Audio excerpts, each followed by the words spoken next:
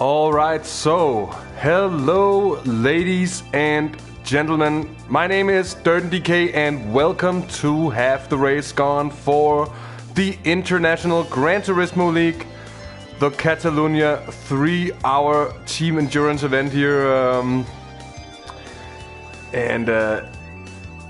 We've been excited for this one, and we've been excited for this one for quite a while now. We covered the qualifying event yesterday in great anticipation, and now the big day has arisen. It's here upon us, and we'll do our best to keep you entertained and to take you through the action as it pans out. It is going to be a long race today, of course, so trials, of course, just a little bit delayed. You know how real life sometimes gets in the way of things. That's how it is, but he'll be with us very shortly indeed, and I will just go looking for the lobby, as I'm hoping that it will be up. Just a sec.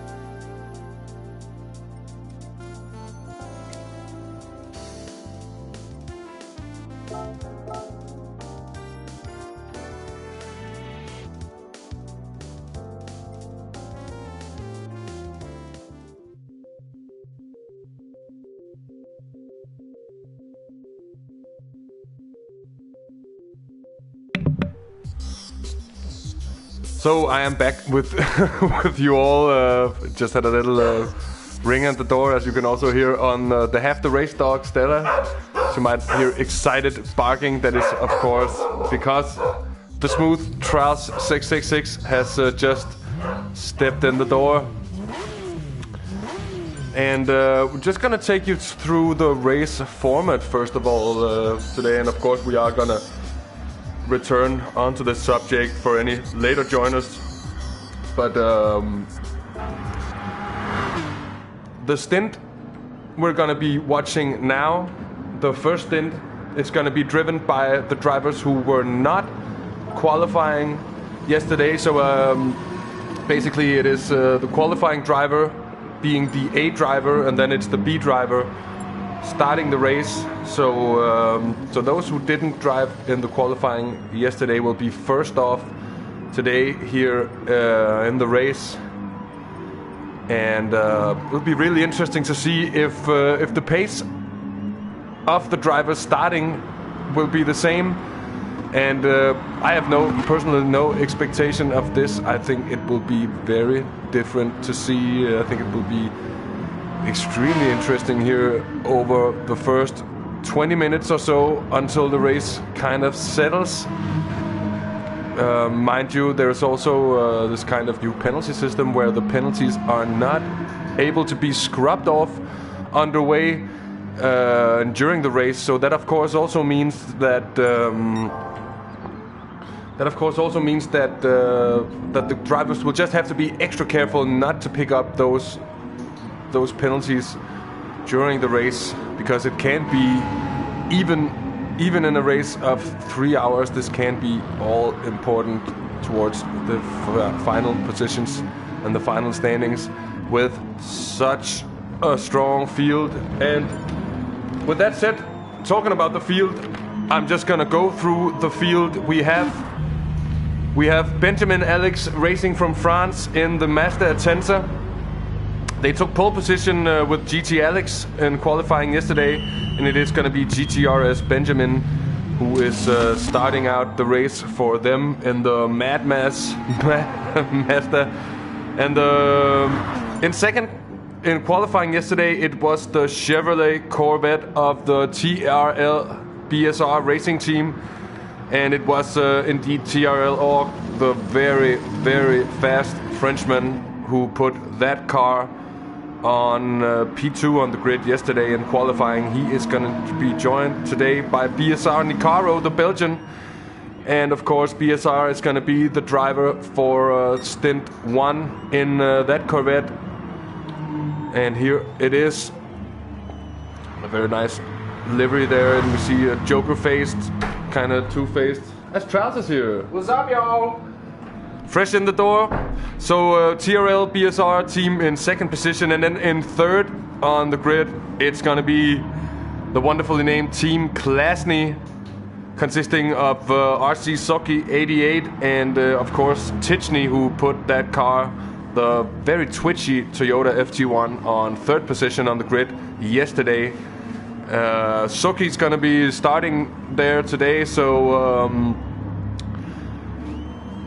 they'll be hoping just to keep the car on track. It's certainly a really fast car once you get it going, but it's also proven on multiple occasions to be a twitchy one indeed.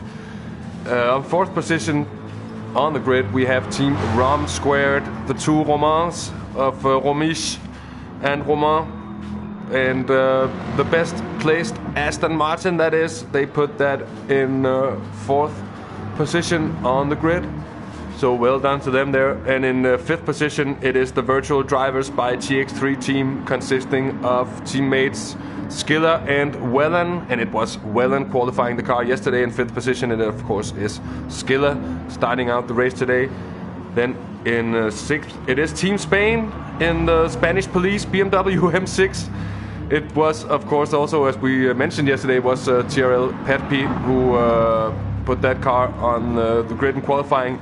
And it is high-profile driver Williams Koke who is starting out the race for them. So that they'll definitely be a team to watch during the first stint. They're definitely a team who can do something under that opening stint and who can really put a push in. So they'll be really interesting to follow there. In seventh position, qualified by our very own, I was close to say he is not really ours, but he's a good friend of ours, GT Welsh. He's a good friend of this channel, and we have raced him on many occasions.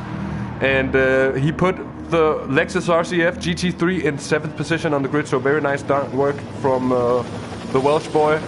And Welsh, of course, representing the automotive mayhem alongside the aptly wonderfully named Dr. Hash.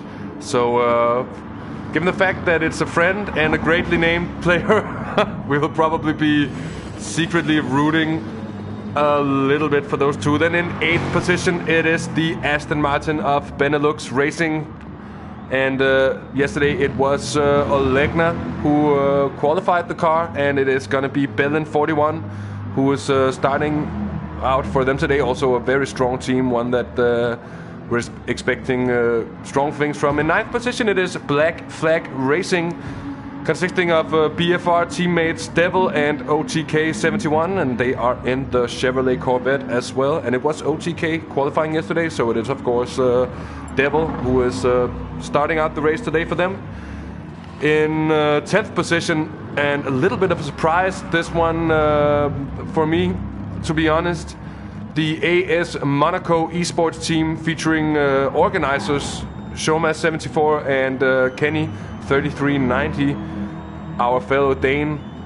It was Kenny who was qualifying car yesterday, and I think a little disappointingly for him personally at least, he only managed to put the car in 10th position on the grid. Mind you, of course, it is a very strong grid, so say for some people that just being here is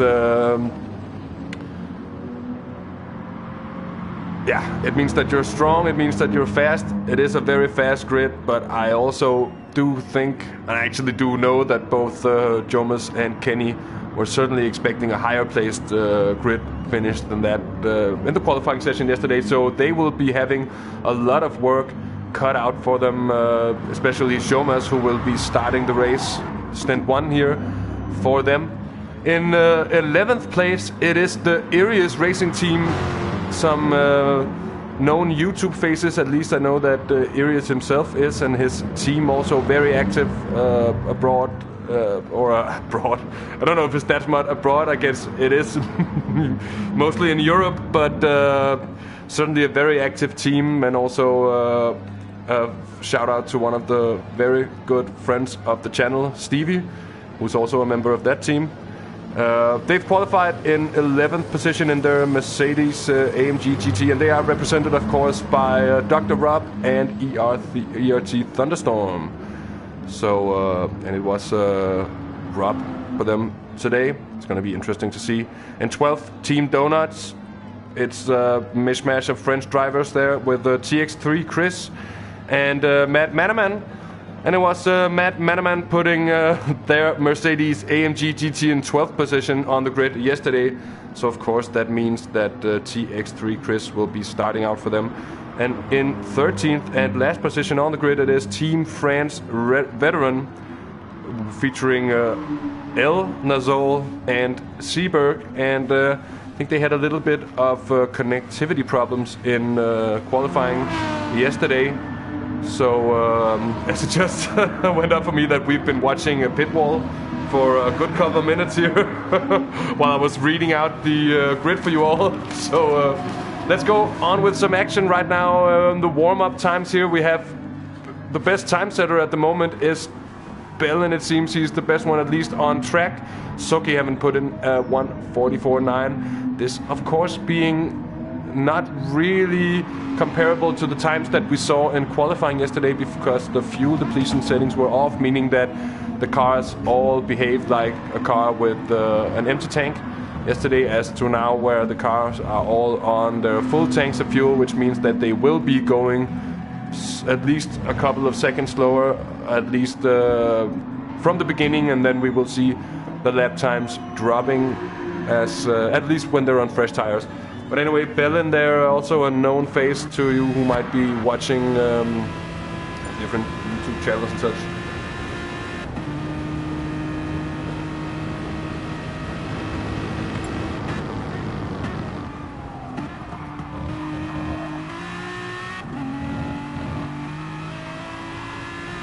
And a tricky track, also a tricky circuit, the Catalunya one.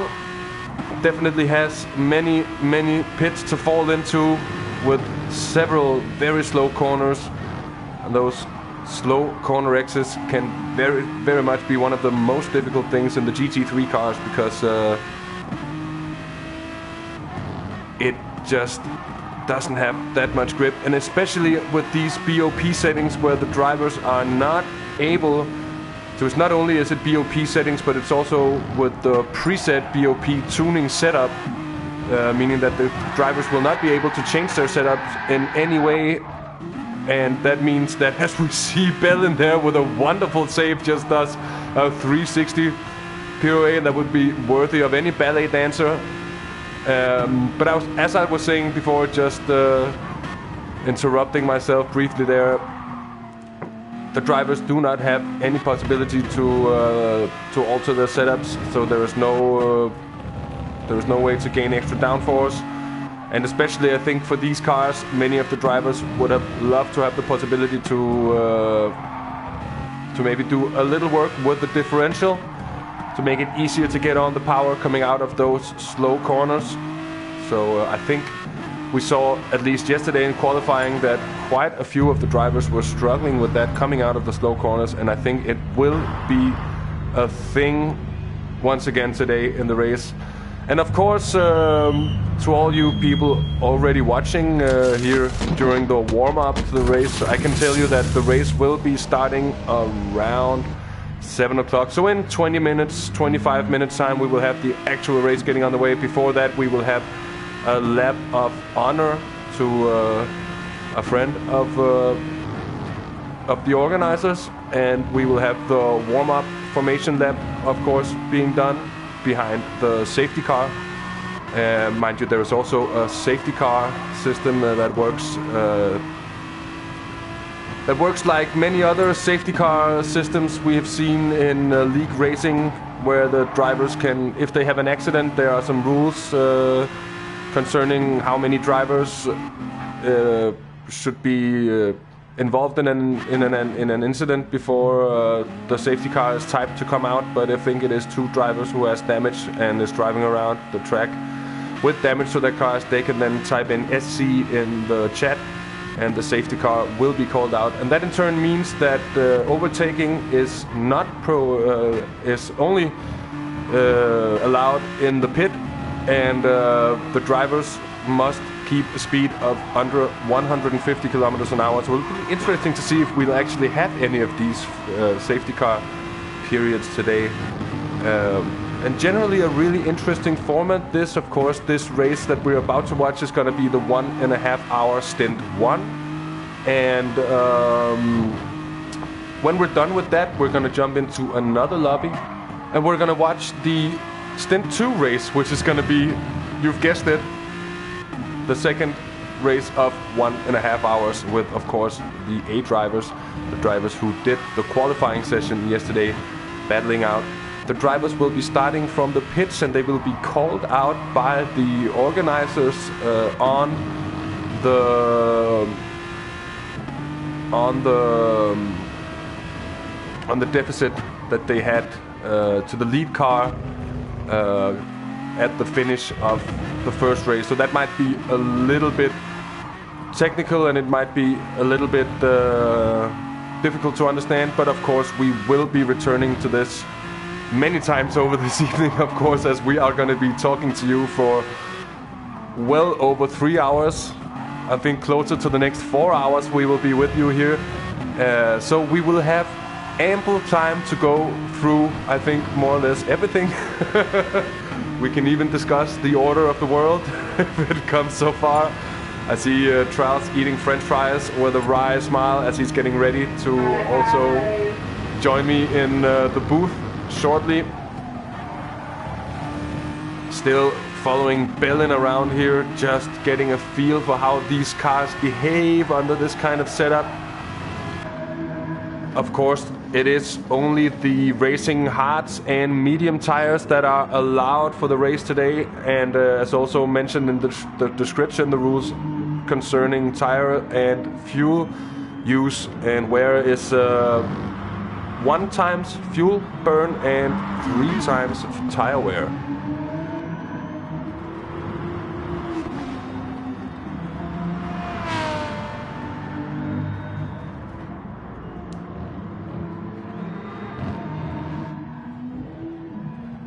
Here in picture the number 13 Toyota FT1 of Suki 88. And was that a Michael Schumacher helmet? I think that was a 90s Michael Schumacher Ferrari helmet. Certainly a helmet that I had on numerous t-shirts when I was just around 8 to 10 years old. I was a massive Schumacher fan when I was a kid. Understandably so. Boo, Tyres doesn't agree. I think also having gotten older, I might have started to appreciate certain other drivers around in the Formula 1 field. Namely, Finnish drivers that were around winning 2 championships in the late 90s with many memorable interview appearances and maybe the best pun setter in the world, Mika Häkkinen. Anyway, Suki and Tichny, having put their car in 3rd position on the grid, they will certainly be hoping for a strong race. But as we also saw under qualifying yesterday, it is certainly a difficult car to control here around this track. And I'm sorry, I got a little put off by Tyres licking his fingers. What's wrong with licking your fingers? I had salt on them.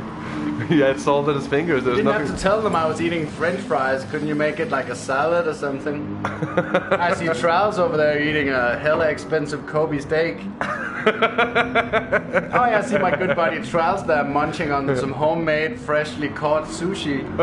You could have said anything and you just made it French fries. It sounds so sad when you say it like that. I've had a long day, okay? I have to apologize. It was to be look bad. Yeah, it wasn't to make you look bad in any way. It wasn't to be disrespectful in any way. Making me look exactly the way I am, which Yeah. I think is bad.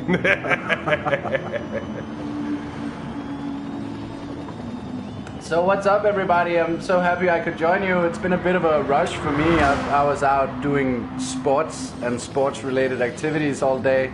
So I just got back from a different part of Denmark, and I was I think the fastest bit of racing I'll be doing all day was the drive from the middle of Zealand to back to Copenhagen. There was some crazy Tokyo Drifto stuff going on there, let me tell you. But I made it almost kind of in time, and I'm very excited about this race. I hope you guys are too. Yeah, we certainly are really excited about this one, and as we mentioned before, the actual start of the race will be in 20 minutes time. We will have the parade lap going off in just about 5 minutes time, so that will not be long until we actually get going with the proceedings now. I can't believe you can't scroll up in the chat there. You have to exit, because I just saw Jomis will be starting at 45. That's in 4 minutes time. So we're definitely getting closer to the beginning of proceedings here. Can we get some hype? Hype! Hype! Hype, hype, hype, hype, hype, Hype, hype, hype, hype. hype.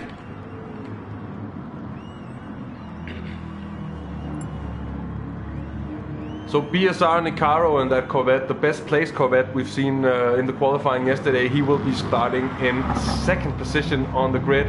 I've heard a little bit of talk about that he at times get a little nervous, and it'll be really interesting to see if he chooses to get nervous.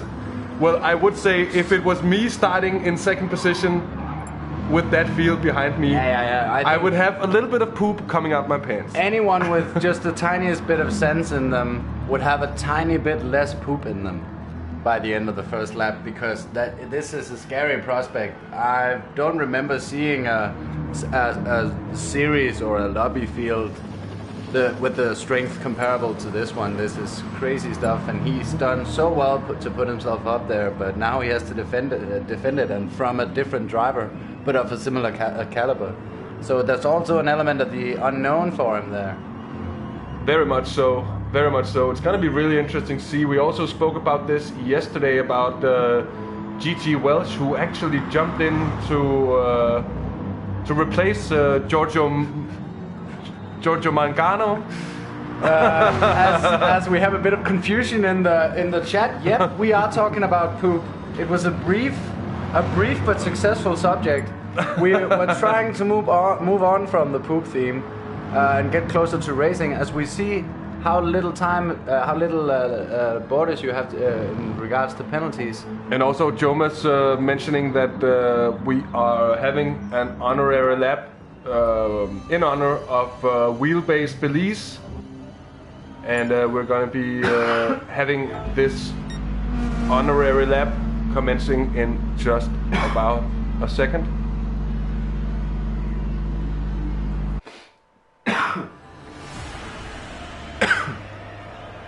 Always quite a nice tribute, this. I've seen it done in iRacing, I've seen it done in Race Room, I've seen it done in a lot of the more serious simulators, but this is probably the first time I've seen it in GTSport. Yeah, I've never seen it in GTSport either, but it's a very nice gesture, and it's a testament to how close a lot of these guys, or us guys maybe I should say, are in these lobbies. We really do know each other and care about each other on occasion, so a fitting tribute here.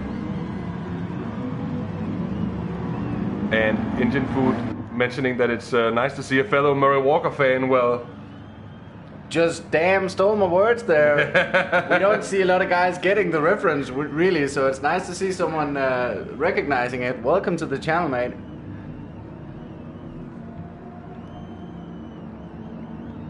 And of course, if you are cheering for Olegna, well, you will be cheering for Bellin in the first stint here, because those two guys are of course teammates in what is the Benelux racing team here, as we have the field now side by side, pretty much coming around behind the safety car.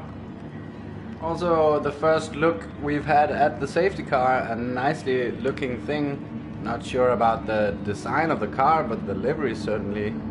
It's a very, very, very nice livery. Classy. Indeed it is. It's the Peugeot Vision Gran Turismo Group 3 car with a safety car livery.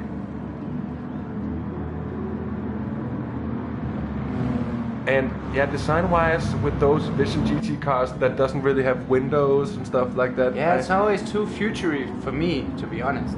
I guess it kind of works here because it's an esports league and it's a safety car and stuff like that. Dirten wants more coffee. Always more coffee. Coffee, coffee, coffee, coffee, coffee, coffee, coffee. To make the talking execution happen just that little bit faster. Oh, you briefly met Murray. Well, Oh, I'm starstruck. yeah. That's the closest I've been to Murray Walker.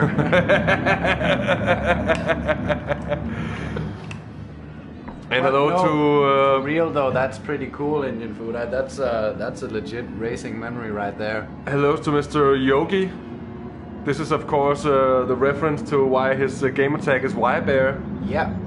That I have never You understood. didn't get that before right now. No, I just understood that. It just snap. occurred to me. Snap, yeah. So it's Shout of out course to the you, Yogi, Y-Bear. the Yogi Bear, Mr. Yogi Bear. Mr. Yogi Bear. Nice to see you in chat, our good friend from Indonesia. Thanks for joining in here with the IGTL from the other side of the world. Oh man, Indian food, that warms my heart. I couldn't think of anything better to just proclaim at the man. You absolute legend. So here, as we have the drivers now coming around the final chicane, they are going to be parking up alongside the pit wall, and we are going to be taking a moment of silence there for wheelbase release.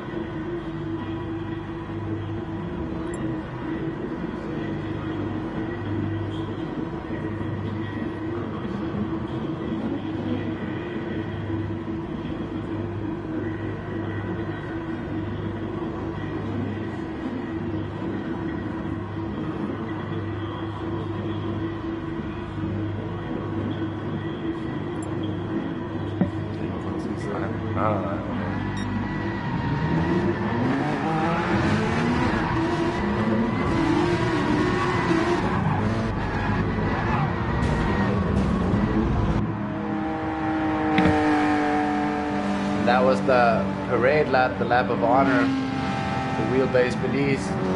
You saw being brought to a conclusion there. Quite a fitting tribute and quite a nice little touch as well from the guys. I know he was a close personal friend of several of the racers and indeed many of the organizers as well. So a nice little moment there before we get underway with racing. Indeed it is. And that also means that we are getting very close to the actual start of the race. And I do feel the hype building up for this one.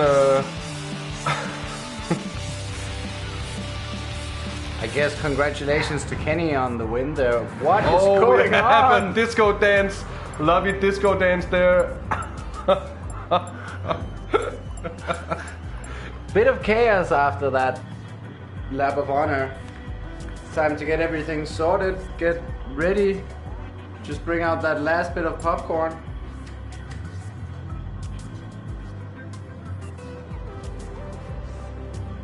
That is, yeah, Jomas, that is Jomas the Frenchman, of course, French fries, Mr. Baguettes. A dear child has many names. Don't know if that works in English as well as it's an old saying in Danish, but anyways, we are getting ever closer to the start of the race as we just joined track once more for a look at the guys pretty much all in the pit lane right now. As one thing I've noticed is that well, both the Thrustmaster and Fanatec seems to be sponsoring quite a number of these racing teams, and yet Logitech seems strangely absent. Yeah, Logitech at us. That being that both Trials and I are of course Logitech G29 users, this might be what sets us apart from the rest of the field here. This actually be the only thing that actually might just be our disadvantage. Something that might also show. Do you think we would actually be able to race these guys if we were just getting like a Thrustmaster GT or something? I don't think so, to be honest. I don't. I'm having a very hard. It would change absolutely nothing. I'm also just kidding, of course. Another fun way of telling the difference of the level between the drivers is in some of the series we have an edge because we have G29s. Here we would have definitely be at a disadvantage running G29s as opposed to some of the higher level stuff. I'm not saying it's better from brand to brand because that stuff is religious, but it's certainly at a higher price bracket than what Logitech usually makes. Though Logitech, if you're looking for some testers on some new top level products, you know where to find us. It's what we see here, the TX3 car of Skiller there, of course, also a big bad Thrustmaster sponsorship. Yeah. So this is what I noticed there. Just having a look at the rear of the cars now that we have the chance to actually hear the Klasny car. Oh, here we see a bit of a clarification from Jomas about the safety car procedure, and what happens is they typed either the letter S if they have suspension or aero damage, and E if they have at least engine damage, possibly more. And they need 2 notifications in order to, I want to say, launch the safety car. To bring out the safety car. To bring out the safety car. It doesn't really get launched. It's pretty automatic. Out of a cannon, suddenly everyone's safe. Here is that Viper-esque Aston Martin of the Rom Square team. We mentioned that yesterday. The Vapor. The Vapor, and of course the car of Nicaro, who is teaming up with TRL Org. That's going to be interesting to see how that do. Here is the Iris Racing Team car of Thunderstorm and Dr. Rob also.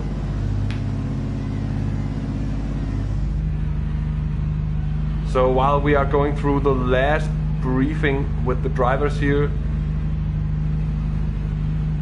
we're just pretty much waiting for the go. For the go sign, for the go time. And Jom is reminding everyone to be careful at turn 1, and it just goes to show that even at this level, you still have to remind people to take it easy at turn 1. Yeah, and I want to say I'm not even sure that's going to be enough.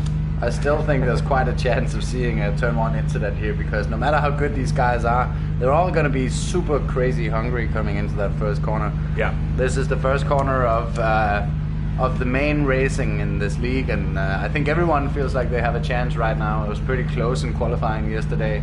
I don't really think that there's a lot of guys here that feel left out just yet. So it's definitely going to be nervous coming through the first few laps, and let's hold our breath through T1. Yeah, most certainly.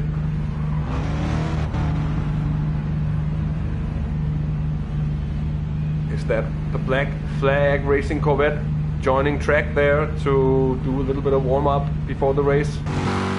It certainly is. It certainly is. I would say that's fair enough. He joined the lobby late. Yeah, that's true. And a Dr. Hash with a late burp call. He has, he needs some burping. I think he needs to pee. I don't. You don't think he needs to pee? Well, he might sometimes need to pee, but I don't think that's why he needs 2 minutes right now. I think I know why he needs 2 minutes. For a burp? Yeah, he needs to burp to do some doctor-related activities. As we have I checked to the doctor. A bit of a thriller situation. Dirten's dog breathing and sniffing so heavily underneath the door, it sounds like there's a tiny, kind of cute monster out there trying to get inside. Just you wait till we get a webcam one day on the channel. I'm sure we're going to feature the dog, and I'm sure it's going to be... I'm afraid the dog will be the main star. Yeah, it's going to steal the show. It is going to steal the show. Every comment is just going to be, yo, bring the dog back on!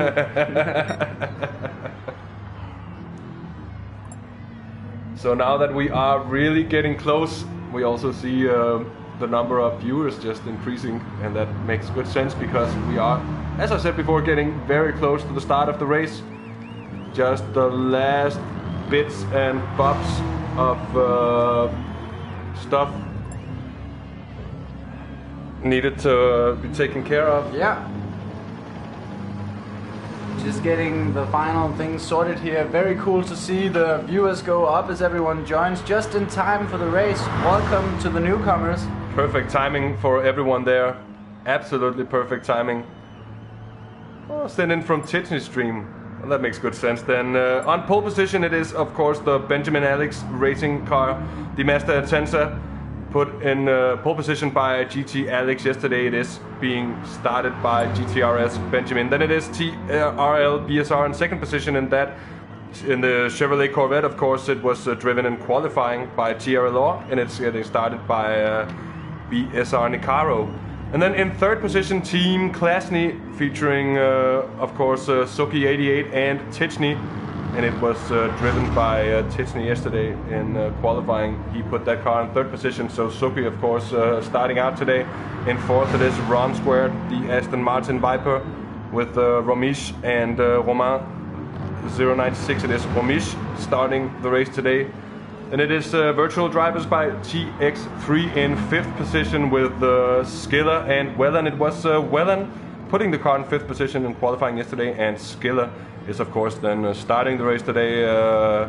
Then it is that Team Spain, the Spanish police force BMW M6 of Williams Cookie and TRL Perpi, and it was Perpi who put the car in qualifying yesterday, of course on sixth position as before mentioned on the grid.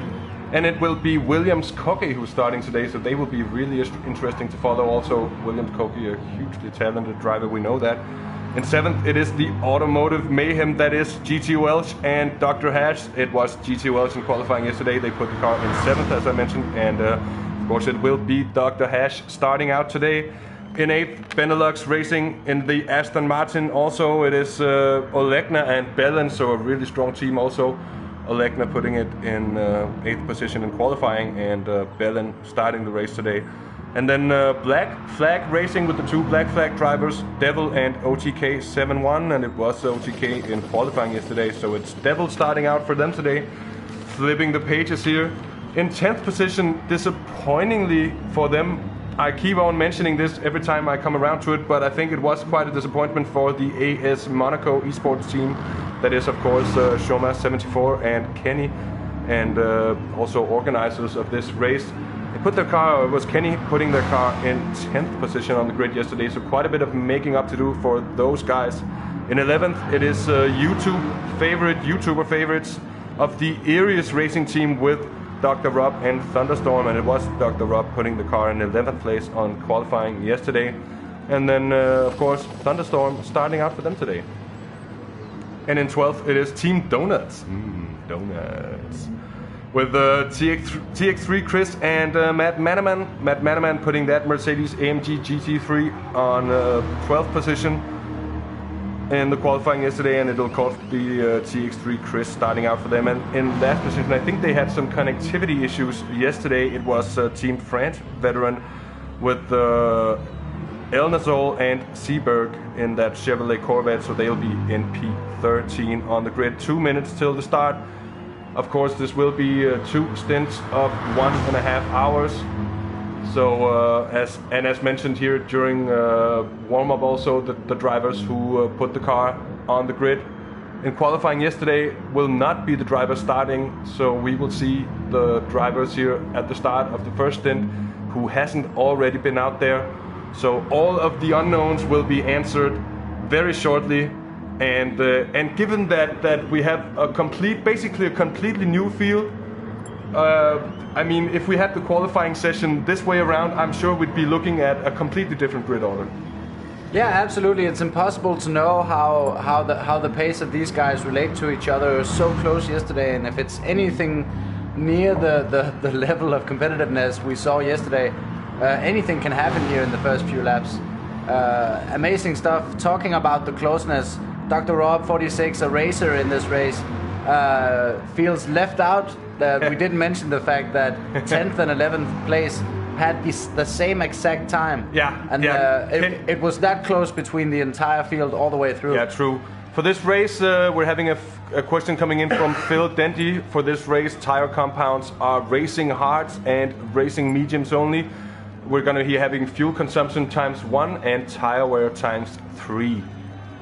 So hopefully it's going to turn out to be a possibility to go on both tires. Though I'm having a feeling that the medium tire will be the kind of meta, if you will, for this race. Just seems for people to lose a little bit too much time on the hard tires. At least that's what we have seen through testing. And it's time to get things underway here, ladies and gentlemen. I remind you that we still have a parade lap to do. It's a rolling start here, so we're going to see once more these beautiful cars take a slower lap around the course, and then it's time to launch. Normally, there's different procedures of doing this. In this series, the start is once the front car passes the line, so everyone has the indicator of the first fastest lap graphics popping up on the side of the screen. I actually haven't, as we have some problems here. Oh, the car is stuck on the grid. Just standing still. Is that completely stuck? It seems to be moving, it is rolling but now. It's rolling on the auto start. Anyways, we have a question coming in to how the drivers work out the driver changes. And it is quite simple in reality. Stint 1 will be carried out in this lobby, and then will be the race that we are watching now, these 52 laps. And then Stint 2 will be in another lobby following right after this, featuring the drivers who obviously didn't race in this one. So there will be no actual tire driver change, but just a switch of lobbies. And then once we enter the second lobby, the drivers will be sent from the pit lane under the command of the race organizers as to send them out with the right kind of time differences. Similarly to some relay racing you'd see in different sports, they have these time relay races. They've done it in cycling. They've done it in some different kinds of sailing. If you're familiar with time relay, that's basically what this is going to be. It's not a format that we're familiar with either in GTSport, but it certainly sounds very interesting, and we're very excited to see how it works out here. This is the first time they run it in a proper race as well, so let's see how that works out. We also have a comment coming in from Rosaka mentioning that hopefully at the next IGTL event we'd see someone from the Asia-Oceania region, and I certainly agree on that one, that it would be very nice to see maybe one of the Japanese top drivers, maybe one of the top drivers from Hong Kong, or one of the Australian top drivers. This series is all about the level of competitiveness, so it would be interesting to bring in some faster guys from around the world. But at the same time, a good point is made in the chat that it's also about making sure that you don't have too many network issues. If you have one laggy car, that pretty much can ruin the entire race for everyone else, and as long as they keep it Europe only, we will see lower latencies, lower relative latencies. And that's a thing to keep in mind as well. Though I agree with the sentiment that bringing in races from around the world would certainly make it cooler. I believe international is in the name as well. Yeah, most certainly. So just to answer Pinkery, I know Indonesia is in Asia too, and we race Mr. Yogi Bear there on a regular time. Anyways, we have the drivers coming up here towards the line. Once the front driver crosses the line, that's it here. And we're off, and it is GTRS Benjamin getting well away here from the line.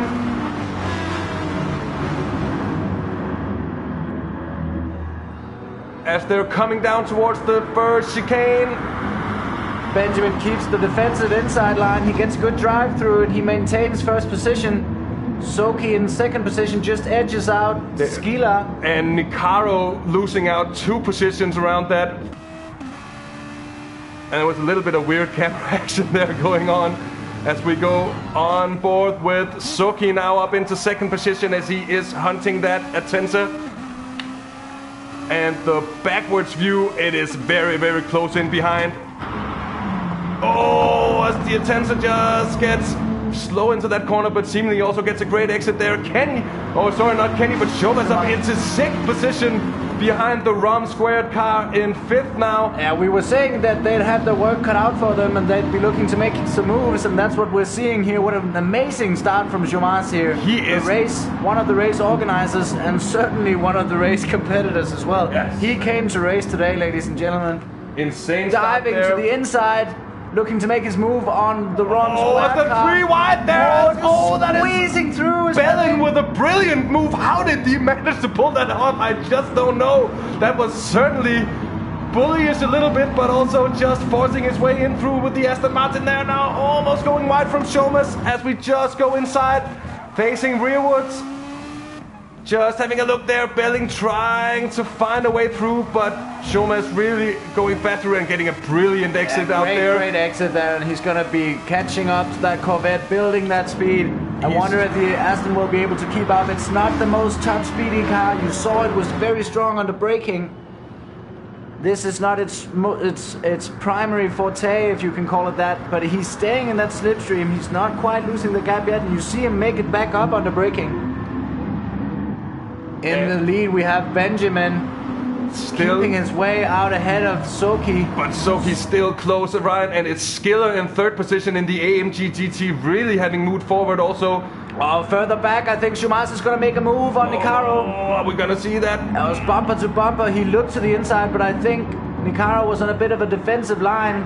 He held it off for now. As he dives to the inside there. But then Nicaro comes with the cutback there. Oh, and they're going. And Shomas just pushed wide.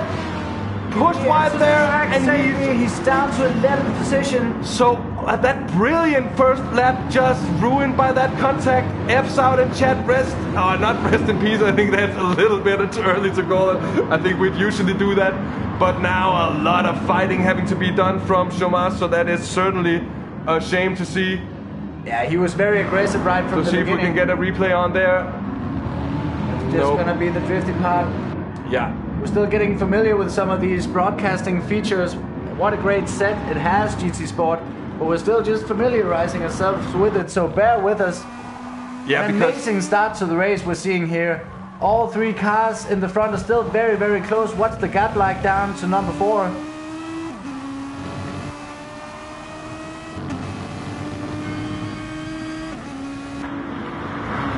The gap down to number 4 is certainly building there, down to Belling in 4th position and kind of bottling up behind him. And now it looks like the Williams car has his indicators flashing. Is he just going defensive? But I think he has damage now. It certainly looks that way. I think he's flashing to indicate. Yeah, that might be. So taking a look Belling starting to move away a little bit from Nicaro. You have to wonder if Nicaro has some sort of aero damage. There was some hard contact with it between him and Shomas, I believe. And also you see Williams cocky there, certainly having a hard time defending his position. It seems like everybody is basically just slowly catching up to him. And a bit of a bottleneck playing up into the behind hands a little bit of Shomas as he has a swerve there. He's looking to make a pass. Well, what we have to wonder is just how much damage the car of Shomas, if any, sustained from that little touch they had. They might be okay. Was a little hard to see if he just went wide or if he has a little bit of damage. We will have to be able to see that later on. Still, Benjamin now pulling a little bit away there from Soki in 2nd position. Although Soki is by no means hinged off, and Skiller there, TX3 Skiller in 3rd position, just hanging on, also biding his time. That Master looking crazy fast through the corners though. This is the part where he's going to be looking to build a bit of a gap. I think the Toyota will be able to make up a bit of ground coming down the straight, so it's these corners that matter the most to Benjamin. Oh, there gets a little bit of a bad run through that chicane, and he just visibly loses time on that exit socket. This might be the chance for Benjamin to just break away a little bit and put that Toyota out of the slipstream. TX3 Skiller here in 3rd position still as he goes to the outside. Oh, is he be able to pull this off? Clever defending from Soki. I don't think he will. Oh, there's a little notch between them. He stays on the outside. It becomes the inside. He's going to maintain 2nd position. Great defensive driving, even with the loose tail, he manages to keep that second position. Strong defending from Soki there. At the moment, it looks like that Mercedes is just on top pace. He's looking everywhere. It seems like he has a bit of an edge on Suzuki just for the moment. Certainly does look really fast, Skiller, at the moment. He's just glued to his bumper here. Meanwhile, Williams' 5th position, he's not flashing. He is still flashing. He is still flashing. But he also, as you said, is still in 6th position there. There is certainly... building the gap on the cars behind Nicaro, having to defend here. And Nicaro with a big bunch up behind with Thunderstorm and the Black Flag car, and also the AS Monaco car of Jomes at the moment. And then right behind them, it is Dr. Hash now also catching up there. So are we going to see some moves being played here on the outside from the ERT car, and he spins. Nicaro goes right around, and that will cause a yellow flag, so no further overtaking around this corner for the moment. Nicaro there rejoins in 12th position, so bad luck there, just buckling under the pressure being put and applied from the cars behind. And now it is the France veteran team there, driven by El Nasol, also getting past, so... Another thing I want to mention real quick, I'm seeing talks of this in the chat. The penalties here were running closer to the FIA penalty system. The penalties are permanent. They don't disappear by lifting or braking like they would in a normal GT Sport race.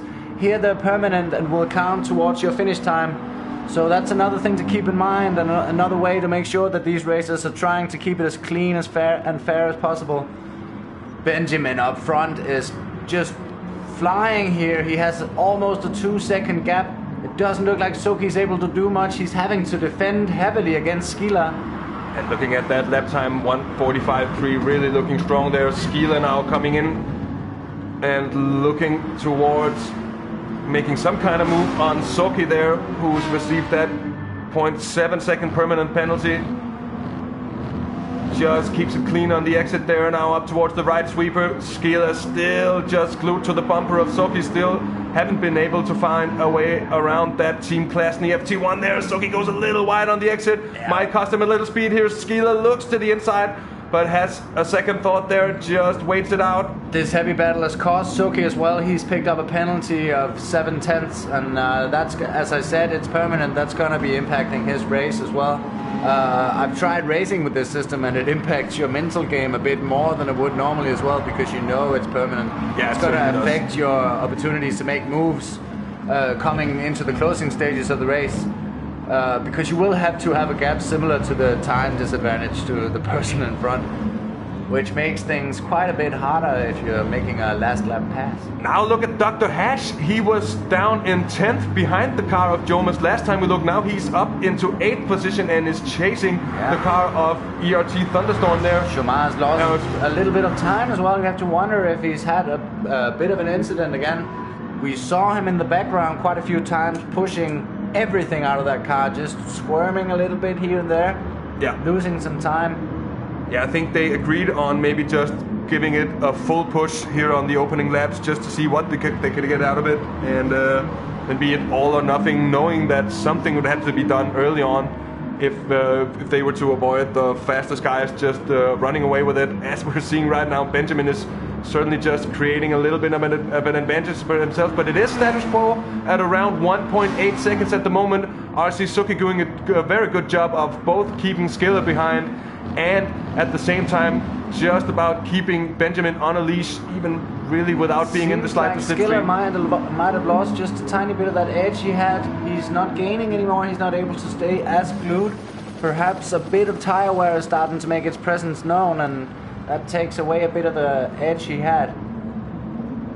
And there is Keijo asking in chat whether the penalties will be added to the next stint. I think the penalties will be added to the final race time, which is the time of the 2 stints that will be added together, or the penalties will be taken into consideration in when they will be sent out on track. I'm quite sure. Something we know for sure. We haven't really been informed. I mean, I guess because penalties will be added automatically at the end of this stint, because this stint is run as a race, I guess it would be easier to just sent them off at the time included the penalties. Oh yeah, yeah. We're not sure about this actually. If anyone in the chat happens to know, please let us know. Now we're seeing a bit of bunching up behind BFR Devil with Dr. Hash getting closer. He's still closely followed by Shomas, and then it is in 10th place the car of GX3 Chris at the moment. And of course the Team Donut car also having gained 2 positions since they started out. It is the ROM Squared car who started very well there. Romish, he is all the way down in 11th and 12th at the moment. It is Elnasol and BSR Nicaro all the way back in 13th position from having started second. So not the stint the Belgian would have wanted. Yeah, that's racing. That is racing. Benjamin still looking strong. He is consolidating his lead. Still here on lap 7. Mind you, of course, that the first lap was the formation lap. So anyway, Benjamin with a 2.5 second lead down now to Suki. Skiller still just glued to the back of that FT1. As we're taking a look inside with the Frenchmen, the virtual drivers by GX3. They started 5th, they're up in 3rd now, so a strong start from them. And he has just been here, but he seems to be very patient, just accepting to follow in Suki, and maybe he knows that his time will come once the pit stop comes, because being so close to the car in front, he will be able to save a lot of fuel. Yeah, lap after lap after lap. At the same time, he's seeing the gap grow to Benjamin ahead, and if he has a pace advantage, maybe he'll just save for a few laps. We're seeing him make a move here. It's going to be an outside move. And Suki going defensive once more, as we've seen it before.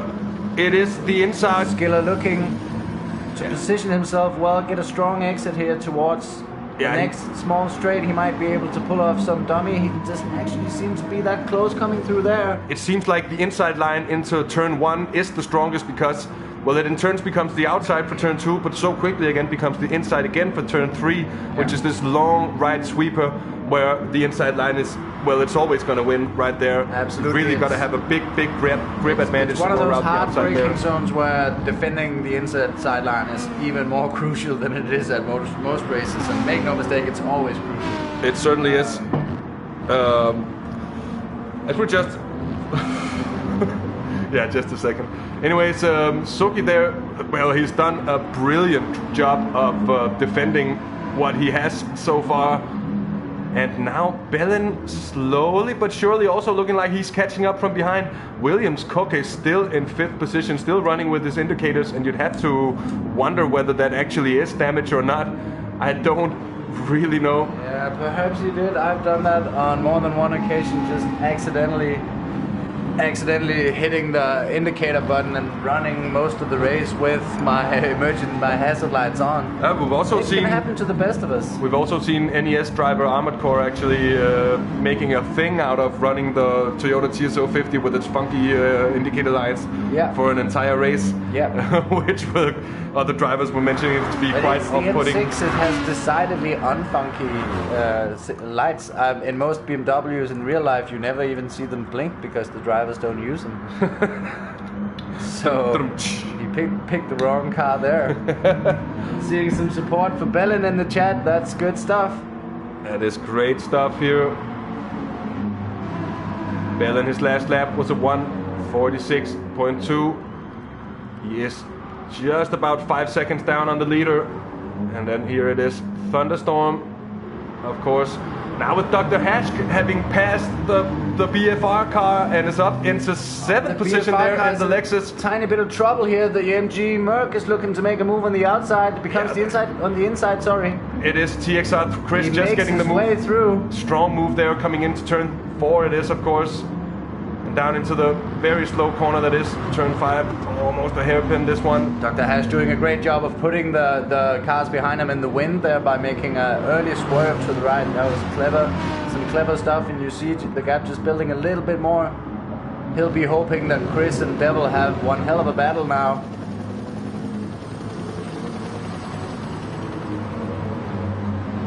Shout out to our buddy GT Welsh for once driving a car that's actually very subtle. Yeah. Usually not meant as a negative thing, because normally his livery is a very good looking, but this one is just very subtle. Oh, and Jomas is all the way down into 12th position now.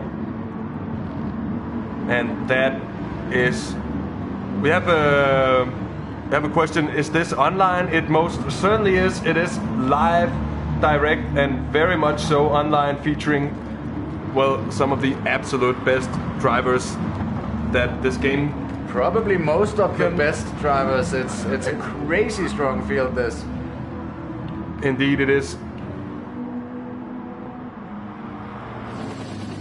So Benjamin now consolidating his lead. He's up by 4 seconds. And Suki really having to defend now from Skiller, who is going up on the inside. And this is the first time we've actually seen the defense of Suki being open a little bit, and Skiller goes through.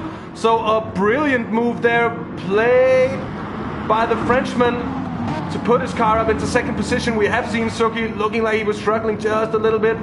Both of them just pushing the cars to the limit there. This is what we were talking about, that maybe... Suki just loses it and he is off. Suki just trying to gain everything, putting it on the AstroTurf, and he touches the sand and round he goes. As we'll just see this one once more there, Suki, he just...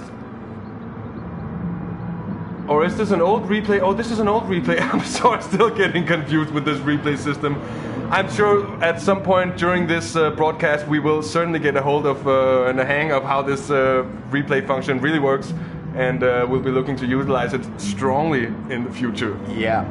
In the meantime, rest in peace, Suki. Let's see some Fs for respect in the chat. That was quite a shame, as that battle was just unfolding.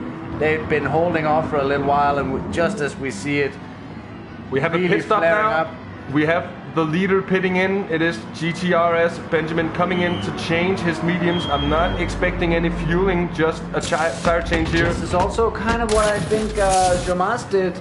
I saw a comment speculating whether or not he was on hard tires. I think we saw quite possibly Jomas on the mediums going for an early pit stop, having really damaged his tires. And we are just going to take a quick look here. See, he is on the medium tires now, but he has in turn also pitted there. It is visibly he pitted on lap 8. Yeah, that explains why he lost some positions, and that's probably actually a clever move to run some shorter stints here in the beginning. Yeah. He pulls out right ahead of Suki here. That's not a bad matchup for a pair to push their way through the field. Similar cars, similar skill level.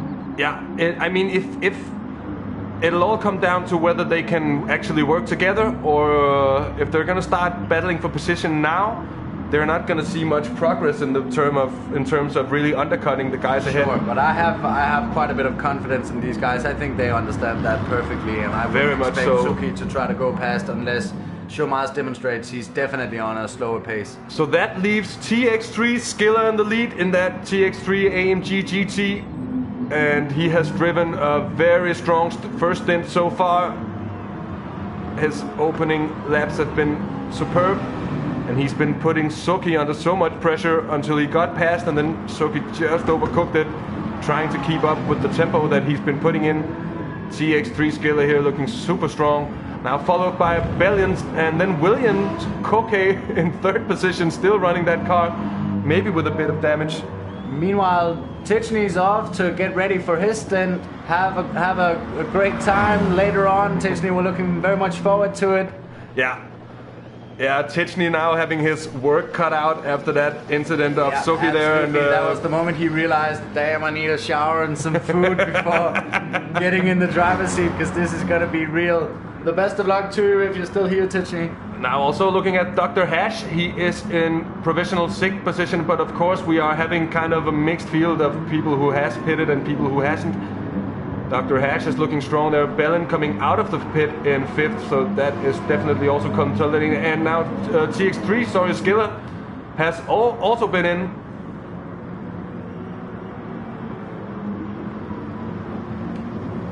And that in turn leaves a bit of a different top of the race with Williams Koke leading GTRS Benjamin. Of course, Williams Koke hasn't pitted yet, so you'd have to think that if if he has any damage, it's certainly not too bad since he's still running with it. He's still running a long stint, a relatively long stint with it, so I don't think so. I think he's just indicating Benjamin maintaining to come out in second position, and even more crucially with a lot of clean air in front of him, so he's able to just push on at his pace. And he has ERT Thunderstorm in between himself and Skiller. I couldn't have played out better for him, even if he designed it himself. That is perfect for the Benjamin Alex Racing Team. The only Master Atenza, a car that I know very much myself because I am driving it actually in a League Race Series, as we see Thunderstorm just getting sideways there, trying to shut the door.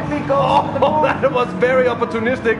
And that was beyond opportunistic. I think that was instinctive reactions from Skiller as he just put the car in the position it needed to be, perhaps. And then immediate reactions there from Thunderstorm as he pits in, just realizing that there's no way he can keep up with those cars out on track for any longer. And that in turn leaves the order of the race in the top three as we know it. I think it is GTRS Benjamin, of course, leading, TX3 Skiller, Bellin, Dr. Hash, and then TX3 Chris. I'm not sure actually if Dr. Hash or Chris has pitted yet. It'll be interesting to see. Dr. Hash had, but I'm not sure about Chris, to be perfectly honest.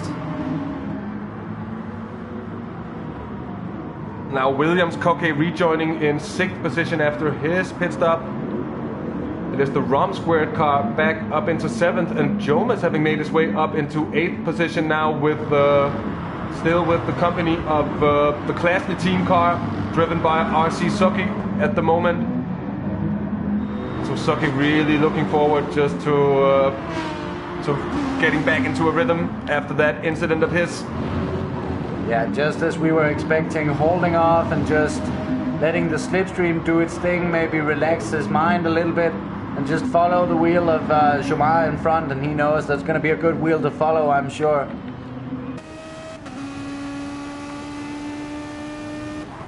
On board here with Suki. That is a brilliant move he pulls on Jomas there. Pretty brilliant producing move going on board just as that was unfolding as well. That put Suki in the lead in this two-way pairing here. In the battle of the FG1s, the Klasny team now ahead. And Suki getting that move done very opportunistically, very quick reactions from him, and doing so without losing any time, without any battling. And now with a Toyota FG1 that close in behind, I think even the Aston can wave goodbye to any chance of defending. He will have to go very much to the inside so soon, and he neglects to defend the inside as well. That's going to cost him for sure. That move is already done. He just knows that there is no battling Suki at the moment, probably on fresher tires there, and Jomas also looks to get his way out. Jomar trying to keep it all the way around. That's not possible. He gets the cutback though. He's now on the inside. What a save there! Yeah, very from Ramesh in the Rom Squared Aston Martin. I'm very pleased to see Ramesh make that save, because that would have been unfortunate. He seemed to be taking a bit of a cautionary line, taking good care of his opponents. As we are just having some coffee pour for a second. Decided to interrupt me to aggressively ask if I want coffee. I don't know if I want coffee. I was in the middle of a sentence and it's gone now. You want coffee. I want coffee, but I also want to finish my sentences. I guess you do. So Williams Cocky, having gotten out brilliantly from that pit stop, he's now right up into pit. Soki is on a charge coming up through the field here. He's now up into 5th position, just passing the car of Dr. Hash, making it look like it just was no thing at all. He is really flying there. He's about to redeem himself. And now he's coming up upon the back of Williams Cocky. Can you hold on to that slipstream already here? Suki is definitely in overdrive mode. Razaka, you're right about that. He's just flying along here, and you're seeing Jomas. And here we have Dr. Hash pitting in on the hard tires. And I must say that is a brilliant first stint, considering that he has been running the hard tires. Impressive pace running those hard tires. He was making up positions for a long time and then managed to maintain a high position for a long time. He's going to be running longer stints. That's impressive stuff. Yeah, I'm sorry, but it's going to be one of the only cars, at least as far as I have seen, who is actually going to be on a completely different pits and tire strategy than the other ones. So we're going to see this car really coming across Stints in a way that's going to be really interesting to follow. Williams cocky, you say? To Koke Williams. I don't know. Probably shouldn't be sounding also nasal, but in reality, it's probably more like Williams Koke. But Williams Cookie, cocky cookie. Williams Cookie. Williams Cookie. The Williams is cocky. 14. Anyways, he's doing a great job, and right now he has the company of RC Suki 88. Who is trying to get his move done. Oh, Suki getting a Japanese move. First little bit of instability we've seen from Suki at an incredibly high pace for a long time in a car that's pretty much well known for being slidey around the rear end, if you know what I'm saying. Meanwhile, Shoma's also following around. He's up into sixth seems position. to have picked up a little bit of pace. The gap to Suki is not quite as big as it was at one point. But what we are seeing up in front is that GTRS Benjamin is just steadily pulling away. He is now up by six seconds. And it is, of course, Skiller in second position, still with the company by the Aston Martin there of the Benelux racing team, driven by Berlin 43 at the moment. And then a little bit of further way back it is Williams Cocky at the moment, fighting out with Suki 88. But Suki now a little bit of way back, just about a second between the two. But they have around 7-second deficit to make up in front of them. Joma is also still close behind them. It is Thunderstorm of the Iris Racing Team in 7th position. And mind you that he hasn't really, or at least for us here, he's kind of flown underneath the radar, but Thunderstorm is doing quite well at the moment. Ramesh there had some problems. He's now down into 8th position with TX3 Chris in 9th, and Dr. Hash coming out the pit stop on those hard tires. He is in 10th position now. It'll be interesting to see how he's able to make those hard tires work for him, as opposed to the mediums that we've seen everyone else use so far. Of course, there isn't any rules about having to use different stints or different compounds of tires. The drivers could just opt for going mediums all the way through stint or all the way through both stints, if that is what they prefer.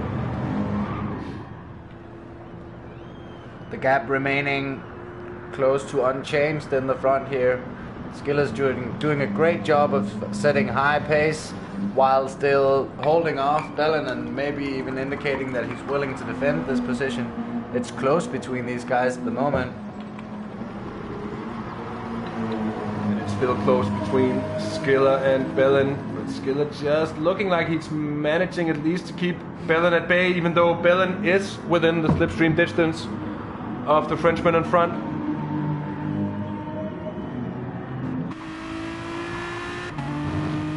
Here just with a short onboard with Bellin.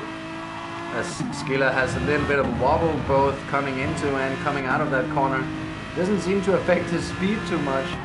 No, I think it's what we could. I think it's what we here on the channel could christen the CJ wobble.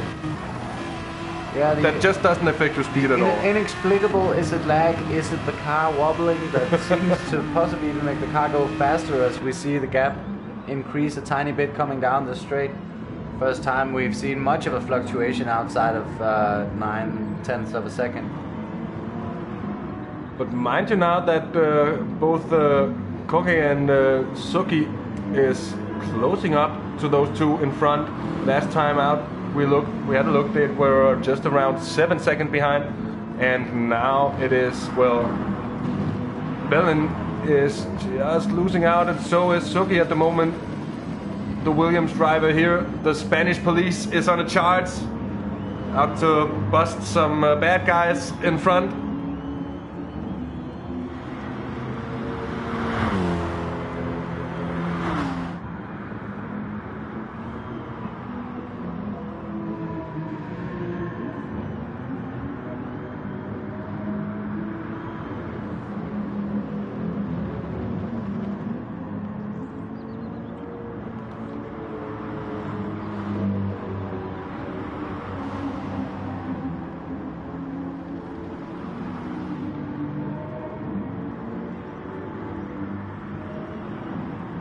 well, the FT1 is an absolute flyer in the straights, but we've just seen both the Klasny team and the Monaco esports team having trouble, especially on those slow corner exit. It just seems to be a tad too twitchy, especially when you get out on that AstroTurf. We've really seen him having just that crucial amount of struggling getting the power down there. Schoma's in 6th position at the moment. He is doing quite well.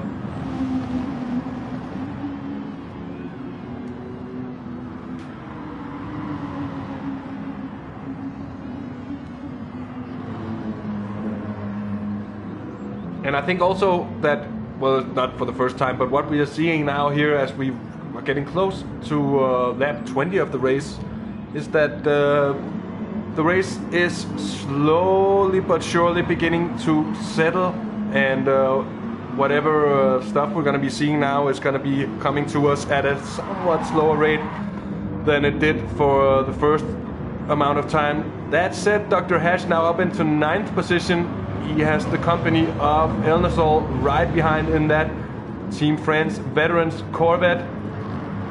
And then the Black Flag Racing also, as he just seems to go a little bit deep into that turn. Elnazol really seems to have picked up his pace though, cleaned up his act a little bit, maybe starting to be looking to make some moves. Yeah, it is double Corvette behind that Lexus of Dr. Hash at the moment, with the Black Flag Corvette also just looking to be biding his time in behind. But Dr. Hash, I must say that it's impressive to see a car being able to just keep up the pace on those hard tires. And of course it won't take many laps for the mediums just to drop off in order for the hards to be able to then come into the fore. But it does require a special driving style to utilize those less grippier hard tires. Absolutely, you need to be very smooth and very patient on the throttle, and yeah, careful with turning on the braking. There's a lot of things where you need to be, your style needs to be a lot more relaxed, more composed than it is on the softer tires, and perhaps that's what we're seeing from Dr. Hash and Welsh. Both of them knowing that maybe they're able to eke out a bit more speed through consistency, through seeing the last lap time of Elnazol there, 1:47, and it is Suki with the fastest lap at the moment. And I think that was said when he was charging through the field a bit earlier and caught up. Yeah, we made up quite a bit of space following his early spin there. Yeah, and coming out of the pits as well, he was really moving there for some time, but then it seemed like a tiny bit of a drop was came from the wear of those tires as we see Jomar go into the pits here. Yeah, he's pitting in on those mediums, and he has just about half a tank of fuel left, so still no need to begin to tank the car. But we're also not halfway yet, so we think he will need to do just a little bit of fueling, at least for the FT1. It'll be interesting to see if some of the drivers are opting to actually just go around and fuel save in order to maybe avoid having to tank under pit stopping. That's a cool idea, because it's pretty cool. Hopefully no one will tank their cars here. As we have the... Just as we say that, BFR Devil has a bit of a close to tanking moment. Fortunately it doesn't materialize and he stays close. That was quite a battle developing. I saw less than a meter between the two Corvettes before that, but off he goes, and now he has some work to do to catch back up to Elnazol.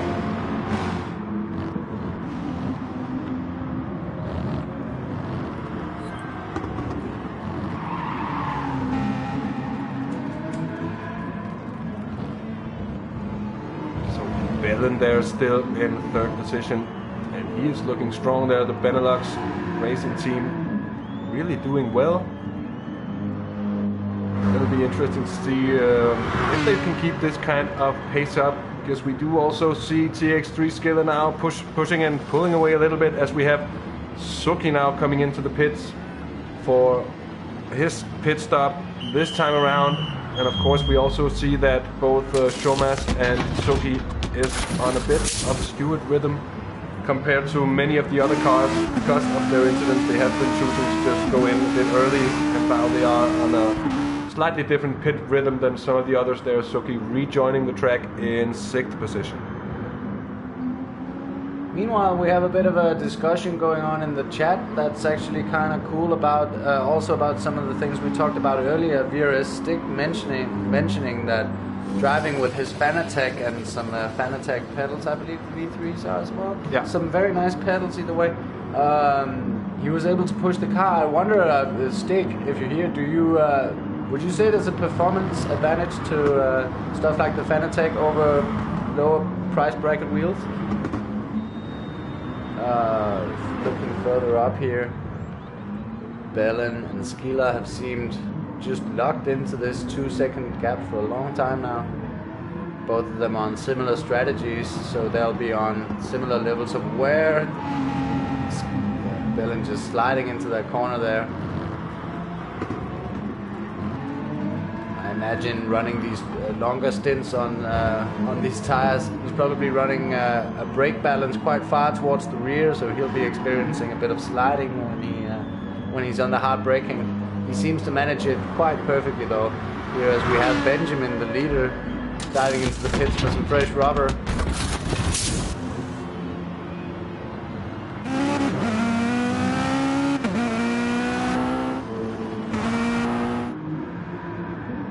Puts Williams Cookie up into. We should pronounce it a new way every time we say it. Yeah, I was just thinking about the same thing. Puts him about 3 seconds ahead of GTRS Benjamin here. I wonder what will come of that gap. Yeah, we've seen Benjamin pit a little bit earlier and trying to effectively undercut some of the drivers just around him and some of the following cars, and seen that his strategy is quite obvious because he just doesn't want his medium tires to degrade too much. He wants to just be able to keep at a fast pace, and he doesn't mind doing a bit shorter stints in order to just ensure that his tires are on point. So a really interesting strategy. Yeah, a clever move. I think that's his prerogative as well as the race leader, that he's able to make those decisions, able to just watch the gap and make decisions based on that gap really. Whereas I think further back it can be kind of hard to tell where you'll place, and you need to really stick to a strategy that you know will work.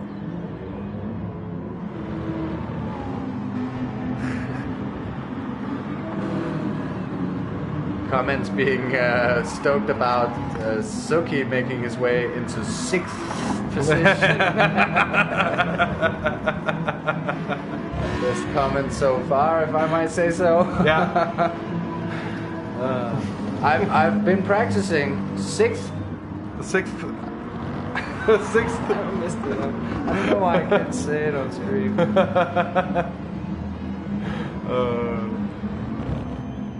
Suki now up into 5th. That's easier to say. So thanks, Suki. Suki making it easy on us here. At least as long as we're mentioning Suki, because now we have to mention the fact that ERT Thunderstorm is in 6th position at the moment. And Shomas up into 7th, following the pit stop, I think, of... well, was that pitting in before? Or has he just passed TX3 Chris? That might very well be here. Going on board with Shomas for a moment there. And thanks to TSR Motorsports info from Nismo TV Contracts, Shomas is in the top 1% of sim racers in the world. And, well, that... in its way, actually deserves a trophy of its own. Yeah, but I think even more than it works to puff up Jomas's ego, I think it's important to note that he's in 7th position, and he's been struggling. Sure, he was able to make some moves, but it's not like he's flying up through the field at the moment. In no way. He is just around 25 seconds down on TX3 Skrilla at the moment, so by no means a walkover in any way. Of course, that might be down to the difficulties they are having with the Toyota FT1 here. But, I mean, they have been having problem all weekend with both the pace, pretty much, and the stability. I mean, Jomas here has found the pace in the car today, but has also had just a little bit of issues keeping it on track. even though it is a very fast car. We have been mentioning this before. But Shomas, at the moment, he is certainly making up time. This lap alone, he's made up a second of that deficit to Skiller in first position. Bellin now into the pits. He's pitting in from 5th position. And that means he's pitting out. He's in 4th position, so the graphics just... doing us a hacking trick once more. Playing a little bit of games with us there. The graphics, nice. That damn graphics getting us every time. I gotta say, when I first saw this Aston Martin, let's do some livery talk once more. Always a good thing to divert to.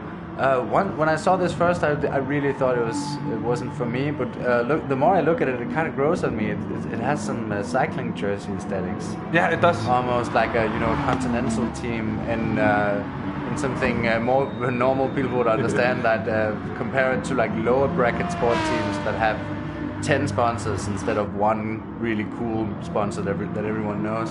Yeah, it's like a proper sports livery. This one. This is what an actual race car would end up looking like. Yeah. Because you have to pay for it somehow. Yeah, that's true. It's growing on me. I kind of like it now. Very much so. Yeah, but I must agree.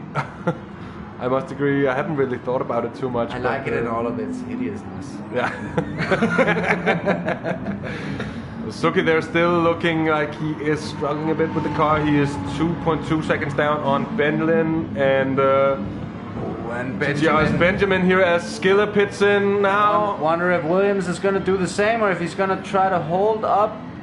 I think he is going to try to hold up, and we are going to have to see if Benjamin's going to be able to pull a move here coming down the straight. Taking the defensive inside line, doing the right job, but there's such a pace advantage. I wonder if he's going to get ahead. I guess I tricked you there, producer. Oh, a little bit of a touch there. Maybe great defending from Koke, but still Benjamin on the inside. It comes the outside for the next turn here. Oh, back and forth. And in turn, as we're just going to have a look here with Benjamin trying to turn the cam around to see. Benjamin just takes it. What a battle for position there. It goes a little bit deep into the following turn, but I think he manages to just break away. Williams, Koke now down into 2nd position, but also on comparatively much more worn rubber underneath him, so no wonder that he's not going to be able to keep up with the de facto race leader. Hats off to Williams for putting up the fight that he did on those relatively much more worn tires. In the end, there was not much he could do, but he certainly did put up a fight, and it was a nice one at that, if I might say so.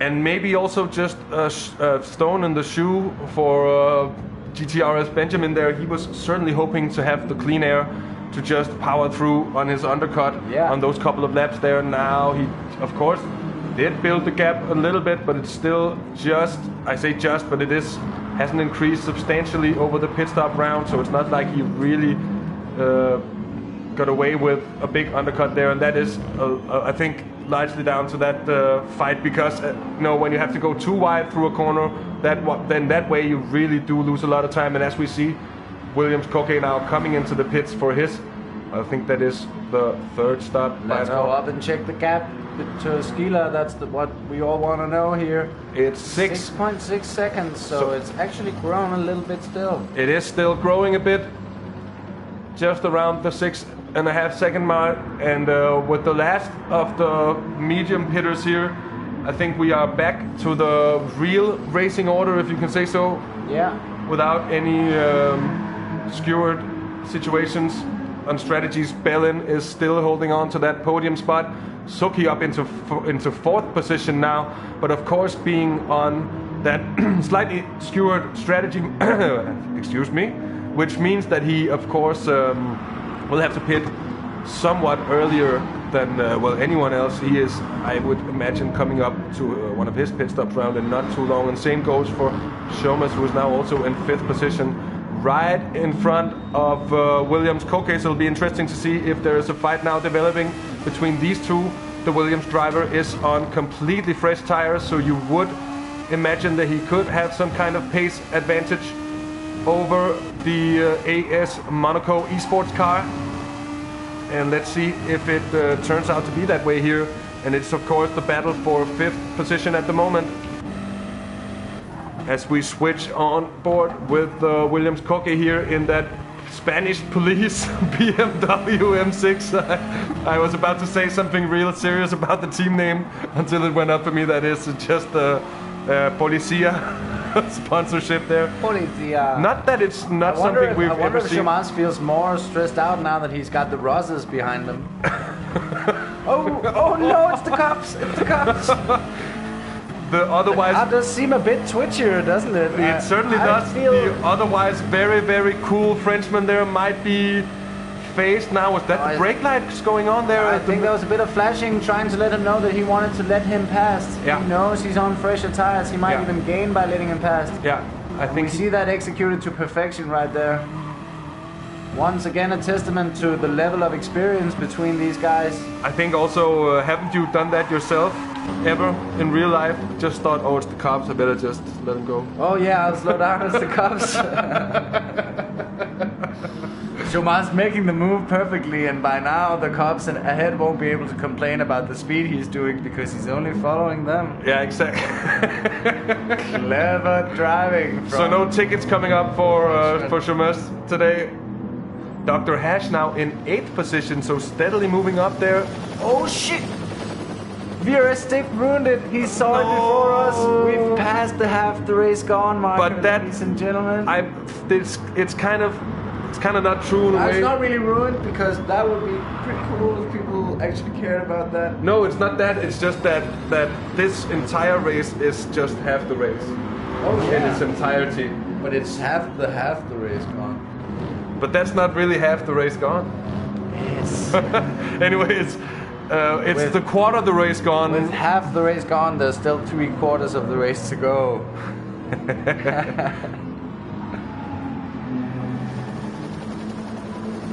Oh, we're getting some nice legal advice here in the chat. I'm not sure if it's correct, but there's quite an opportunity that Jomar is still incriminating himself here by following these speeding Spanish policemen.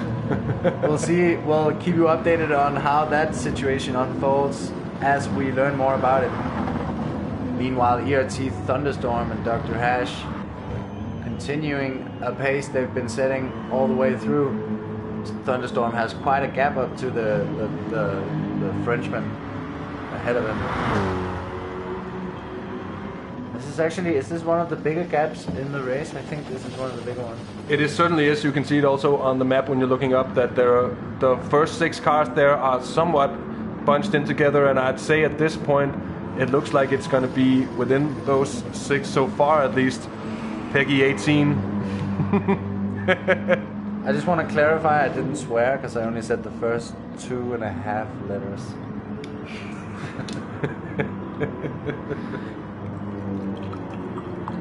How do you say half a letter? What did you say? I say, how did you say? I saw something. I felt like I saw something on the minimap, and then it looked like one car for a while. These Corvettes are going at it, ladies and gentlemen. It is BFR Devil and Elnasol at the moment. The Team France Veterans Corvette really battling it out with that Black Flag Racing Corvette as they go just side by side for turn after turn. And now they're still drag racing down towards the next one. We're going to see one more turn. Oh, what's just a little touch there between them? Tiny trade of paint. He wasn't able to maintain the inside position, but also he couldn't disappear. We see a friendly little flash. I think this is all still good-natured, good-looking fun as well.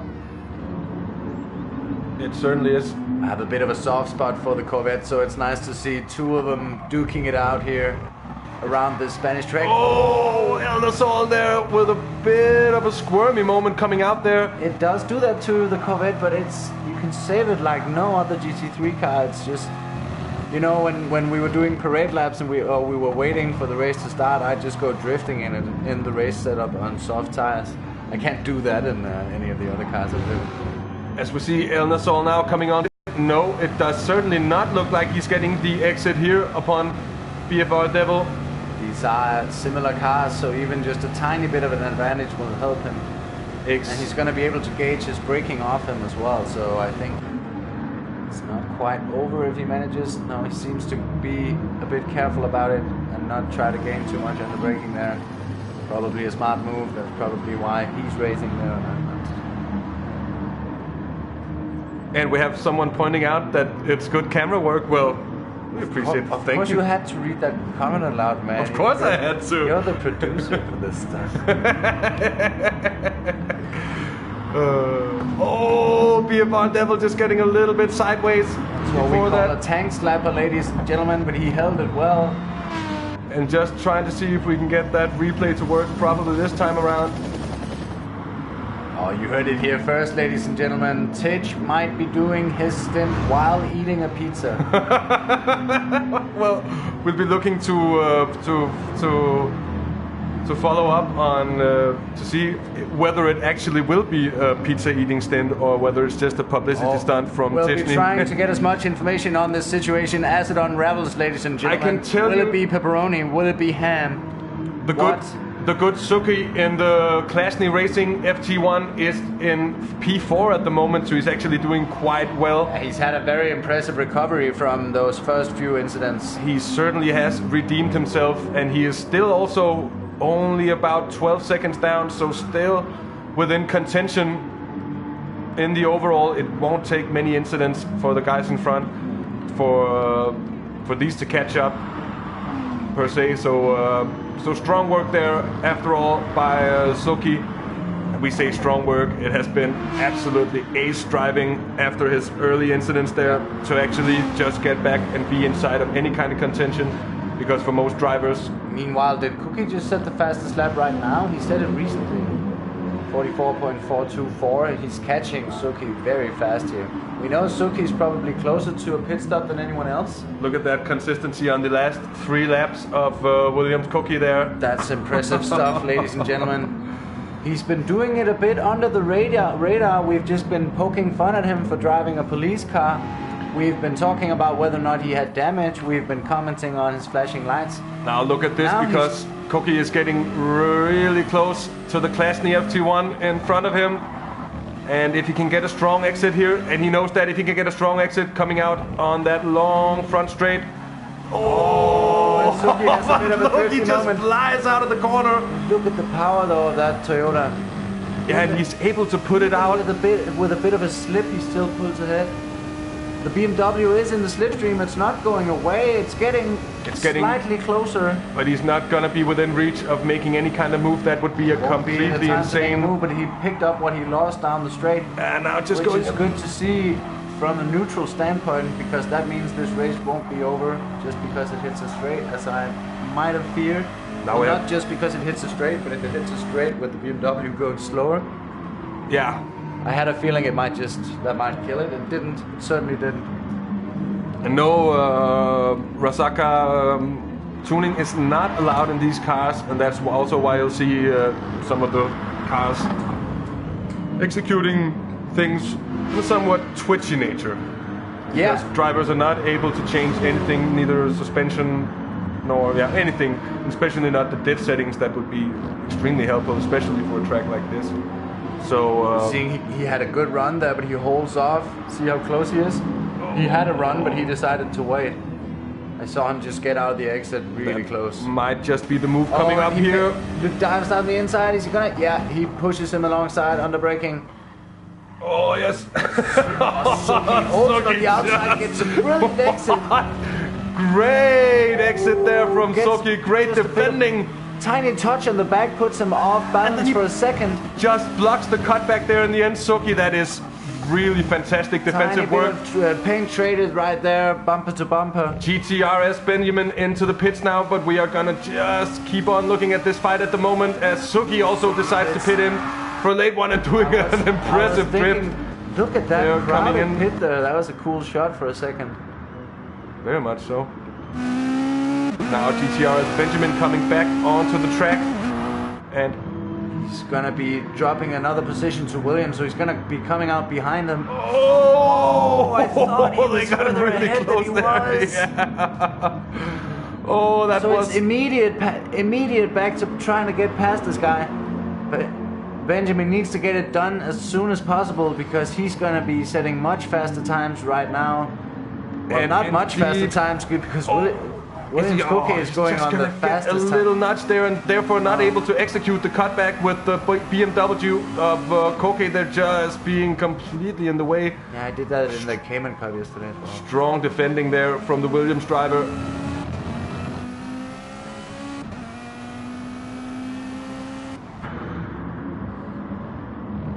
Just following the battle between these two. As it is really close there, Koke just gets a single tire into the stones. Couldn't really decide on whether to say small stone or stand. Small stone up into the tire. But anyways, got a little bit of a bad exit, but managed to just hold on anyways, and is really having to defend from GTRS Benjamin. But all the while, GTRS Benjamin will be losing time at the moment, you'd expect, because this squabbling for position certainly isn't necessarily going to be faster than what TX3 Skiller can do, even on slightly worn tires there up ahead. Absolutely, and I think you can see it even by the lines he's on, Benjamin, that he stays on narrow lines. He's just waiting at the moment, looking for a place to pass. Yeah, this basically plays into the hand of everybody else. I mean, both Suki and Jomas and their respective teams are really gaining from this because they are, of course, gaining on the de facto race leader. And, of course, also Bellin and Skiller is going to be gaining massively as they go too wide.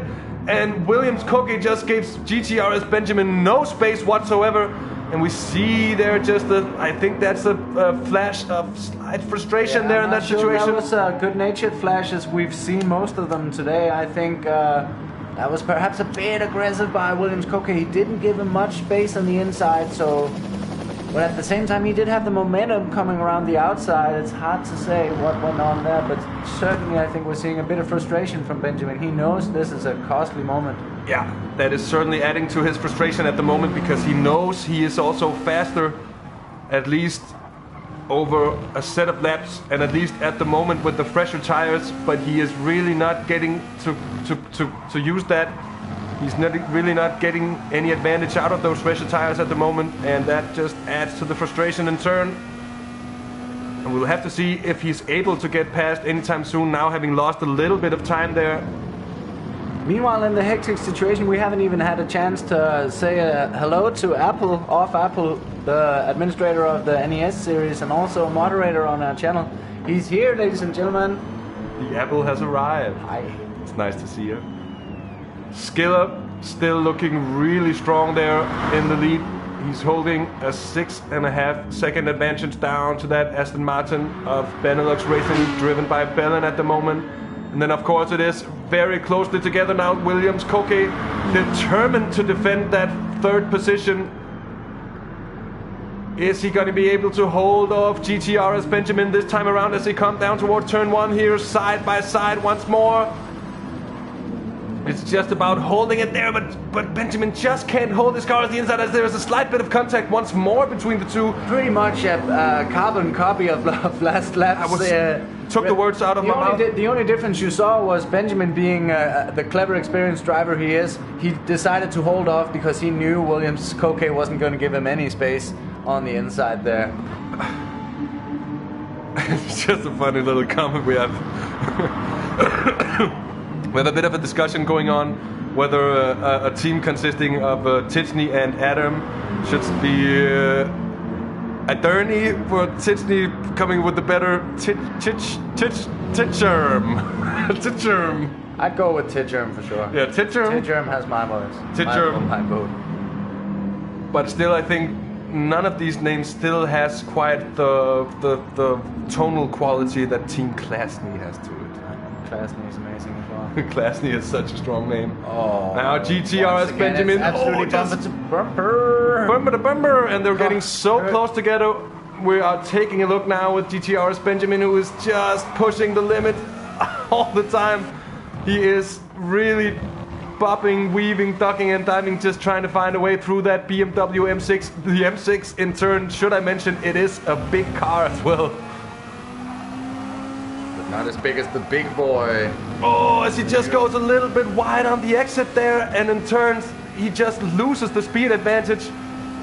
and he's in the slipstream, but he will be catching up by the very end of the straight, and that doesn't put him in a good position for attacking. He realizes this. Pulled the dummy there, but it didn't pay off for him. Just pulls off, tries to get the exit upon the Williams driver there, as he might succeed. Now they almost go too wide. I think he had to lift a little bit, trying to go on the inside. Oh, another squirm. This is absolutely some edge of the seat stuff going on, ladies and gentlemen. Once again, we go back on board with the GTR's Benjamin in the Benjamin Alex Racing Atenza. You have to wonder what this is doing to Benjamin's tires as well, because you see him ducking and diving and getting small incidents of oversteer. He won't have much rubber left to set a fast pace once he gets past Williams Cookie here. This is all playing so strongly into the hands of just about everyone else. I mean, the battling we're seeing here is, in the end, it's just gonna be... Well, it could end up actually just ruining GTRS Benjamin's lead completely, because those 6 seconds, those 6.5 seconds, they could easily be gone. Might already be and gone. As we see him sliding into the way, wide in the hairpin there, really just losing out. Once more, he has to make up some space before he can make an overtaking attempt. He looks to be a little bit frustrated at the moment. GTRS Benjamin, frustrated that he can't find a way through. And in turn, TX3 Skiller now leading by 8.2 seconds, still not pitting in, and he's going strongly. Suki is only 4.4 seconds down on Benjamin and Koke now. So this has really played into the hands of the Klasny team, who is now much closer to those top positions than they were before. Even though the leader has gained a little bit of time on Shoma, still close to the other FT1 as well. He's in P6 at the moment with a healthy advantage down to Thunderstorm, who is in 7th position, and he is very much so at an island, at least for the time being. BFR Devil with the Black Flag Racing Corvette is up into 8th position in front of Dr. Hash, also a little bit of an island for him. Dr. Hash now fending off TX3 Chris, and he is in well, just about 3 seconds that we have Elnasol coming into the pits. He's still running the medium tires also. He's in 11th position and might actually just be able to make it out in front of Ramesh.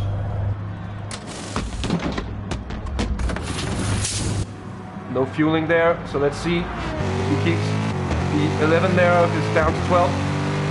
But yes. Oh, it's gonna be very close. Ramesh just about gets through, so 12 seconds there, not enough for a tire stop, and then we know that for future notice.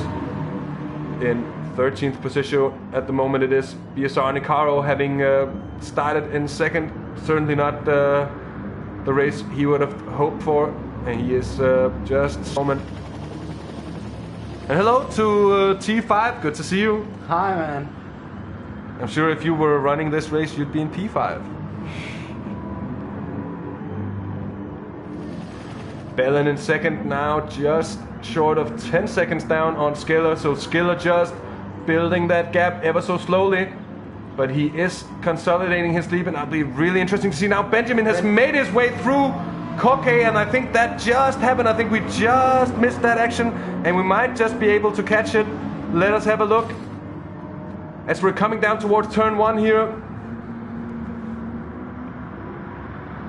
It's another carbon copy of that situation. He has his nose slightly more in front. And this time he pulls it off there. Once again, and this time it's Williams Koke who loses out. We have to wonder though, is this too little too late by now for Benjamin? He lost so much time, and he's, as I said before, he must have lost quite a bit of rubber as well. You have to wonder if he's able to make that back up. It's a 11.4 second deficit. Yeah, that's true. That's true.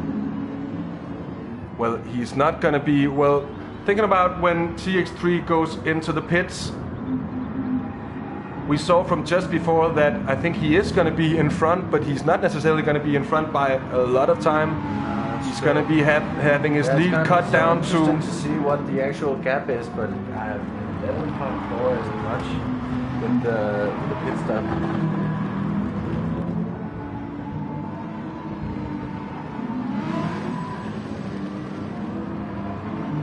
And now Bellin coming in for his 4th pit stop, as I would think.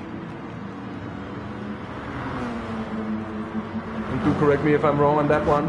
Bellin also the first of the pit stoppers here, heading to fuel, as you see, just about an empty tank. So this is going to be a longer stop now for Bellin, who keeps on with only. And he might do a short stint now, come in for fuel, and then do the entirety of the stint here and of the rest of the race, or the part of the race, if you will, until his driver change. With such a little amount of fuel left in the tank, I am a little bit surprised that he didn't choose to put on some fuel as well. And Tichney noting that it must have been a mistake, and that is also what I'm thinking. And I think Bellin is going to pay dearly for that one, because he was in contention for top spots. And I also think that there just isn't really the space for those kind of mistakes in this kind of competition with this kind of level. Now Suki up into 5th position, looking strong. It's now just about 20 seconds down on the leader. Shomas in turn is up in 4th position, so he's made up some time. Did Suki pit? I think Suki pitted and Schumacher's trying to overcut. Perhaps it's just Suki undercutting Schumacher. But I think that's with a pit stop. The pit stop's difference. Otherwise, something big happened that we completely missed. Just have a look at his times. I must be honest to say that it does look like it's been a while since he had his last pit stop. So I actually think that he might have made a little mistake there. Yeah, we have a commenter mentioning that he saw it from Bellin's point of view and that he yelled out, "No, the double click!" No. I've been struck by the double click. It's a horrible thing. I think we haven't called for too many of these yet. Bellin now pitting in once again. Fs, respectful Fs for Bellin in chat, please, for the double click. Getting taken out by the dreaded double click. I can tell you that on many occasions I have done the same thing myself while racing. Meanwhile, Skeeler's been in the pits and it's time to check out what the gap is like. And Benjamin has actually improved his lead, but that might be down to some different fuel. I mean, was he not up to going? I don't know. 8 seconds before this round of pit stops? I think he was close to 8 seconds. Then I remembered it as 6.5, but that might be me remembering it wrong. So. Oh man, and Bellin coming out of the pits, fixing that costly mistake. But he's now in 6th position, and almost 12 seconds behind Williams. And he is completely on an island. They're isolated with 12 seconds up to Williams. Koke in 5th position, and then in turn 16 seconds down to ERT Thunderstorm in 7th at the moment. Dr. Hash is in 8th, probably still running the hard tires.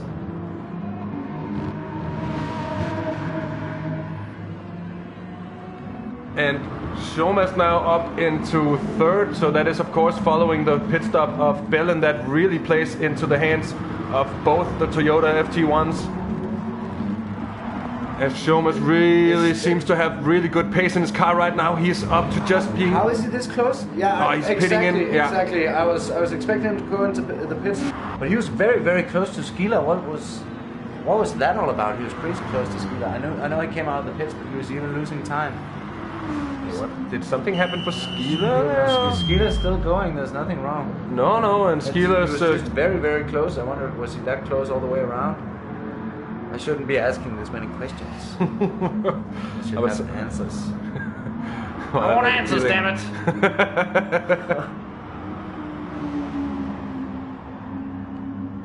So Suki now in 3rd position. The redemption is strong with that one, because look, he is almost within 10 seconds of race leader GTRS Benjamin. Of course he is. Oh, that's so to say, a pit stop behind. That is brilliant indeed. Koke is 5 seconds down on Suki at the moment. In turn, Shomas now just short of 10 seconds down on the Williams driver. And he has the company of Bellin behind. Those two might just be able to help each other. But even though this is not really a track where you can like put in great amounts of teamwork down the back straights and such. Not enough slipstreaming, and it's not even really long enough to do like a double switch or something. No, exactly. So it's not really all about that, but if they are close together and he indicates that he's going to wait off, sometimes that does help a little bit. And it means that if one car makes a mistake, the other guy can just dive on the inside, and the pair won't lose as much. So there is some advantage to having a friendly-minded person close behind you. Indeed. Indeed, yeah, it can help you out, certainly, and it can provide some kind of advantage, especially if you're actually willing to just switch positions, as you would see people do in cycling, for example. So share. If you have a long straight, and you can actually. But this is not cycling. This is not cycling, it's not powered by the strong legs, and it's powered by the pumpings of the oil from the underneath grounds. Looking at a very big gap behind Bellin. There's no real reason to do that, but just been losing a little bit time on Schomas, who's out in front of him at the moment. So. Yeah, this is probably one of those times where Bellin really needs to get his head down and get back into that rhythm. Yeah. The double click can haunt you for a few laps because you keep playing it over in your head. And we are really... Tap. When it was only supposed to be tap. As we are actually also beginning to near the end, or at least we're getting closer and closer. This is, of course, given. Of course, we're getting closer to the end. But anyways, we are getting closer to the end of this first stint, and it is still GTRS Benjamin leading CX3 Skiller, but now only by, well, 5.5 seconds here, as we see BSR Nicaro being lapped. Good job there of just getting out of the way. Yeah, and we're seeing this, I saw it in chat as well. Jamas just said the fastest lap. He's definitely going for the full-on time trial mode here if you want to keep using the cycling analogy. Obviously, by now, I think we've spoiled that we are both cyclists, and this might come in a place in times. We'll try not to talk about echelons and side winds too much.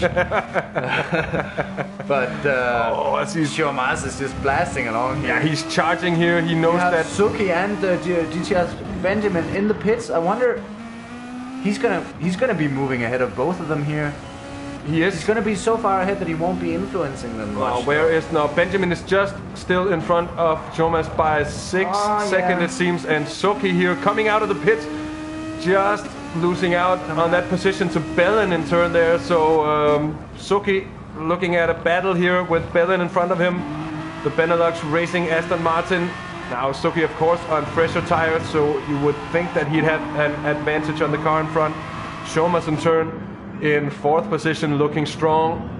Yeah, what a recovery he's been having over this last moment. We haven't really been talking much about it, but he's just been creeping up there. Now, one thing I'd like to find out... Now suddenly he's just moving along. Did you see that? 143.995. He just said. Do you understand? That is an insane lap time coming in there from Schomas, indeed. I would expect him to keep setting faster and faster lap times, obviously, as the fuel level goes down. But what you're seeing is a driver who's pushing the car right to its potential, lap after lap, because I almost feel like that's the potential of that car coming down. That's what I feel like lap to lap when you're going down from half a tank. It feels like you gain like 2/10 on potential times, but it's really hard to keep adjusting every lap. Seems like Schomas knows how to do just that, as we see Skiller take the last corner here. One thing I just checked out is that the tires of Skiller doesn't look exceptionally worn, and he has about a quarter of a tank full left of fuel. You think he's gonna go all the way? I think he is. I think he is.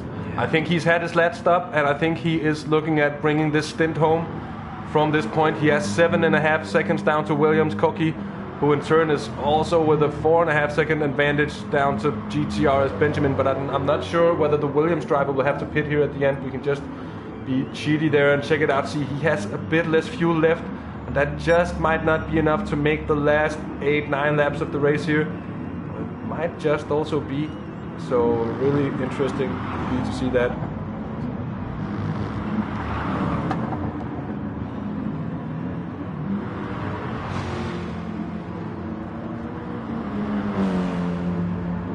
And I think also the stress is going to be building with the drivers who are going to be ready to be getting in the cars soon. As they know what kind of position they are in, they know exactly what to do, they know exactly what job lies ahead, but talking about it is definitely going to be one easy thing. Yeah, and then. But talking about it, speaking about it, did we mention anything about our plans later this evening? I actually have mentioned zero about our plans. I hadn't even mentioned it for the race organizers. Spoiler alert! Perhaps but, too soon for the spoiler we're alert. doing we're just hold off. Don't say we're yet. not gonna say anything. Notify the organizers. Yeah. Anyways, That might be a good idea. yeah. We didn't notify the organizers. No, I've had other stuff on my mind, like stuff we're doing now. Like streaming the coolest race we've ever streamed.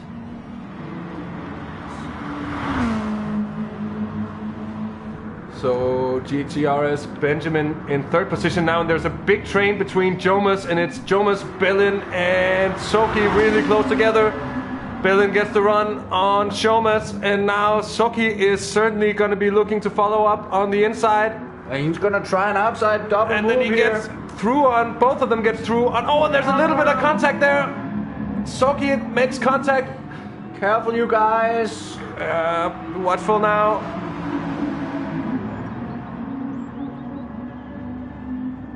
Oh, and we have Alex mentioning that Jomas had a spin in chat.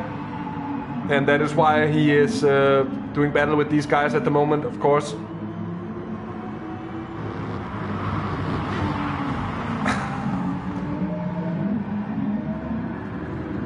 Take it easy, Apple. Damn. Damn, son. Getting all aggressive.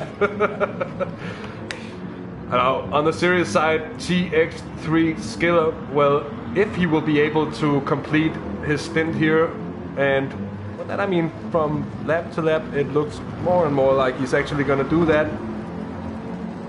If he's going to be able to do so, it does look like he's going to put his teammate in with a really perfect opportunity of just running away with it. Also, of course, that is very much easier said than done.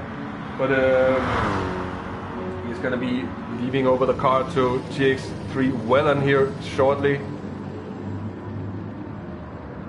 Here,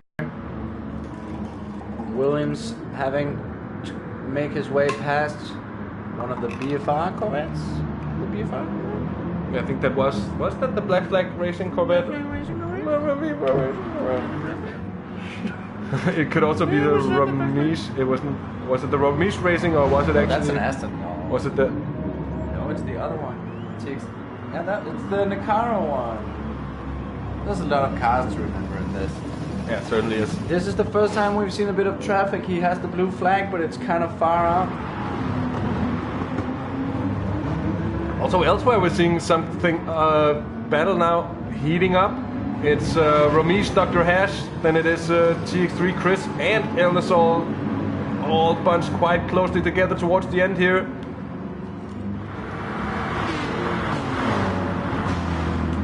With 7 laps of racing left in this stint.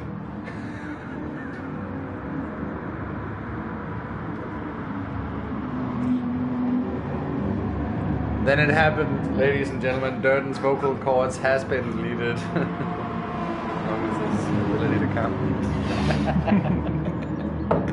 Oh, we're laughing about everything happening in the commentary booth here, ladies and gentlemen. TX3 Chris gets it done there around Dr. Hash down into 11th position.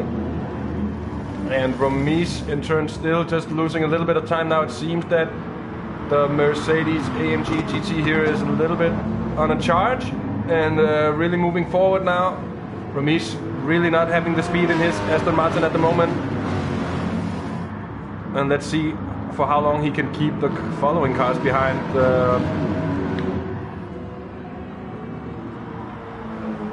Still Skiller with a 7-second lead down to Williams Cockey in second position. And it is, well, I was just about to say former leader, but it is the former leader, GTRS Benjamin.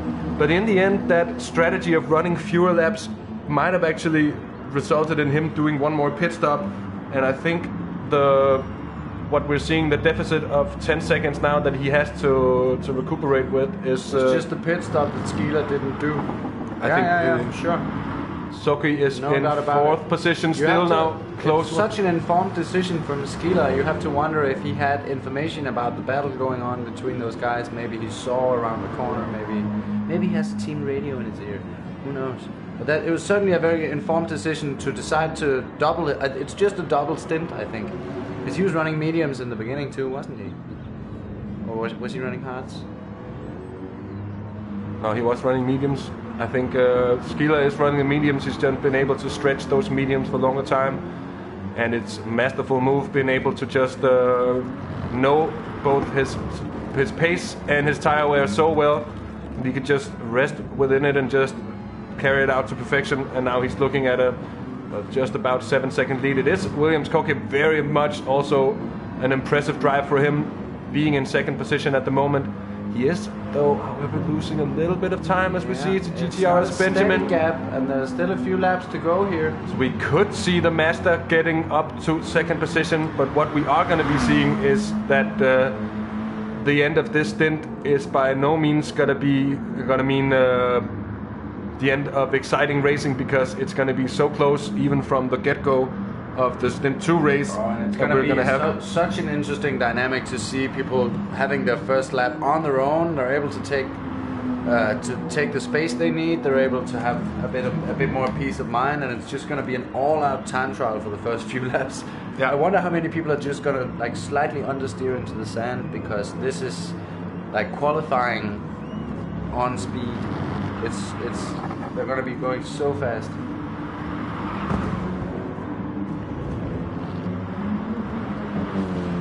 We are within the last 5 laps now, watching GTR's Benjamin. Status quo with the gap in front. It seems to be a bit of status quo down with the gap down to Suzuki, that is 13.5 seconds.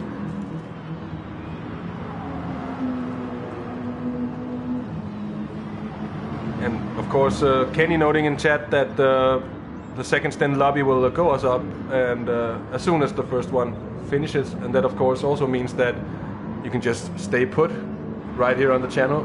We'll have a very short break, and then we'll of course be right back with the second stint.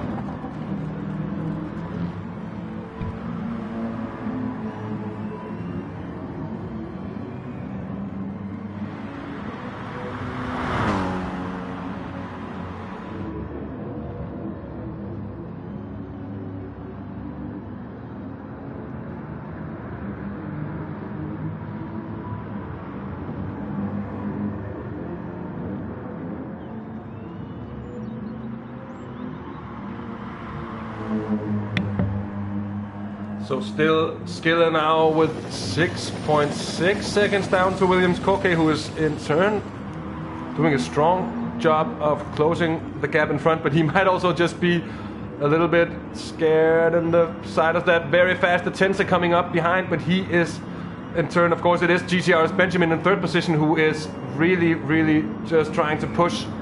I'm almost a bit surprised by how fast that gap is coming down. But he is on much fresher tires at the moment, it's coming down so fast. Yeah, it's good to see. The race is still very much alive. You can see he's gaining quite a lot on Skiller as well here. Everything still to play for in the second stint. That means it's very much open in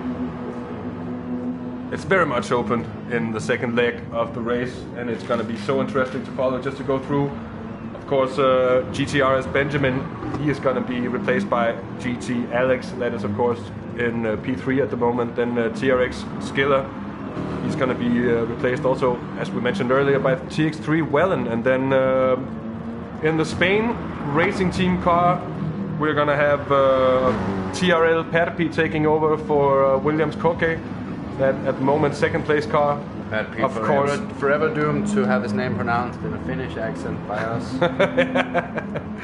Of course, it's going to be Tichny taking over from Soki in that Team Klasny Toyota FT1, so that's going to be really interesting to see how he gets along. Kenny is going to be taking over from Shomas in the AS Monaco racing car.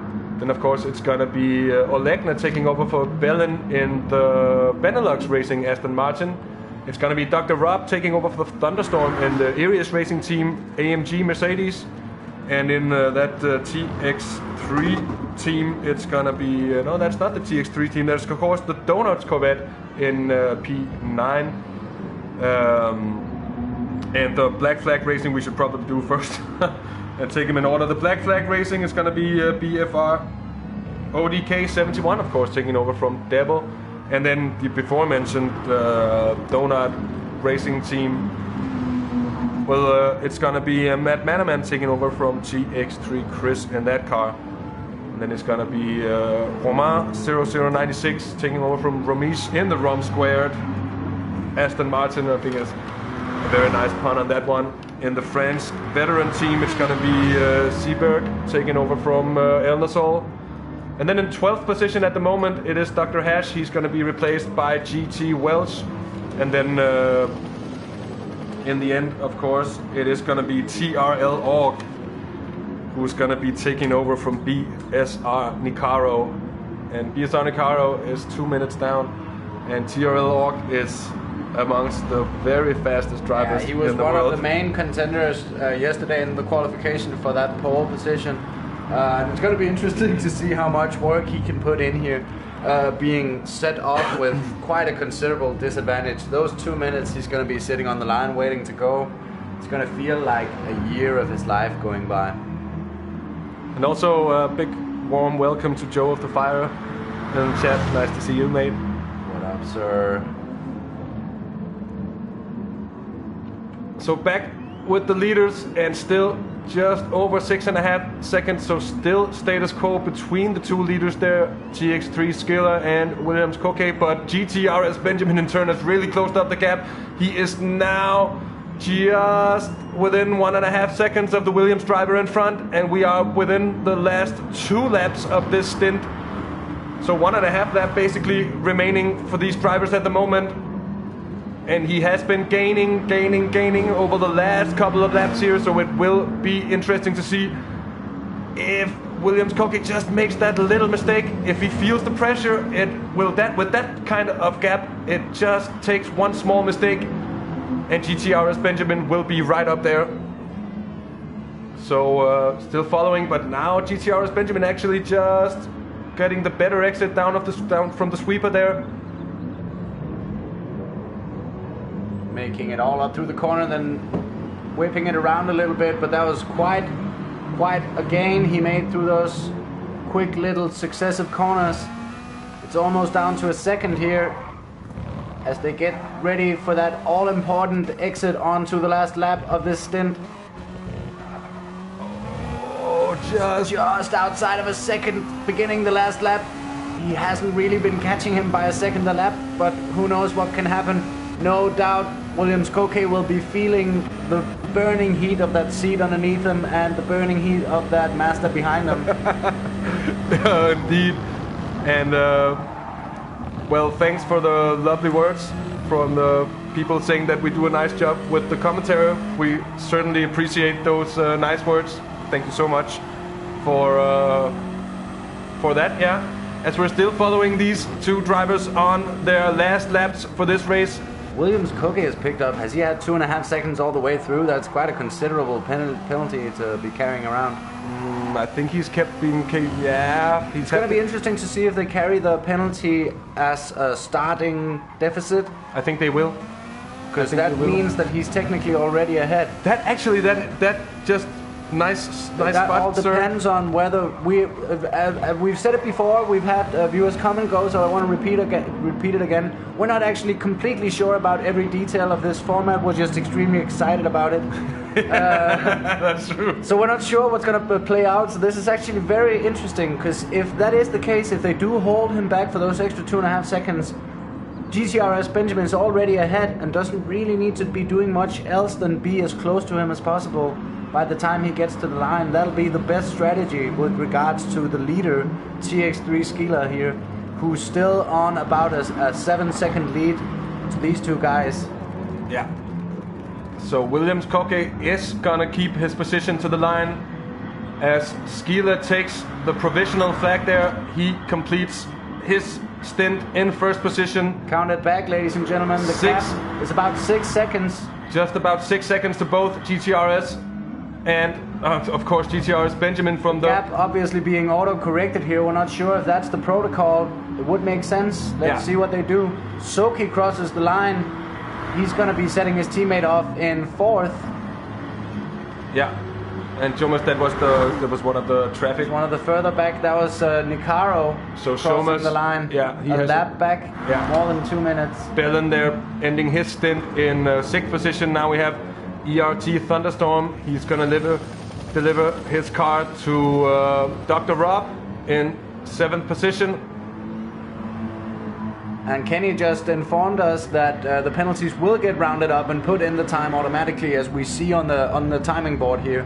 So what you see on the timing board will be the order they'll be set off in once Stint 2 gets underway. Yeah, most certainly, and BFR Devil crosses the line here, a bit of a late arrival to the track, and maybe that was why he was struggling a bit early on. He did pick up the pace.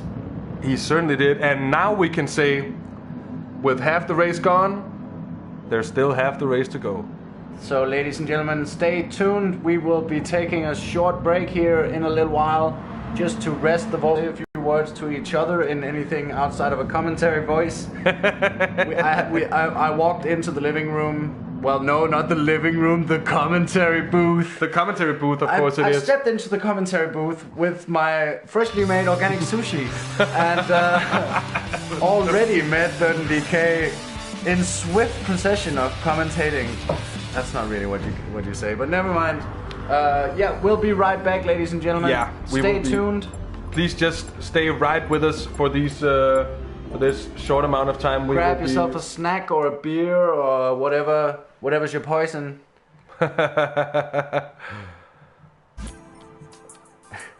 Snack of beer, wine. A snack of a beer. A snack of a beer. Take a quick bite of a beer and have a sip of some crisps. So at this moment we're just going to be waiting for that second stint lobby to go up. Of course it is. Maybe go to like a nice picture or something instead of the lobby, because we might be waiting for a few minutes. Yeah. Well, we have the perfect picture to... Perfect picture. The perfect picture to... Perfect picture for this situation. Of Patrick's Bees. Patrick Bees. Powered by Patrick's Bees.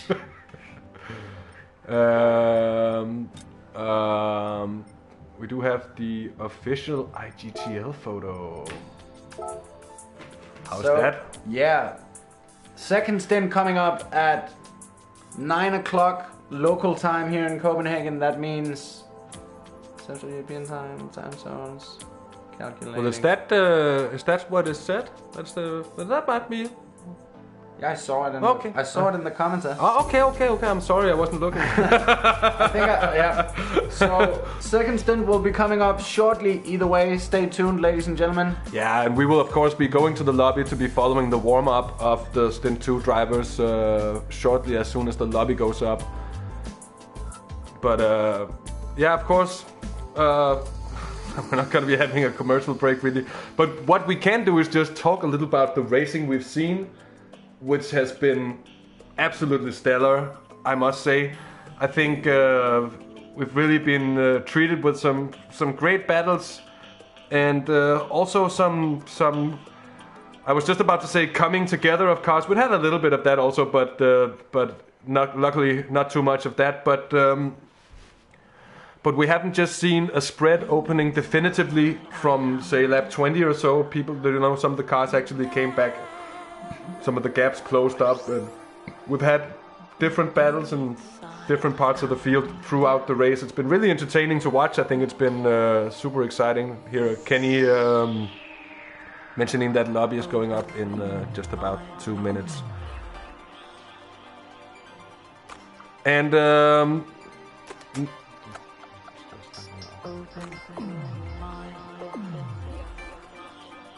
yeah, so anyways, ladies and gentlemen, a short break to let our vocals cord rest and your ears do the same.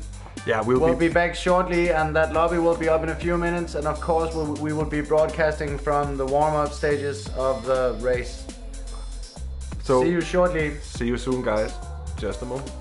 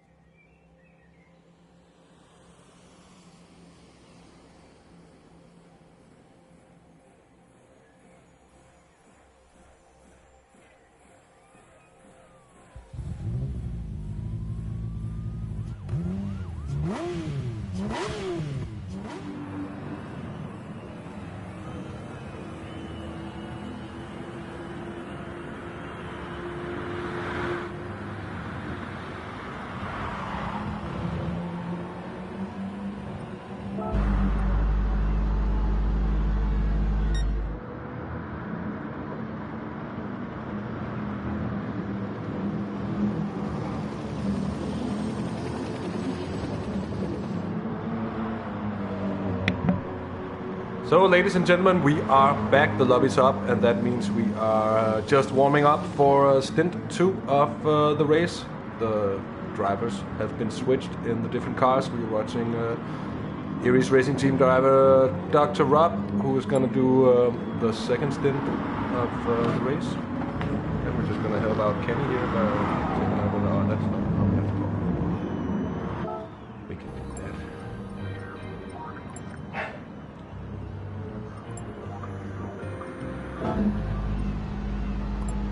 And we also see 13 on track, so that's good. Mind you, it is the drivers that did the qualifying that are going to be battling it out now. So in some way, I guess you could say that we could predict a little bit out from the grid order in terms of what pace we're going to see from the different cars. It was so close. It was so close, I'm not even sure you can say that the race pace and qualifying are two different animals. And you were running on empty. Oh yeah. Soda! Happy days! Happy days of studio. Still getting the logistics of the commentary booth just sorted out. That's the stuff that happens once in a while. But I mean, it was so close, I'm not even sure you can say that. This is race pace, this is about managing your tires, this is about being on the right strategy and making it count. Not making any mistakes, lap after lap, dealing with traffic, all kinds of different things. So Olegna taking over for Bellin and that Benelux Racing Aston Martin, they will be, or at least Bellin will be kicking himself after that double tap. Getting killed by the double tap was horrible. Happily, he has quite a strong teammate to hand the car over to, and just keep his fingers crossed that Olegna is able to deliver here. Olegna, a warm favorite with the fans as well, as far as I've seen. And so too is Tijani, obviously. He's warming up here as well. Let's see what he's able to do to follow up on the very, very strong recovery of Suki. Yeah, Suki definitely had. He put himself in a bad position having that early incident, but certainly also redeemed himself. And I have to wonder what could have been for Suki on that first stint, because he was absolutely flying along there. It could have been super strong for him, but they are still very much within touching distance. I'll have to say there, as we said before, Dr. Rob. Then it is the second of the two Romans. The other one, of course, Romish. This is Romain, and he is taking over the Rom Squared team car here, the Aston Viper. Seberg in the Team France Veterans Corvette, and Matt Maneman, he is in the Team GTSport 74, the guy who put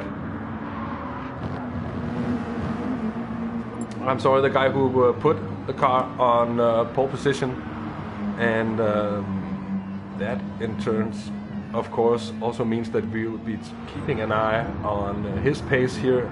When they get going, he will be starting, what was it, just around 6 seconds down on the leading TX3 car.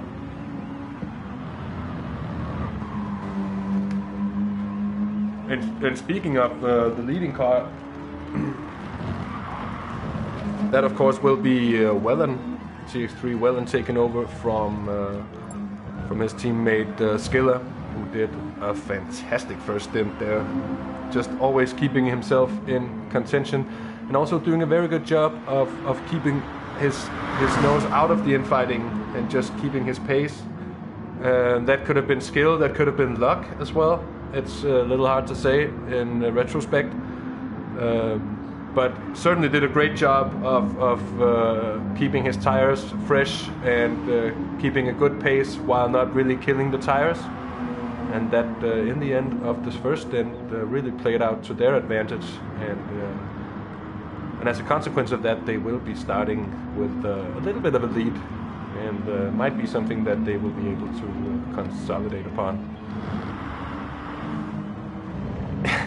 the Aston Viper. Well, if you take a look at the livery of this car, I mean, don't tell me it isn't Viper-esque.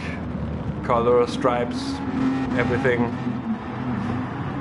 Aston Vapor. The Vapor. And of course, we have maybe a little bit of a favorite of our own, if I dare call such, GT Welsh. And here we have the times. So we have the leading TX3 car at 0 seconds, and we actually might just want to go out and check that because it's really interesting stuff.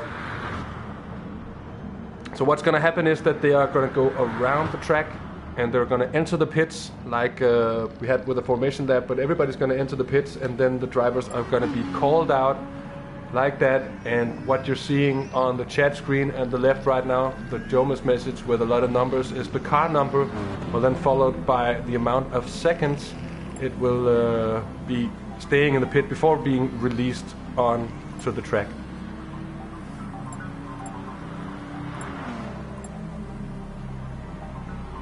So we're seeing an 8-second gap there from the TX3 car, TX3 Welland's gonna have on GTLeague, and just a single second then down to the following car there. It's gonna be TRL Perpi, of course, in third position there with Williams Koke having done a very, very, very strong first stint there.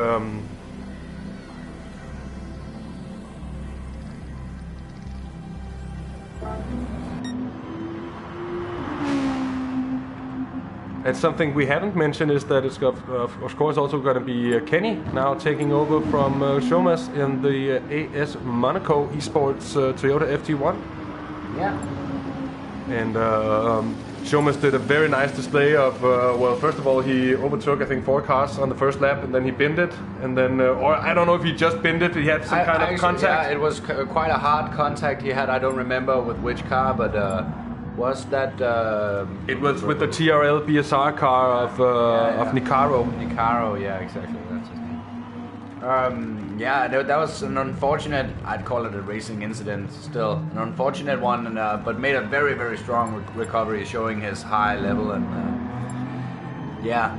recovering something for Kenny to work on. Kenny himself by no means a slouch, and I'm very excited to see what he's able to do.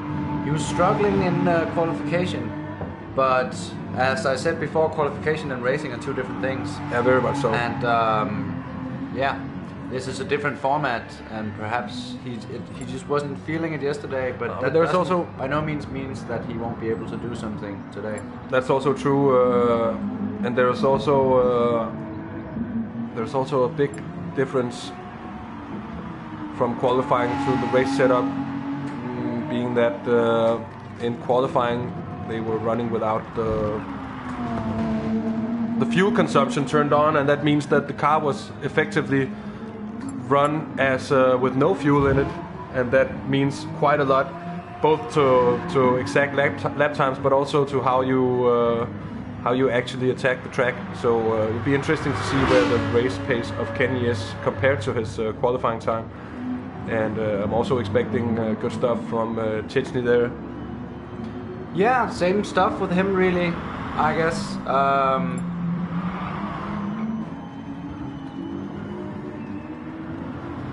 Well, Chechny qualified in third position, so he definitely had the pace in qualifying, and was by no means behind or anything. No. That way. But it's gonna be very interesting to see. I'm very excited about these two Toyota cars. They've been definitely one of the cars, some of the cars to watch during it was very eventful. They both had spins, and then they both were pushing the fastest pace we saw on the field for a long time. But at the same time, some of the competitors, the team in the Master Benjamin Alex Racing, you saw them being like really close to the top pace that these guys were setting, but all the way across the stint, whereas it seemed like it was a handful of laps that was blisteringly fast in the Toyotas. Yeah. And then the drop-off was perhaps a bit more considerable. Yeah. So it's different kinds of racing as well. As we see Tijni just testing out the sand. Is that possibly a faster line? It's not Tij. It's good to test all options though. It certainly is, and just like Jomas is testing his keyboard. A good job he has a keyboard, because he is going to name the drivers that are allowed to start interacting with their pit. That's how this works. They'll be entering the pit and they're not allowed to press anything. You just have to wait, and then the number will be called. Yeah. And then they can use the pit. They won't be allowed to use to switch tires. They'll just have to say cancel that. Yeah. But then they can refuel, and they start with like 1%. Yeah, exactly. And then they enter, and then they have to refuel to the point of fuel they want, and then they set off from the pits.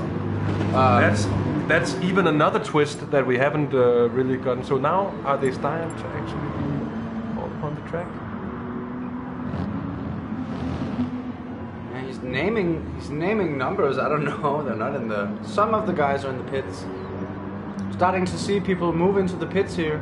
But we're going to be having to have the formation lab and everything before. Yeah. So we're going to be knowing when we're getting off with the real racing, of course.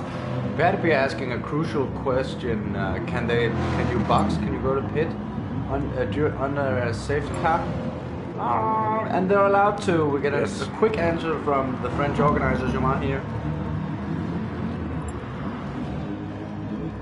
Which is also a cool strategy. That's one of the most, if not one of the few, exciting moments in Formula One these days is when a safety car is deployed near a pit window, and some guys might pit, some guys might wall, maybe.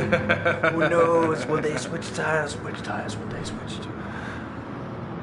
Yeah, that would actually be really interesting. We haven't yet covered a race that has featured these safety car periods, and we haven't yet seen one during the first stint, and to an extent say that's probably nice. It's kept the racing. It's meant that the racing has been very clean overall. We had a few bit of small argy-bargies here and there, but nothing serious in turn. So it's been quite clean to see, and very nice from the drivers, of course. But it's certainly been cleaner and safer than your average GTPlanet league. That's for damn sure. Definitely so. Definitely so. We haven't had the need for the safety car just yet. Which we probably would have in your average GTPlanet series. On numerous occasions, I'd say over the course of 50 laps with these cars on this track. So we're looking here at TRL-OG. He is one of the absolute fast guys. TRL-OG mirroring our opinion that we really want to see this safety car deployed.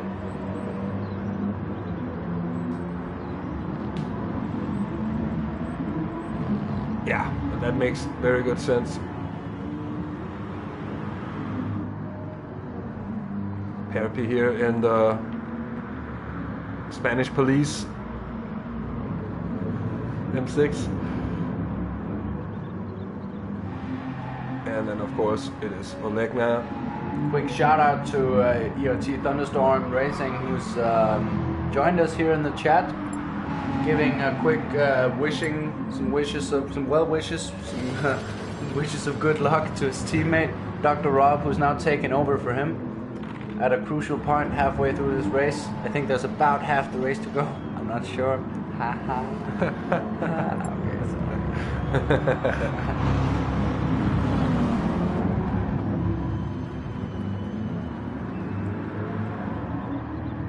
Funny how I think it's kind of rare to see cars use the 3-digit number even in esports motor racing. But in this one series where the number is actually really crucial because someone has to enter it on a keyboard, everyone picks triple-digit numbers. I haven't seen it before, but suddenly now it's the trend. It certainly is.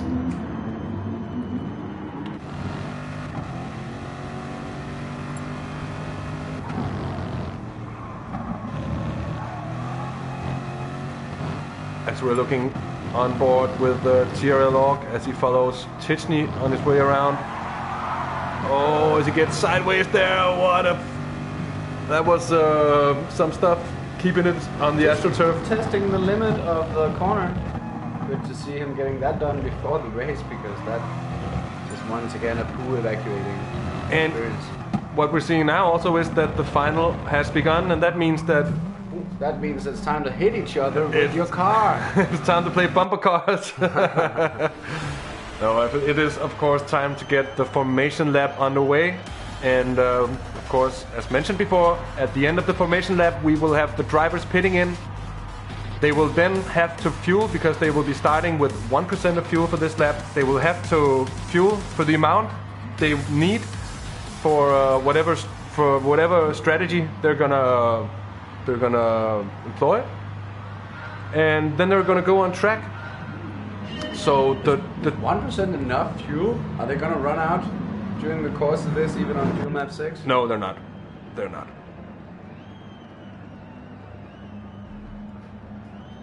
But they are gonna be going very slowly. It's not a very dramatic parade lap, this.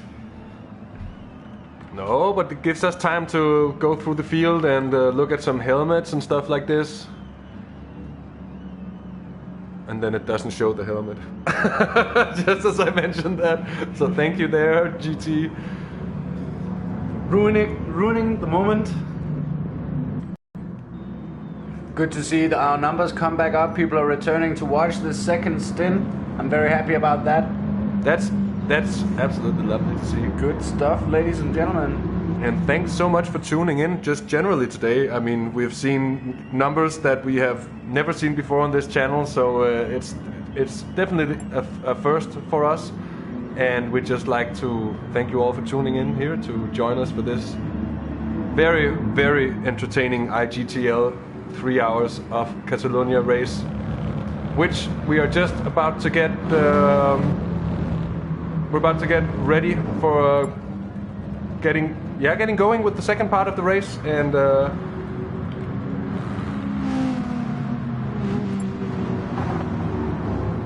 yeah, we just feel the, the excitement building basically here. I'm sure Tichney does as well.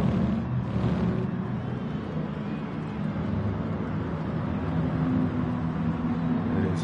And this is an interesting pairing, these two drivers, Tichney and Kenny, in the Toyotas, in close proximity to one another.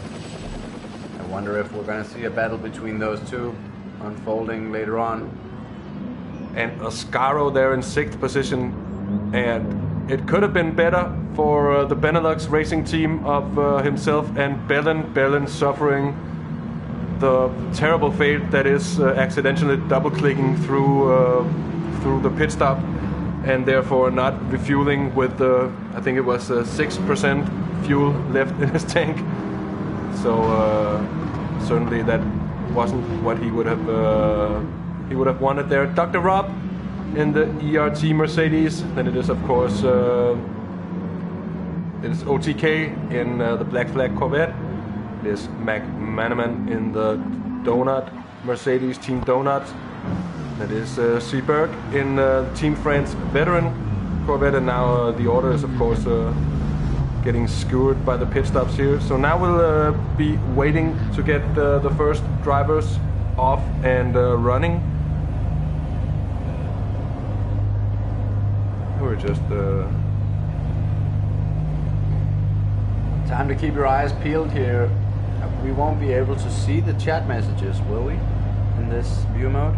Oh yeah, we will be able to. I think we will be able to.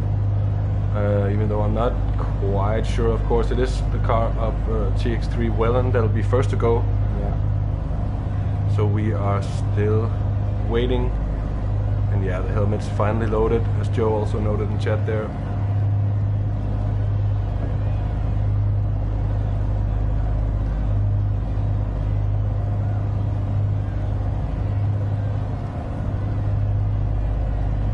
Tension building here as we wait for this race to get on the way.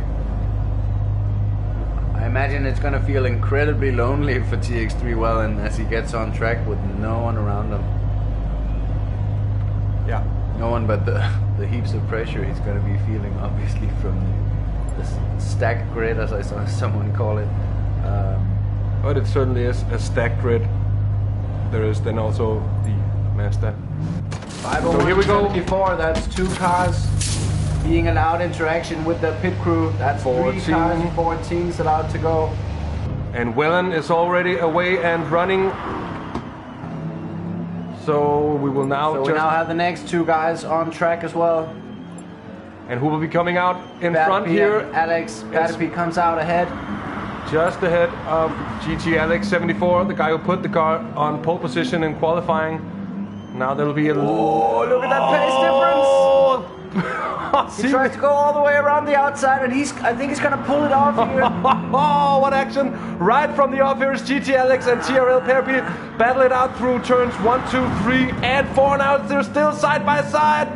It's what a start we're seeing here, side by side for the first. And Perpi's inside line becomes the outside, and he just have to give way to the attempts there. Done seemingly with quite a pace advantage, because he kept that going through impossible odds. And we're seeing Tichney and Kenny in the Toyotas already bumper to bumper here. Very, very close then, of course. Kenny now facing the dilemma, do I try to pass early and be allowed to go on my own pace, or do I trust Tichney up ahead to bring the gap down while I'm able to save some fuel?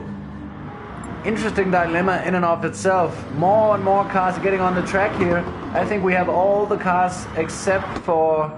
there are still a couple of cars. Still a few cars just making their way onto the track. We have Matt Manaman there, Seberg coming out in the Corvette, and now also GT Welsh, closely followed by... Go on, lad. Go on, lad. Oh, immediately he gets swarmed by Romain. Yeah, Romain not willing to try the outside move, so he looks to the inside, but that's shut off by Welshie. Now TRL off, already on track, and he's one lap down, and that means that is the distance he will be starting behind, and he just puts himself in between TX3 Wellen there. Oh, I'm sorry, no, that is of course in between GTLeague and TRL Perpi, of course. Give space as soon as he's able to, but that did cost Alex a little bit. But look at this, from the off. That was Perpi at cost, of course. Right from the off, the gap of Wellen is 12.1 seconds, so a healthy margin, and he's really been pushing here right from the get-go. GTLeague in second position now. And you see, this is an interesting thing as well. TRL ARC is going so fast, he's not going to be dropping any pace to these guys. He had to give way, but now he's going to be looking to unlap himself. And that's going to put him right in the middle of this battle once more. We see he's glued to that bumper, he's looking. Meanwhile, Tichney is just edging away from Kenny here. He certainly is. And he's building upon that gap. Kenny definitely just losing out there through the fast red. Also coming down to Perpi and Alex up ahead. Just by a little bit. Yeah, already. so Tichney on an early flyer, and Vera Stick asking if you can unlap yourself. I actually don't know if it's allowed. I definitely assume so. But I mean, it would be assumed so. If we're in any way close to FIA regulations, you are always allowed to unlap yourself. Yeah, I cannot see why it shouldn't be allowed as long as it's done in a safe way, of course. It's Olegna in P6. Started out on a bit of an island. He has a healthy 25-second advantage down to Dr. Rob in second, of course, in seventh position. Dr. Rob, teammate of Thunderstorm, will obviously have his work cut up for him if he's going to make any headway into that 26-second gap. But let's see how he gets on here. Further back, it's BFR OTK taking over for Devil. He has 11 seconds to the guy ahead of him and 10 seconds to Matt Manaman in P9. So what we're seeing further down the order is that the splits have really been setting these guys apart pretty much all the way down here. Of course, now it's GT Welsh. Welsh and Romain going at it. Welsh and Romain going at it right behind, and let's go have a look at that here. Inside view from the car of Romain 96. Looking considerably more aggressive than his teammate Romish did in the early stages of the race. Like pushing the Aston to oversteer like that really means pushing the car quite a lot. He's doing everything he can to get up ahead of Welsh. Welsh a very strong defensive driver, just as I say that he shows Romain that he's not going to be allowed on the inside, but he doesn't cover up the pit. Romain going to the outside there. Is he going to pass there? R2 wide. He's quite far ahead. He's going to be able to pull that off. And he is passing GT Welsh, who's now down into 12th position. Aston Vapor proving to be a contender once again. Back with Wellen in front. Still with an advantage, but he is losing out a little bit. He's lost just about a second since last time we checked. And we've just had a couple of questions in chat with Off Apple or Nukeshot Motorsports asking us if those fancy graphics only work for live races, which we say, yeah, they certainly just only do work for live broadcasting. And they also only work if you have a keyboard, a USB keyboard assigned to PlayStation. And then Indian Food is back and asking what is going on. And well, what is going on is that we have basically more or less just gotten the second stint race underway, which means that the drivers of the two driver teams that are each car in this series has now changed, and that means that it is Tichney in the team Klasny Toyota FT1 having replaced Suki 88, and Tichney now looking to do the rest of the race, of course, here.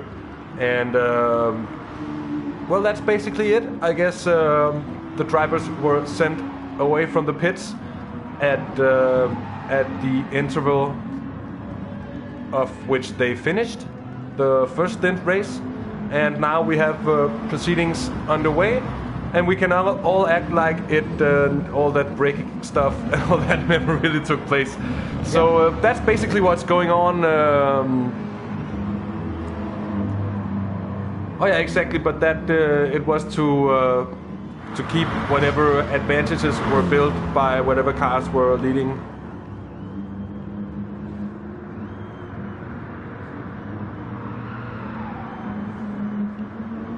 So Perpi is in third position. He is looking to hang on to GTLeague, but he has just lost out. TRL has unlapped himself here and is trying to hang on to GTLeague in the Mazda up in front there. And Tichney is just ever closing the gap. He's built a 5-second gap down to Kenny now. So really strong performance there from the team Klasny FT1. And he's also in turn gaining on Wellen out in front. So and with 23 seconds, 23 and a half seconds to make up here over the course of 1.5 hours, that is certainly by no means impossible. So we will really be following Tichney closely, and look how clean he makes that FT1 look, even while driving it so fast. We've had many of the other drivers having multiple issues, I'd say, with twitchiness, with the twitchy nature of this car, and here we see Tichney just making it look like it is as planted as an elephant's foot. So Kenny in the other Toyota there, he is now just starting to feel the company of Olegna in behind, just 1.7 seconds in between them, and it seems like it's going just back and forth a little bit. Kenny definitely suffering a little bit here early on. Kenny not quite looking to be able to put up the pace that he must have been hoping. He's losing time to Olegna quite fast. Obviously, Olegna is a very, very fast driver, and doesn't seem to be quite comfortable, not able to match the pace of Tich up ahead in a similar car, in fact an identical car. Interesting signs here from the beginning. Very much so here. Olegna certainly closing up now, 1.6 seconds, so he's digging out a 10th here and there, also getting a better exit through the first chicane there, just slowly building up there. Now Dr. Rob has lost some time also. He is 32 seconds behind almost, with the Black Flag Corvette driven by OTK71 also getting closer at the moment. Matt Manaman is in 9th position, still on an island. And Seberg and Romain now going at it there, with Welsh very close behind. So we have a 3-way scrap going on right now for 9th position, more or less. And it is mostly looking like it is that Aston Vapor of the Rom Square team that is really on a charge at the moment. And looking strong right now.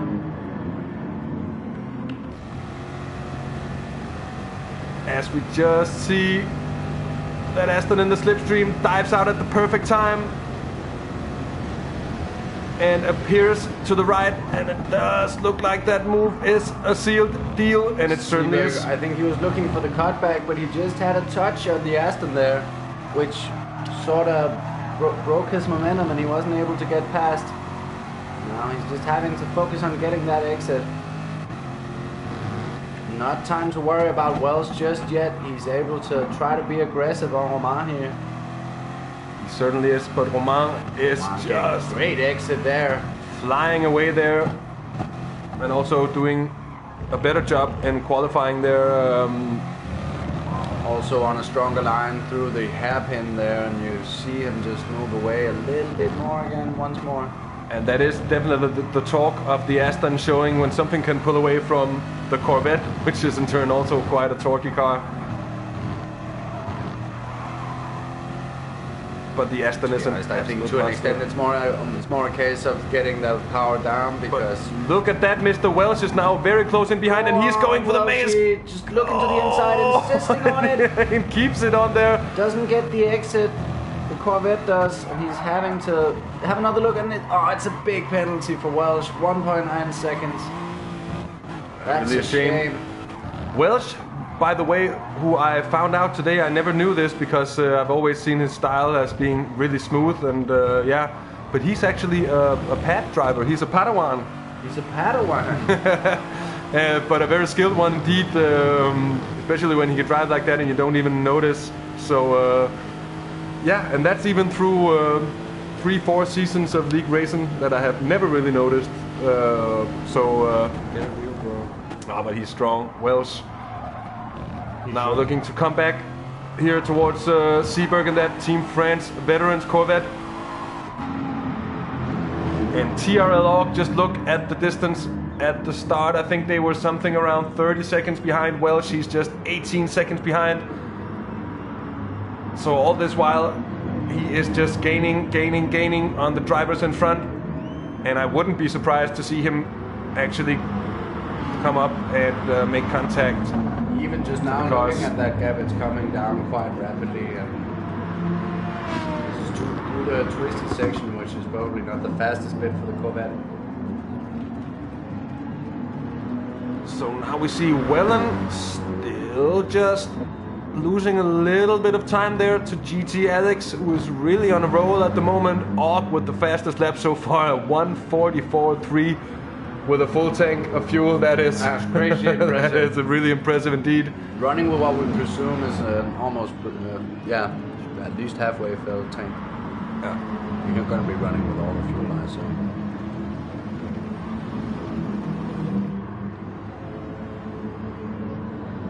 I certainly don't think so.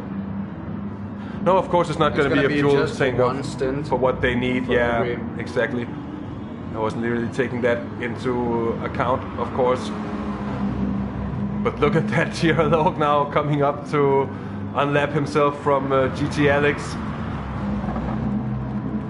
You have to wonder if GX31 is better off just letting him through, because that pace looks crazy. And yeah, I think he is, and he's also maybe even gonna have an advantage of being able to stay in behind TRL. For sure. Not seeing that that happen just yet. But he's keeping the inside open, so yeah, and he's even signaling to the right, so he's doing just as we expected and letting him through. Trying now to latch on to that slipstream. He's not gonna have too hard of a time, I don't think. He's a very fast driver, and the Master's so stable through the corners that look at that corner exit, completely maximizing the speed there.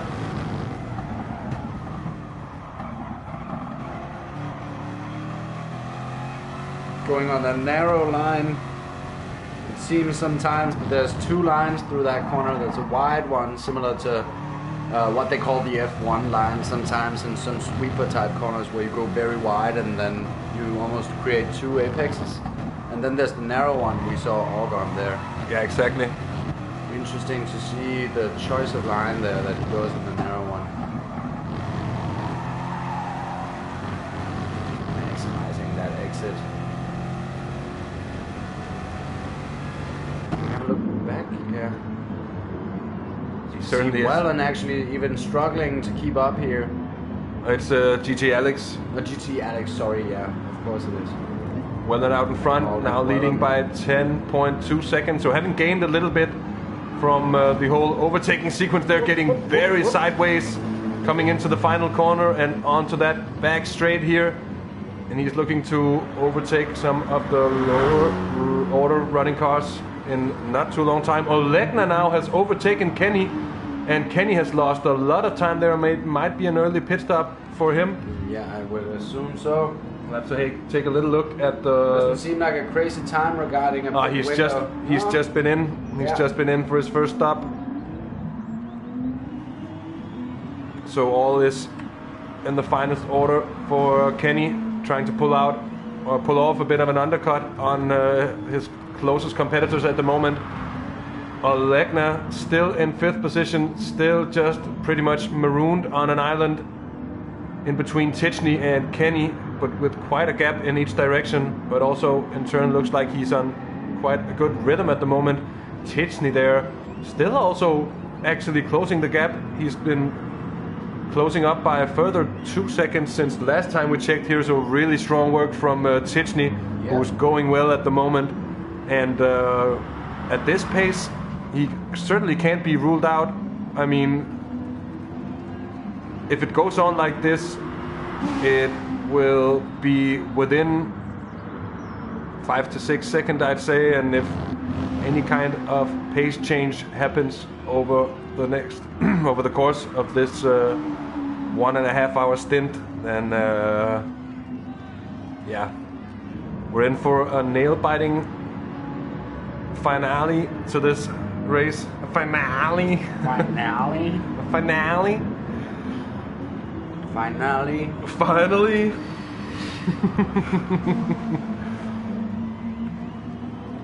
So Gerald Perpi now still just about managing to keep that 3-second deficit. GT Alex dives into the pits there. Certainly does.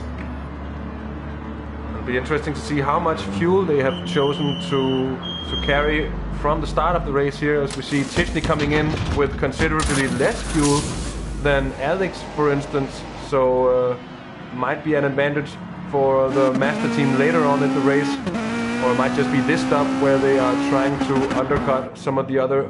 Was that a rev limiter? Might have been.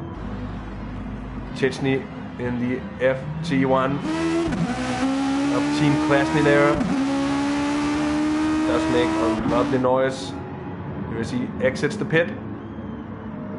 He's in 5th position now at the moment. Of course, he won't be as soon as Olegna pits in there. Dr. Rob is in 7th position still. Don't think we've really had too many pit stops here in the lower positions here. As Welch has gotten his way past by Seberg and is now up by 0.8 of a second. So Welch looking really strong here at the moment, up into 11th position. And Romain also just running away.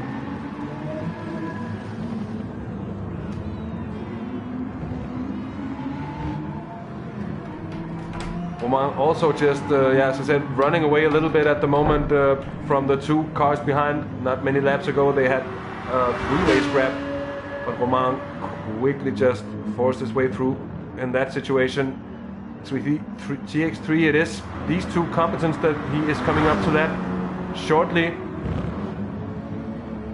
The gap from Wellen down to Perpi is 12.7 seconds, and it seems like the Mazda is still on the same strategy as we saw before, running somewhat shorter stints than the competing cars right around in the standings. And that, if it plays out in the same way as it did in the first stint, well, then some of the other cars, especially the TX3 Mercedes, was looking so strong and was looking like they were able to really pull out their stints, and effectively did one stop less during the first stint race, the first 1.5 hours that we saw earlier, and that effectively gave him the lead that we are looking at now. Of course, GTSport here in third position, he is one stop behind, so it'll be interesting to see how that develops. Everything still to play for here, effectively on lap 12, also including that formation lap that we also had in the first stint, although it was a little bit different this time around. Olegna now in fourth position, Tichny is fifth after his stop, but closing the gap up to Olegna.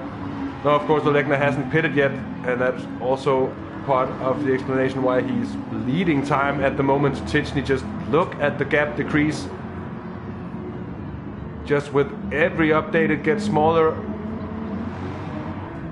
You have to hope almost that Olegna is coming up to his pit stop here, because if he has to defend from Tichny behind him, that's gonna cost him even more time. Gonna be a bit of a hazardous situation as well on the tires. Let's see if he doesn't dive into the pits here. Here we have Wellen pitting in. He's coming out, but it's gonna be close between him and GTSport. And Alex, I don't think he's gonna make his way around, so no, he is not. Wellen effectively holding on to first position here, even though Alex, of course, has got somewhat closer here. Perpi also coming out of the pit, and he is quite close to Tichny actually all of a sudden. Tichny, who is really on a charge, he has been gaining a lot of time through this pit round. Look at that, he is only 15.5 seconds behind Bao now.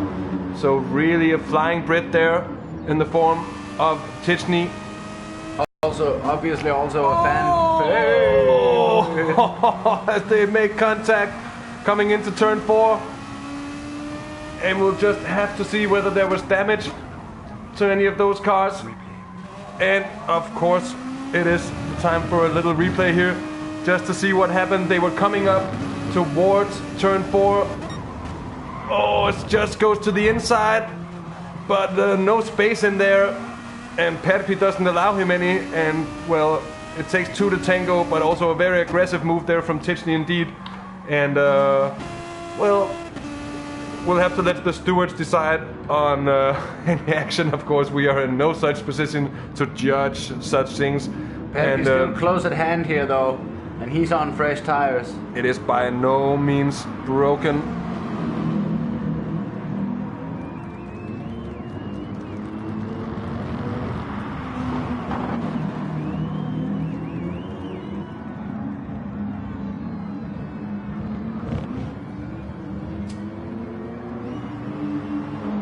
So Tichny now gaining that position up into third, and he is doing everything he can to keep that BMW at bay, holding the absolutely defensive line, then cuts across, knowing that's going to open him up, but doing it so late that it's not going to really be possible. But Perpi really now with a thorn in his side after that incident, or incident, shouldn't call it that, but there was a little bit of contact between the two when Tichny pulled off that overtake, so definitely a close one. Now Tichny just getting a little bit of a better run than the Spaniard through these corners, and in turn he's able to open up a little bit at the gap there. Still just 0.6 of a second between the two. Now Kenny and Olegna also really close between these two. Olegna having been on a long stint, still out there. Kenny have been on an early pit stop on lap 9. And he's now trying to make the best of things. Be interesting to see for how long he will make this second stint last, because I don't think it'll be a viable tactic for Kenny to pit every 9 laps here. Olegna now is very, very close. We're taking in look on board here. Olegna just throws it up the inside. Kenny aiming to get a better exit, but Olegna just getting up there. Kenny trying to block him. Very, very close. between these two at the moment. On the outside there. It very most certainly is there. Olegna Very still close there. to working here. Oh, that's a brilliant move around the outside from Olegna there and holding on. Definitely one of the best passes we've seen so far this Brilliant race. one there from Olegna. Really showing his qualities there, making it stick. A very determined move around the outside of the AS Monaco Esports Toyota. Who was in turn doing everything he could and picking the right lines, doing all the right things, but when a driver is able to just go around you on the outside on a long sweeping corner like that, what can you do? Yeah. Outside of running him into the sand, obviously. It was but a brilliant move indeed. Strong work from Olegna there. Now having a look up here, TX3 Wellen still holding on to that 2-second advantage down to GTLeague. GTLeague, who's just been steaming for a while here. Definitely so. And then Tichney in third position, just having gotten a second down to TRL Perpi in fourth. And Tichney also now within 15 seconds of the leaders, or at least close to. He's 15 and a half seconds behind, but he has been gaining ever since the flag was dropped and the BS was dropped.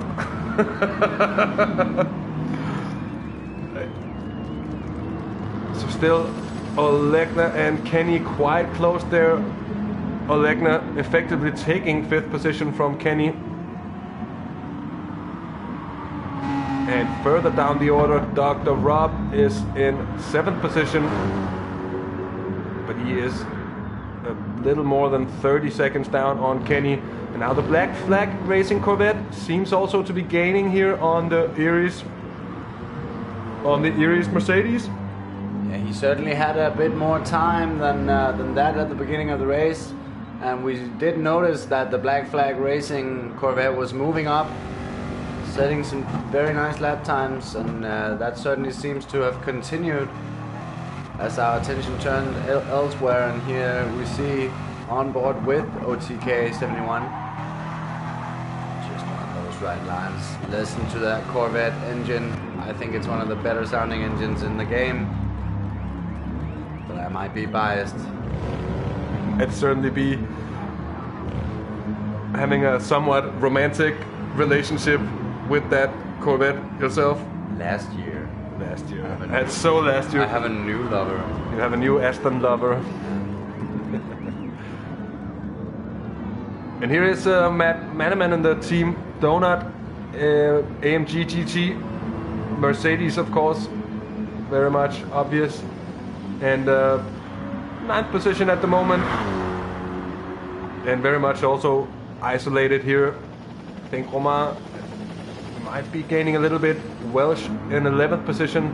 And now we have Ork having passed the car of Seberg in front. And he's now up into 12th position, and he is of course on a charge. We've also had a new fastest lap there being set by GTLeague in turn. It's actually a little while ago, but yeah, he's been going fast for a long time. I think he was on a steady pace close to that for a while. Because the gap is now underneath 2 seconds for the first time in Stint 2. In the battle for the lead here, the battle that's continuing to develop.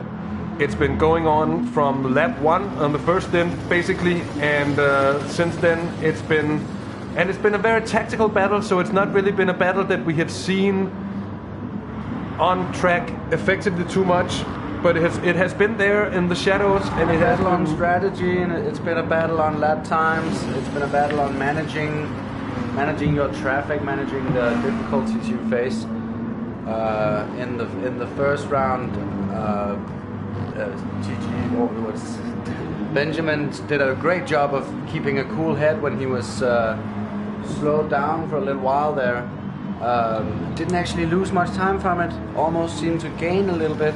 Yeah, that was very impressive indeed. That was very good because we were almost deeming him to lose that battle for the lead right in those moments, but he didn't seem to be doing so at all, and was able to pick up the pace as well once he got ahead, which I was questioning as well. Oh well, and just dips into the sand there a little bit, picks up pieces of gravel onto his tires, but that doesn't seem to be affecting him.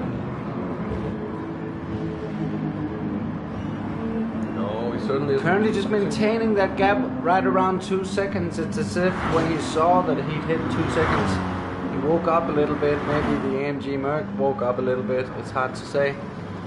Now it's hovering right around those 2 seconds. It certainly is also maybe just getting a little bit of help from the car of GT Welsh in front. Coming up to lap the Welshman of the Automotive Mayhem team. The team Automotive Mayhem, as it's actually called, the TAM team. The TAM team.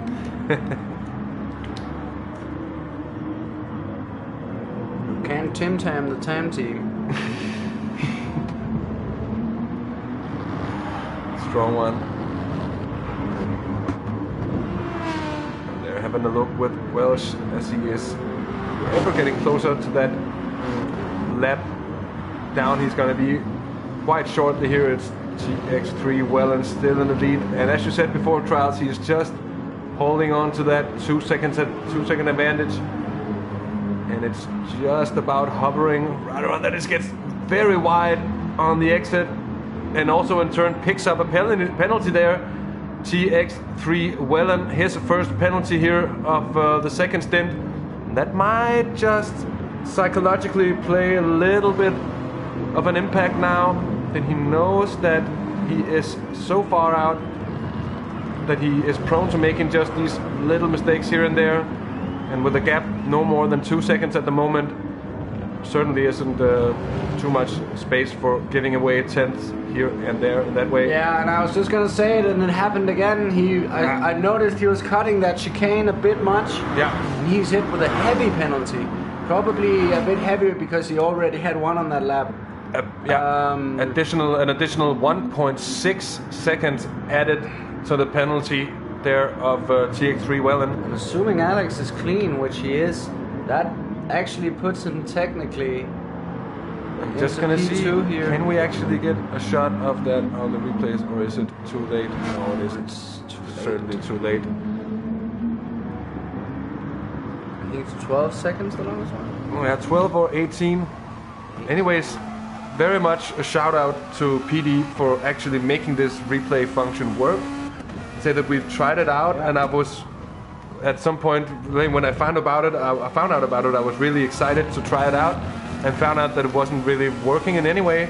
And now they've brought it back, and it really is cool. And this is the first time this broadcast today is the first time that we've actually been able to utilize it and to get acquainted with it. Yeah. And I think that the first couple of attempts were completely off, and then we've had some situations that we actually got to see because of this function, and that is insanely cool. Well, I think we're both crazy excited about getting to learn this, because this is the I'll repeat it. This is the first time we're using these features.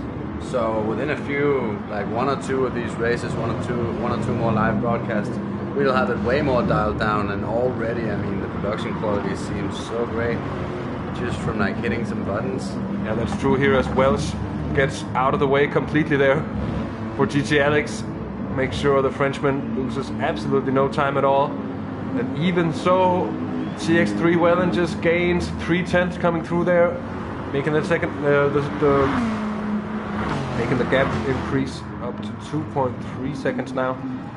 Tichney effectively in third position. Has he passed Perpi? I think he has. So Tichney now up onto the podium, still 15 seconds behind the lead duo there, or 15 seconds behind Welland. Perpi getting closer and closer there, I think.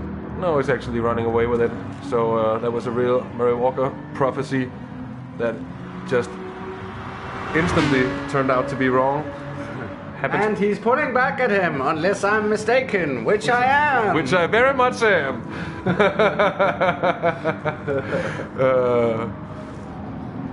Legna still doing some strong work there. He's only 32 seconds down on the race leader. He's 50 seconds down on 15 seconds down, of course, on TRL Perpi, and he's maintaining an 8-second advantage over Kenny.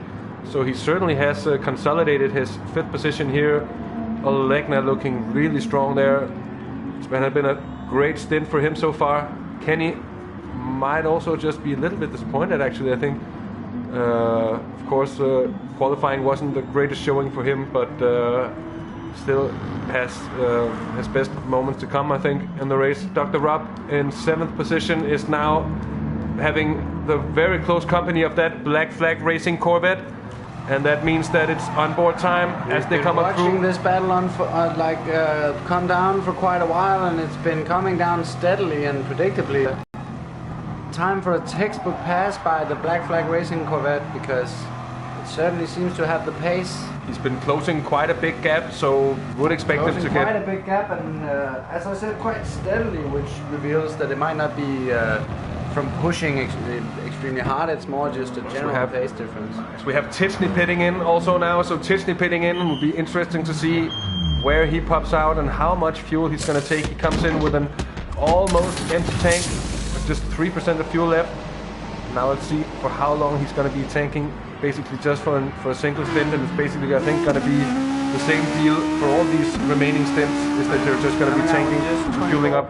Yeah, just the one stint every time. Exactly. It's the only thing that makes sense. Kenny goes into the pit with 10% here. That's actually, he was supposed to maybe go on a longer stint there. Yeah. He opted not to. Probably just having trouble making those mediums last the distance that they were intended to last, and that's of course going to be a problem there. Titchney coming out right behind Olegna, so that is also far from optimal there for Titchney, having to battle with Olegna here instead of having that clean air to utilize those fresh tires here while his car is fastest.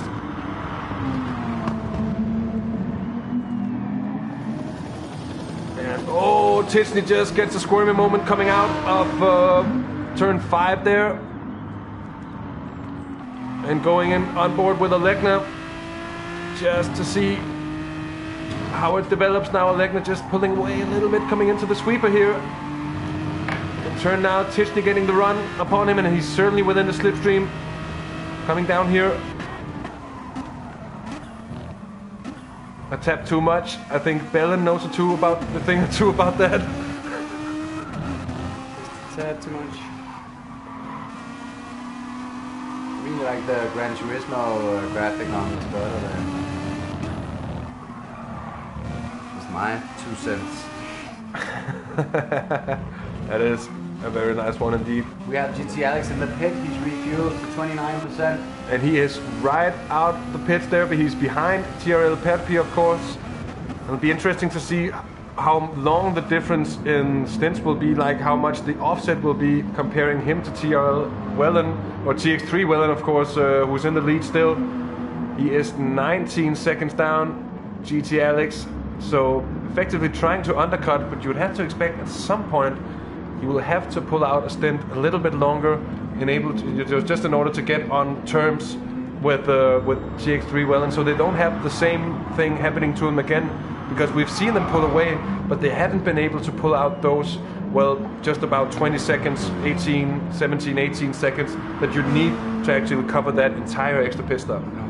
No, and it's looking to be a bit of a big ask here at the moment as well, unless something changes.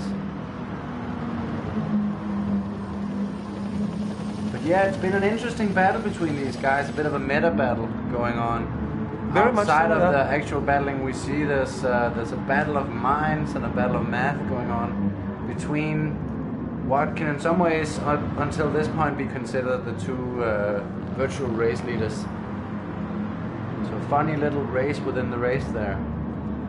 Titchney now back in front of Olegna, so Titchney in 4th position. And also on a stop more than the leading 2 cars at the moment.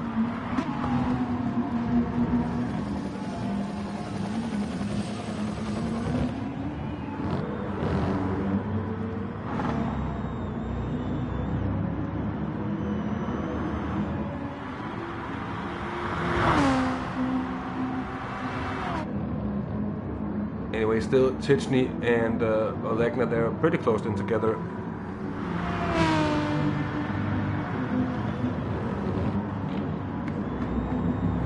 Of course, it's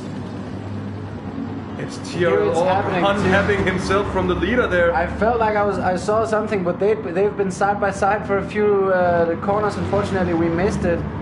That's TRL Og successfully unlapping himself. Yeah. Already a great display from him in his stint. Most certainly is. And he is charging through the field. P11 at the moment. He is 10 seconds behind the ROM squared car of Roman 0096. And I think it's more a matter of if than when he'll be, or more a matter of when than if, when he'll be catching the car in front, because he is absolutely charging along at the moment. And you see that his pace is absolutely up on TX3 Wellen there. Just isn't really a way that Wellen can hang on to this. Wellen now up on 5 seconds worth of penalty. Ouch. So that is quite a massive amount of penalty there having been accumulated. We are nearing the halfway point to this second stint, meaning that we are close to 75% of the entire race distance there.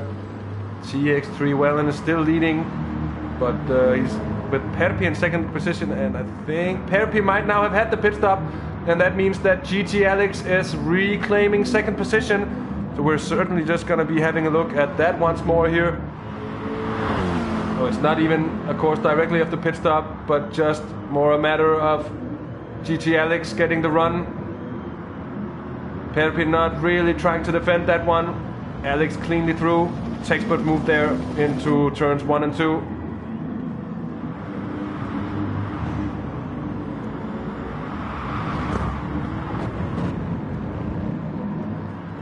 So GTLeague now 13 seconds behind.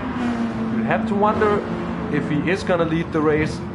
Of course, Wellen isn't really going to be too phased about that if it turns out that the race is going to, strategy-wise, if the race is going to play out the same way that the first stint did, because that means that with that stint left, the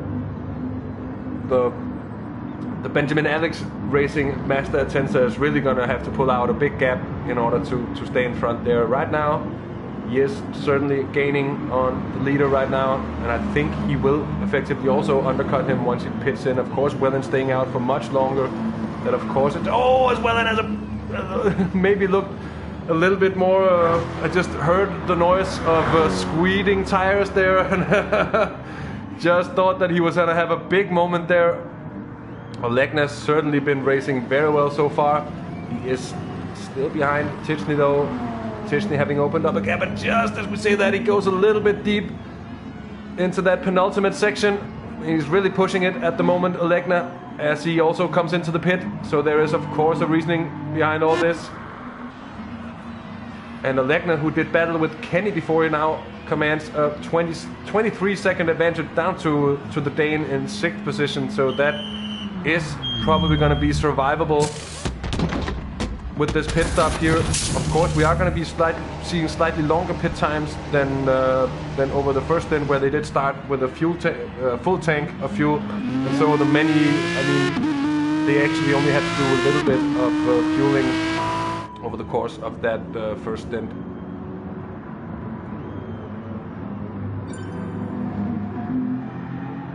We've had a disconnect, I'm afraid. We have had a disconnect, I'm afraid. And we are a little bit at a loss what has happened here, because if it's a disconnect from GTLeague, it will be, well, to say the least, a disastrous one, because that's a damn shame. That is certainly a damn shame. I think it just had to sink in what had actually happened.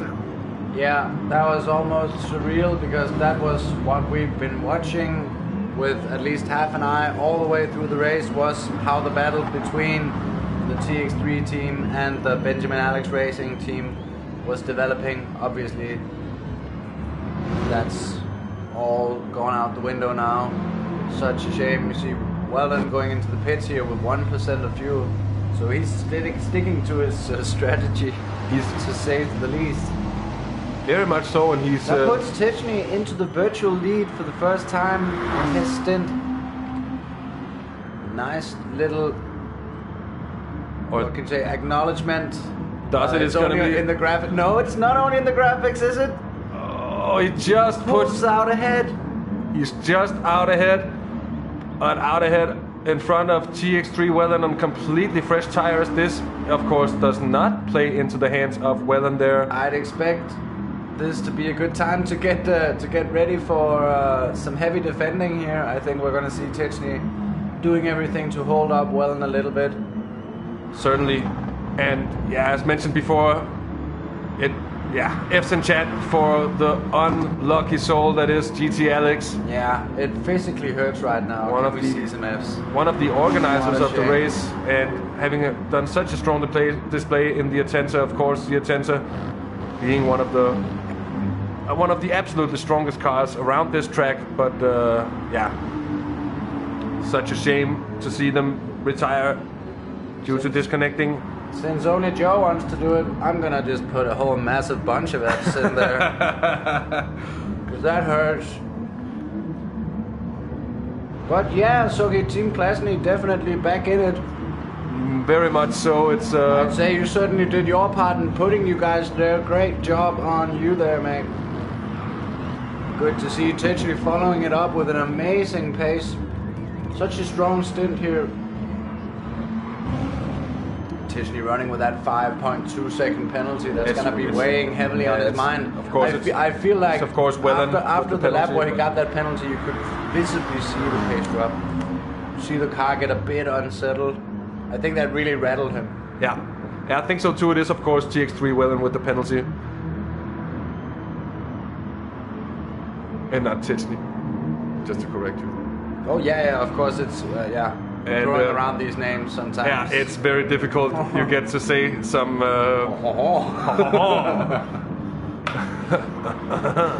Once again with the cultural stereotypes here at Half the Race Gone. It's not what we're all about, but somehow it always ends up being a part of it. So Perpi is in third position, just 10 seconds back. And with that, all essential clear track space in front of him, he's really going to be able to just put down the foot and really gain some time. Mina left, of course. It doesn't really seem like Tichny's going to be able to pull away from Welland, who's still very much just around. Well, but at the same time, he's not really defending either. It certainly isn't. Like he's slowing Welland up at the moment. In fact, I'd say it almost seems like the opposite is happening. The gap down to Perpi is somewhat closing, but on slow notes at the moment. Olegna still in fourth position following his pit stop there. So really looking strong at the moment. In P5 we have Kenny, and that is of course following the retirement of fellow organizer GTLeague, which is of course a huge shame to see.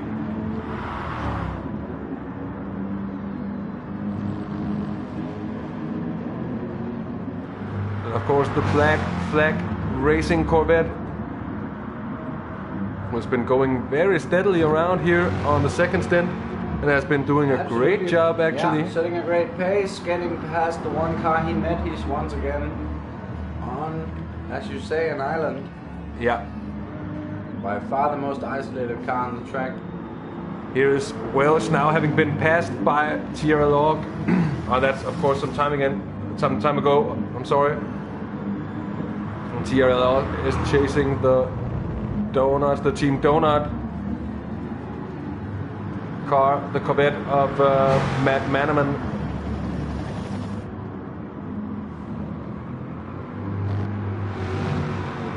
So really, what a display he has put in here today, TRLog. It has been absolutely amazing to see the way he has just clawed back. And he certainly a good candidate for driver of the day if there was such a vote here. Yeah. Because what a crazy stint he's put in so far. Yeah, very much so. Now the ROM squared Aston is gonna make a pit stop.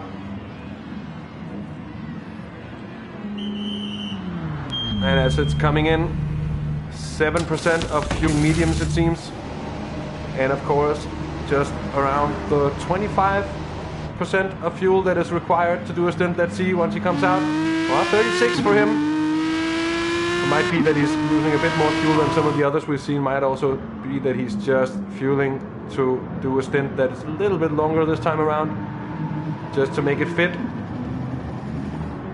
Mind you, there's just 14 laps of racing left, so it might be just that he wants to go all the way from this pit stop it's definitely to the possible. line. It is very much possible. Do, 14 laps. And I think the amount of fuel that he put in would indicate that that is what he's going for.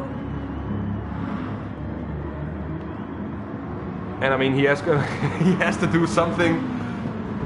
He's gonna try to defend from TRL August now he's gaining, and he's just over 2 seconds back. And in a moment, he will be within the 2 seconds of his compatriot in front. And then he will have quite a job on his hands of keeping the very, very fast driver behind him. Just wanna have a quick look. Oh, we have Tichney and Wellen now very close together, so nice spot there from Mr. Trials himself. Tichney having to go defensive, also looking to pull out a long stint, but you'd have to expect that Tichney might just have to pit in once more here over the last, 12 laps of the race. Absolutely, but I'd say barring running out of fuel, he should stay out and try and hold up Wellen a little bit. That was definitely going to play into everyone else's hands. As we just take a look on he's the gonna fuel have tab. to pit. He's going to have to pit, and he doesn't. He's going to stay out for one more lap, so that's going to be stretching it to the absolute limit. But that also might in turn just be his shot, because as you said before, he is going to have to slow down Wellen quite a bit. He's not defending the inside line here. That's an interesting, almost odd choice. Yeah, to stay out and then not defend the track position to slow him down. I mean, then he might as well just have gone in. Of course, he might be wanting to stretch this stint a little bit more in order to have fresher tires all the way through the last stint. Yeah, but possibilities are many.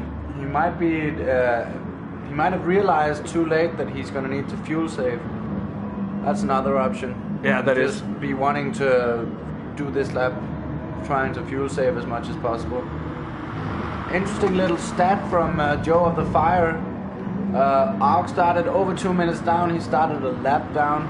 He's now 1:38 off the leader, so that's that's a lot of seconds. Yeah. Imagine going 22 seconds ahead of the leader from the beginning of the race. That would have been the biggest gap in the race for most of the race. That is the biggest difference we've seen on anyone so far, basically. Yeah, hello Alex, welcome to the chat. Oh man, was so gutted for you as well. Yeah, absolutely horrible luck. So sad to see. And it was such a great battle to follow with the different strategies. It really made for a super interesting race. And it's just the worst of ways to have that taken away from you. So yeah, we're so sorry here in the commentary booth. Yeah. That's been the worst part of this whole thing for us so far, was watching that happen, because we were certainly expecting that battle between you, we were calling it a meta battle, going down to the wire, because it was a battle of strategies playing out, and I can understand why you felt like you definitely had it. Yeah, exactly. And in the moment, just as it happened, there was also just a moment where Trials and I basically just looked at each other in disbelief of what has just happened. I mean, and I also said before that it really just basically had to sink in, and I don't want to make it sound, of course, worse than it is, but it is still, it's terrible for the race. So such bad luck. GX3 Wellen now having somewhat of an easier job at hand. Effectively, he has an 8.5 second gap, but TRL Perpi is going quite fast at the moment. He started dropping quite a lot of time once he got out of the slipstream. I wonder what fuel map he's on. He's already down to 2 seconds. That's not a pace difference. That's heavy fuel saving. Yeah. So really looks like Tichney has made, well, what looks to be his only mistake of the race so far.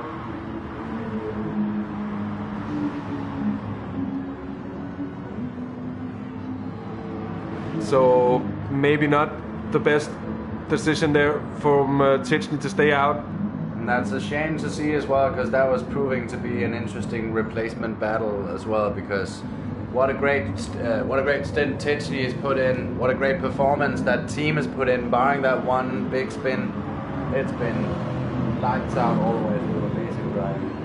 Very much so, but now, interestingly, still with some time left to go, and I also misjudged the lap count completely before, because it says here we are on lap 32 of 52, so still, of course, quite a bit of time remaining.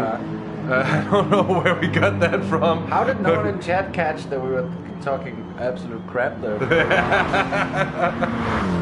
How hard can it be? Anyways, with this type of time left, look at that. Titchney goes into pit with 0%. So obviously that's why the gaps went up so fast. That was a big mistake from him. Not able to keep the slipstream, either from not being able to out of pace or even having to fuel save while in the slipstream too hard. Exactly, but he does come out in third place, even though he does. He does also come out ahead of the lap traffic as well. Yeah.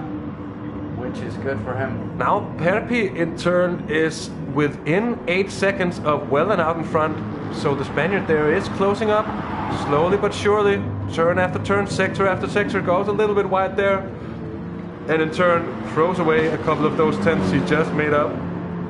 But he is going quite strong, has to be said, and he is also still within reach.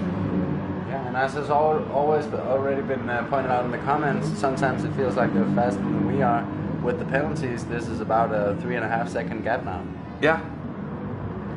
Because Perpi's been running a perfect race, you know, it's been undramatic. Yeah, he's very much just flown under the radar. Yeah, he's done his stints, he's been right around, he's even raced cautiously at times, not making moves, giving away some space. Just doing his thing, and that obviously seems to be paying off for him now, as he definitely also seems to be pushing harder. He's going to be looking to make this pass. Oh, as Welsh pulls off there. Nice, respectful move from him.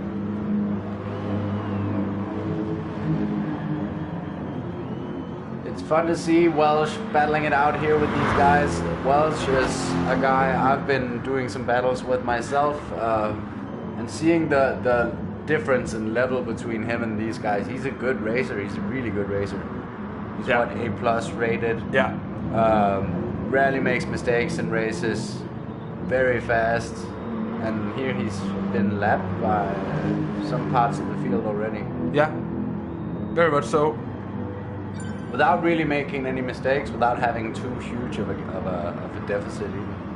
No, not at all. He has been... He's lost, what, maybe 40 seconds, something like that, 30 seconds? Yeah, that goes for it pretty much. Dr. Hash was making a chance drawing on the hard tires, at least at the start of the race, but yeah. I think we must have missed some kind of incident or something at some point, because they seemed to fall back at some point and never really recovered. It was, of course, a big shame.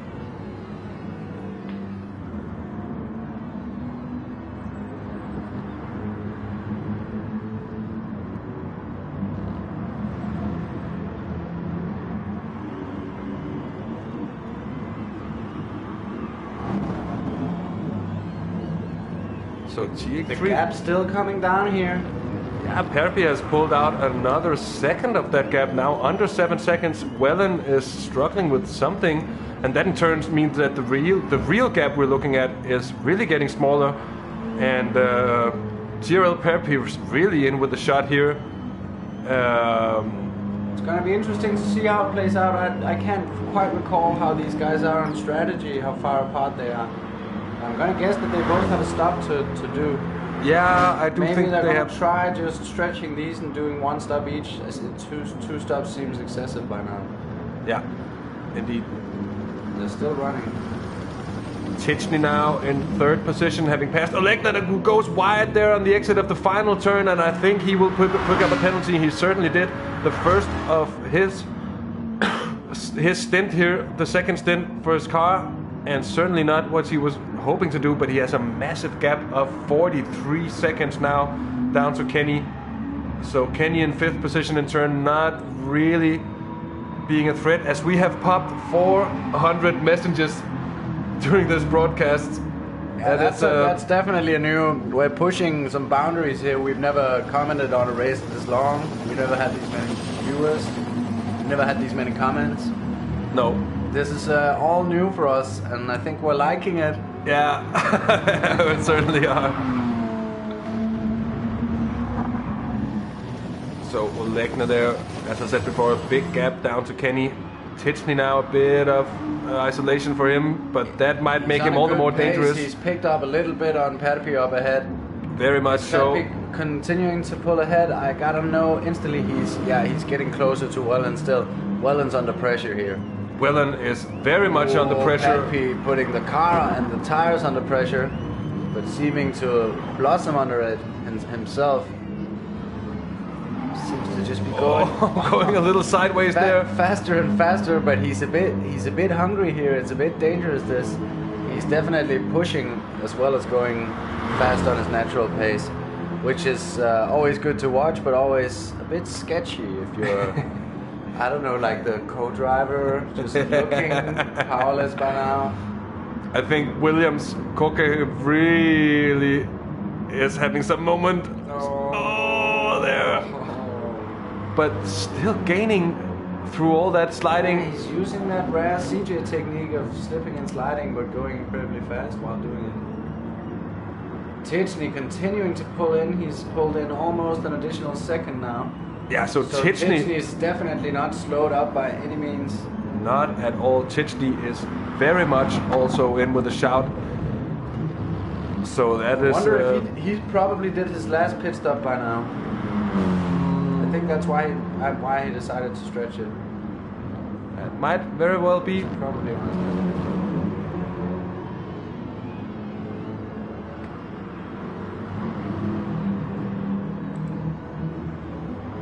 That might very well be actually. Take a look at. Well, you have to think if he would just because I think he lost more time on that lap where he had to fuel save than he would have done fueling a bit more when he was in if he had done it a lap earlier. Of course, there is the issue of tires dying completely, maybe on a long last stint that we might not be considering all too much or anything. So it certainly is going to be really interesting. What there is to know is that he is on track. He is 14 seconds behind, but with that 5-second penalty for Wellen at the moment, that effectively cuts it down to around 8-9 seconds of difference between the two cars. And with Titchney still gaining, there is still space and time for him to actually move up even more. And that puts the top three in this race after almost 2.5 hours, within almost 7 seconds now, with the gap closing. I don't think we could have wished for much more here. This is going to be a great last, 45 minutes? I don't think there's going to be 45. 45 minutes, what's my math? It's going to be like 20 minutes. It's going to be, minutes. Something around that.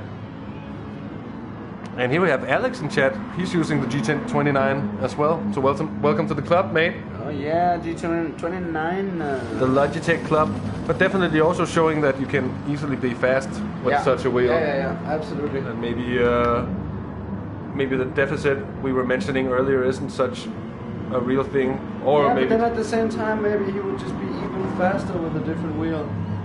Maybe he's just crazy talented. And it like overpowers the deficit of the wheel.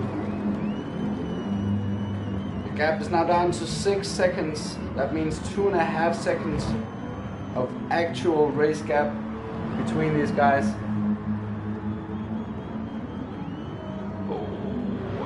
I think Perpi might have made a little bit of mistake, but now he is. Oh, Perpi is coming into the pits now. So Perpi is pitting in. Is that purely for tires with 34% of fuel still remaining? I think that would make enough fuel for that tires on and fuel in. This is going to be his last pit stop. Yeah, it is. Yeah, 40% fuel left. That is going to be the last stop for Perpi now. Surely. He's 20 seconds down. Running the entire last stint with most of the fuel he needed for this stint. Yeah. But it's a thing we've seen drivers do before, carrying some fuel in order to have a very fast pit stop towards the end. I've done it, but it's never really worked out for me. We've seen Perpi actually being able to go faster than Wellen and catching up even with the extra fuel. And now he's used to the tire wear of, well, a slightly accelerated tire wear is what the words I'm looking for. Now he's used to that, so he's going to be more comfortable towards the end here. And he's going to be faster, so much faster. This might not be such a bad idea because he was able to control that weight all the way through. Here Kenny moves into the pits. Kenny is into the pits. Seemingly drops a place. Yeah, not so sure about that. He will actually. Kenny has dropped far back. Indeed. Kenny Obviously it's a virtual position because these guys would probably need to do one more pit stop as well. Yeah, you would expect so here. It's a long pit stop for Kenny as he comes out here into 8th position. He comes out in 8th position, so certainly not what he was when he's 1.5 minutes down, so certainly hasn't been the best of races for Kenny here in the AS Monaco Esports Toyota FD1. And now certainly close to the ROM squared car of Roma 96 right now. Dr. Rob doing a damn good job. He is in 6th position at the moment in that Iris Racing Team Mercedes AMG GT. In front of him it is, as I mentioned before, OTK71 in that black flag racing Corvette, who has been moving up the order also a fair bit away here during the second stint of the race. So good job from those guys. Legna in 4th position, still also running fairly nicely, I'd say. He's been looking very consistent apart from small moments here and there. But what I'm having to see also is where is TRL Org in the mix of things. He is still in 10th position. I bet he's had his last pit stop now, and that means it's probably also for his sake just a dash for the line. I would certainly expect it to be so. He's been running decently long pit stops as well. I think adhering to a 3-stop strategy all the way through his stint.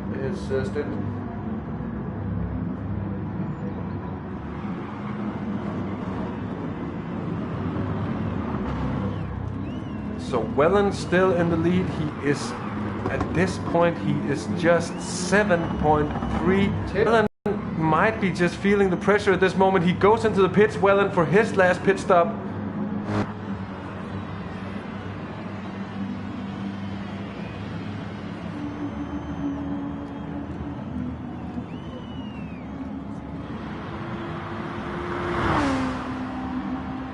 And Tichney now taking that virtual lead, and if Tichney has enough fuel to last him the remaining 12 laps of the race, he certainly does not. He will also need to pit once more,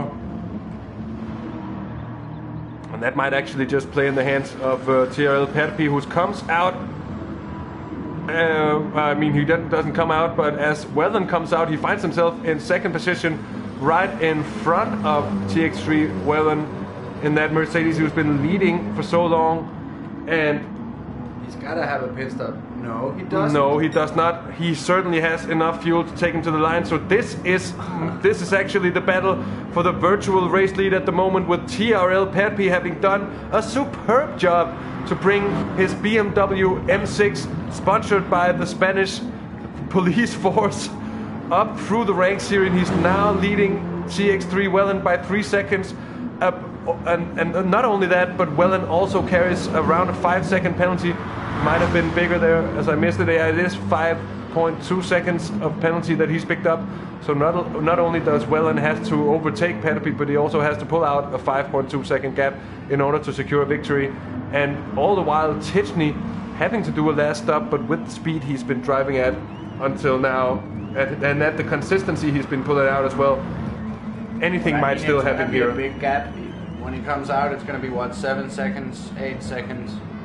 Oh yeah, it is, but 12 laps to go. But that's down to Perpi, but down to Wellen. I'm talking also about 2nd position for Tichney and stuff. But it is certainly going to be coming together for the last laps there. It is going to be very, very close come the end of proceedings here, as we are getting close to the final 10 laps of the race. Olegna in 4th position. And the black flag racing.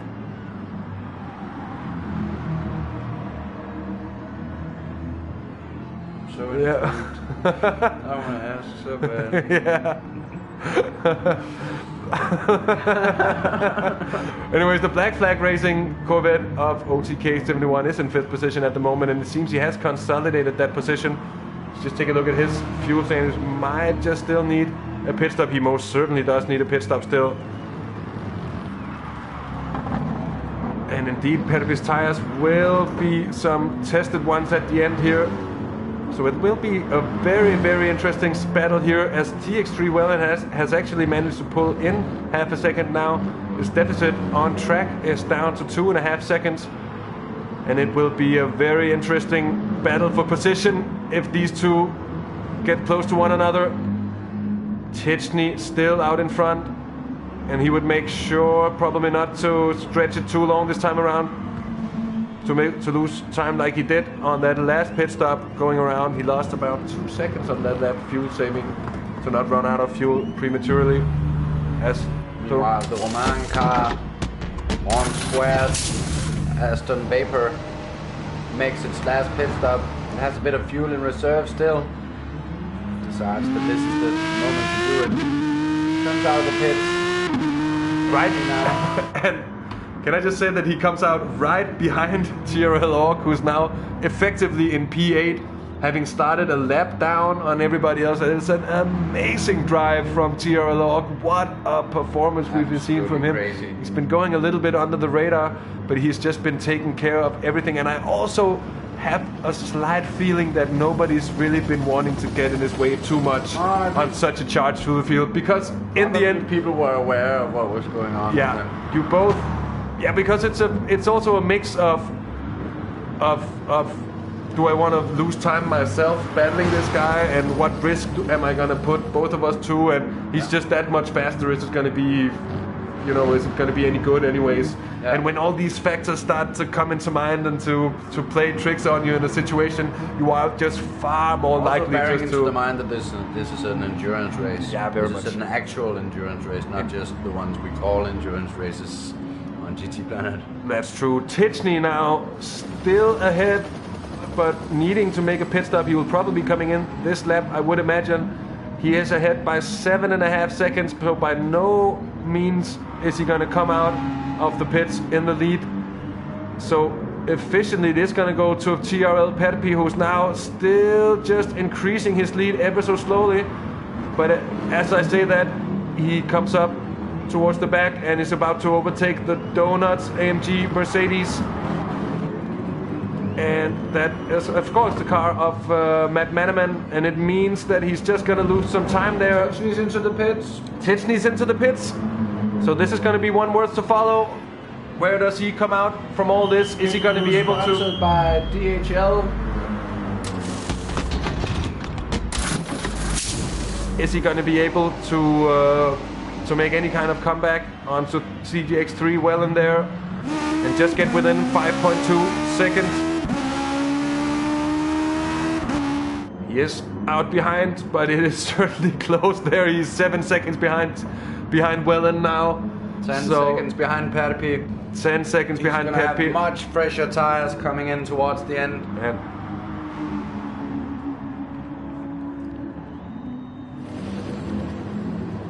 Kenny now up into 5th position following the pit stops of some of the other drivers, but I would also expect that Kenny might have to make a pit stop more. No, it does actually seem like Kenny, if he can make the tires last, he will also be able to make it last fuel-wise for that final stint.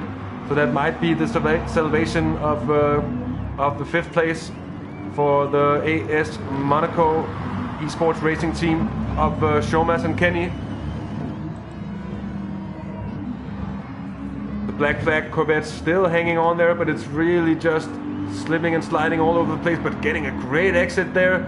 Just see it coming in to view and getting closer and closer. I don't think he's going to be able to make a move come the end of the straight. Now within half a second.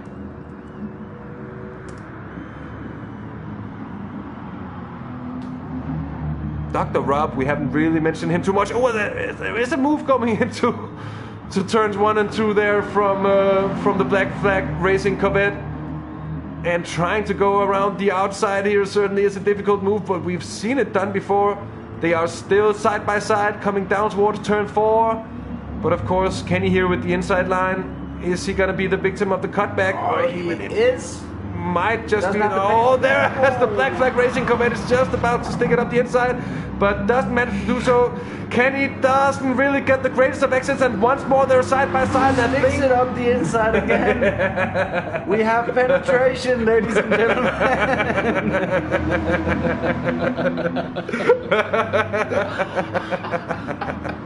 Okay. I think my OTK might have heard that because he abandoned mission all of a sudden, and now lapping has stopped. He is back to attacking Kenny, this time on the outside, coming into the hairpin. Not really able to. He will certainly be looking for the cutback as it is deployed there. Whoa. It's a very difficult place to overtake because he will be in the outside around here. Once more, too wide. This is a long outside thing to do this, but he has the momentum here. This is an amazing battle here as we're seeing Kenny in the Black Flag. Just looking to maximize his exit here is OTK. Yeah, he looks to be getting a good one. Tucks right into that slipstream. Oh, what a strong exit there from OTK indeed. Now he's on the outside of Kenny. And it's going to be hard, but Kenny with the inside line is going to be able to defend. No, has to pull off, and the Black Flag Racing Corvette of OTK 71 effectively now up into 5th position. So a strong move there. I think Kenny might just be, well, trying to make sure that he makes the tires last all the way to the line. Because Dr. Rob now in turn is actually very close. He's closing up behind these. He's been capitalizing on all that squabbling going on in front of him. And now he's just within 2 seconds of these two. And just have to wonder, where is TRL in all this? He is just 4.5 seconds. So it's not even out of mind that TRL actually in the end could go for a top 5 place here. I was just gonna say it. I'm almost willing to put a bet on it. To be honest, I think he's gonna crack the top 5. What you say in chat is TRL gonna be able to make his way up into the top 5?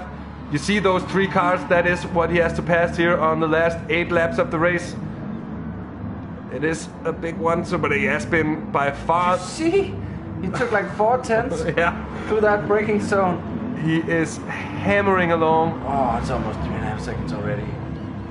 Mind you, in the meanwhile, we still have a battle going on for the lead, and it's still Perpi with 3.5 seconds down to TX3 Wellen. Wellen still with that 5.2 second penalty, and Tichney is now within those 5.2 seconds, so effectively Tichney now in 2nd position. He's now in 2nd position.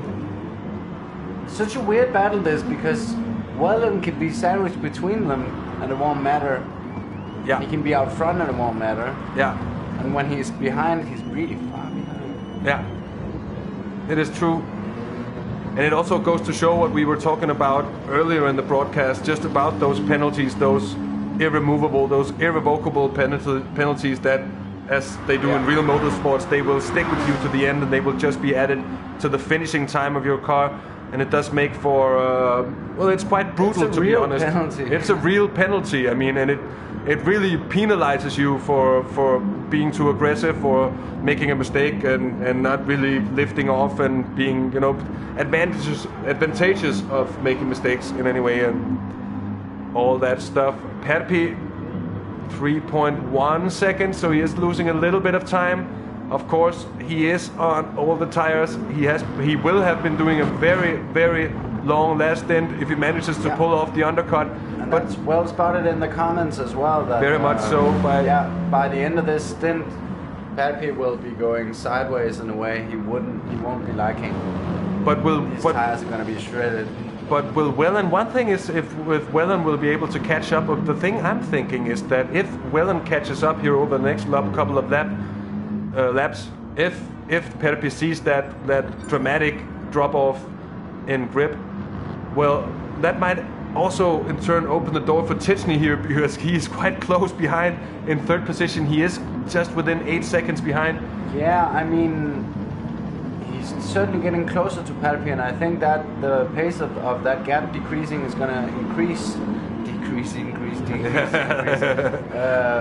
Certainly, but I think the thing I'm most worried about, if we see it from a Titch fanboy perspective, is that Whelan's going to be defending pretty hard once Tyczny gets to him, and I'm not sure that Tyczny won't catch Whelan before Whelan catches Perpi.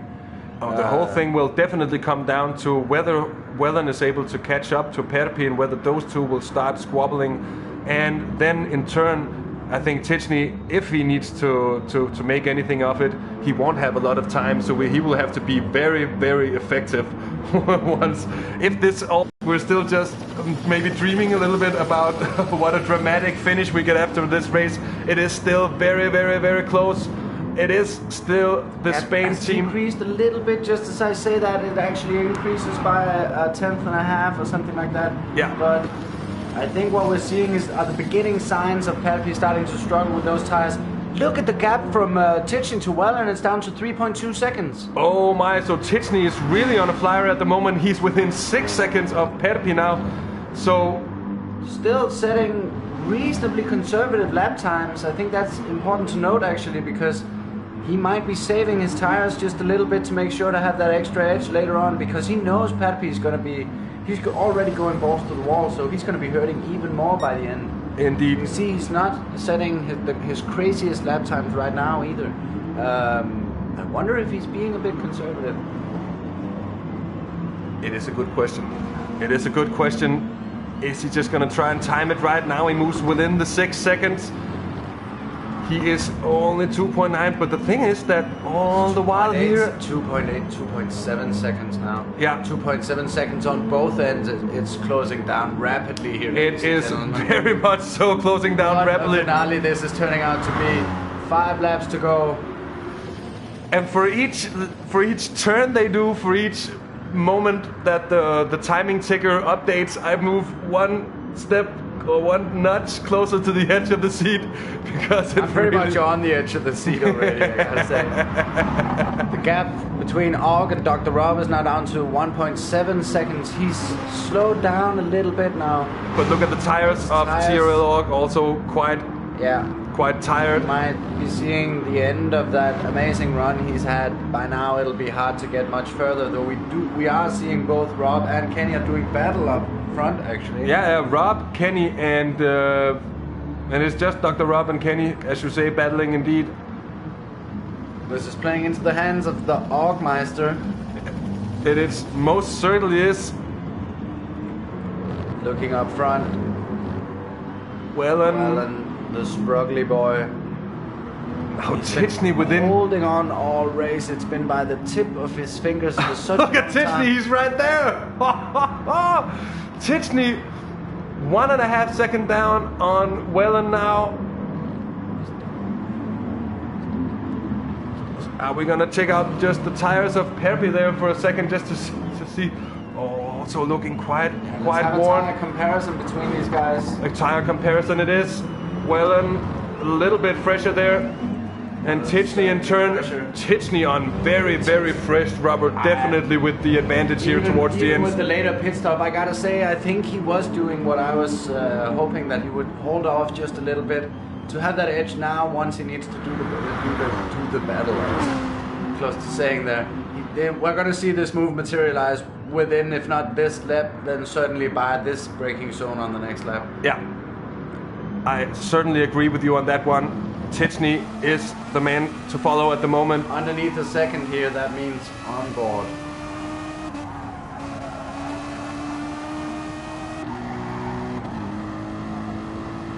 Just looking from Whelan's car, just seeing that yellow shade get very much bigger and bigger and bigger. He takes a big chunk out of the lead there. Back on board with Tyczny. As you see, just Whelan is struggling to... might always be making the mistake there. So much with the tires, I don't even think he'll be able to put up much of a fight once Tyczny picks his move. Which I think in turn will come here down towards the hairpin. I would not be surprised. He will need a good exit of this corner here. But the grip advantage will show. Look at that. Well, and having to hit the brakes there, slow him down a little bit, that's not enough for him to make a move unless it's going to be a very heavy braking move. Let's see. And it is going to be a very heavy braking move indeed. Sticks it up the inside. And he is through. Penetration, ladies and gentlemen. Strong move there from Tichney. To be honest, I don't think there was consent, but Tichney didn't care about that one bit, and he now has clean air, 3.5 seconds to the race lead. And no penalties. No penalties to think about. No penalties. This is pure straight up racing. Pure track position. 3 laps what here. A stint he has been doing, Tichney. We have been checking up on him. We have been noting that he's been closing gaps over the race, over the course of the race. Absolutely. But his final couple of stints within the big stint here has been on fire. He has been flying here, lap over lap over lap over lap, and it's just being materializing now in him having 3 laps to close a gap of 3.5 seconds up to TRL Perpi. But mind you that TRL Perpi is really struggling with the tires at this moment, and that is also in turn why we see the deficit is coming down at an ever increasing rate there. Also, I think Welland just has to capitulate into third position there. This is going to be a few laps of actual battling going on. I'm looking very much forward to it. I just want to check into a little side narrative here. We have Og getting ever closer. He's within a second now to both Rob and Kenny, basically, because those guys have been battling, have been bumper to bumper for quite some time here. That's music to TRL Og's ears as he tries to salvage even more from this. What an amazing stint it's been. What an amazing race from this guy. Pure world class from TRL Og. I think that's the only way I can put it. It has been absolute fantastic watching him on his stint here. Just gonna cut back to watching Tichney and watching the gap. It is down to 2.6 seconds. So Tichney at this rate, he will be catching Perpi, and then it all comes down to whether he will be able to pass him or not. Still, it is decreasing as he comes down through that final sector into that penultimate combination of corners, the final chicane and then the final corner.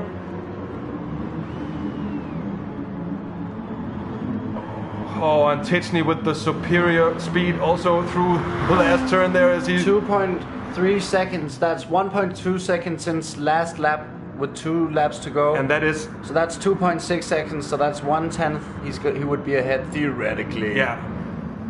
Theoretically. But let's see what happens because... I can see Kenny has engine damage now. Kenny has engine damage. Kenny has engine damage. Oh, and we're going to have a look at the replay to see if we can catch what happened. And that is the reason there. Goes around. Now goes safely around on the outside. And but gets rid. Race. Another heavy knock on that. And Dr. Rob also with engine damage. So we might see a safety car here at the end. No way. With 1 lap. Might we see a safety car? That is interesting to see. Go away from the replay. Oh yeah, I didn't realize that we were still watching the replay. Now Tichney is within 1.5 seconds. The slipstream's coming up. He's going to have at least a lap to do something about this. Unless we have a safety car deployed. I think right now there's some heavy thinking going on the organizers' behalf. Yeah, very much so. On the organizers' behalf.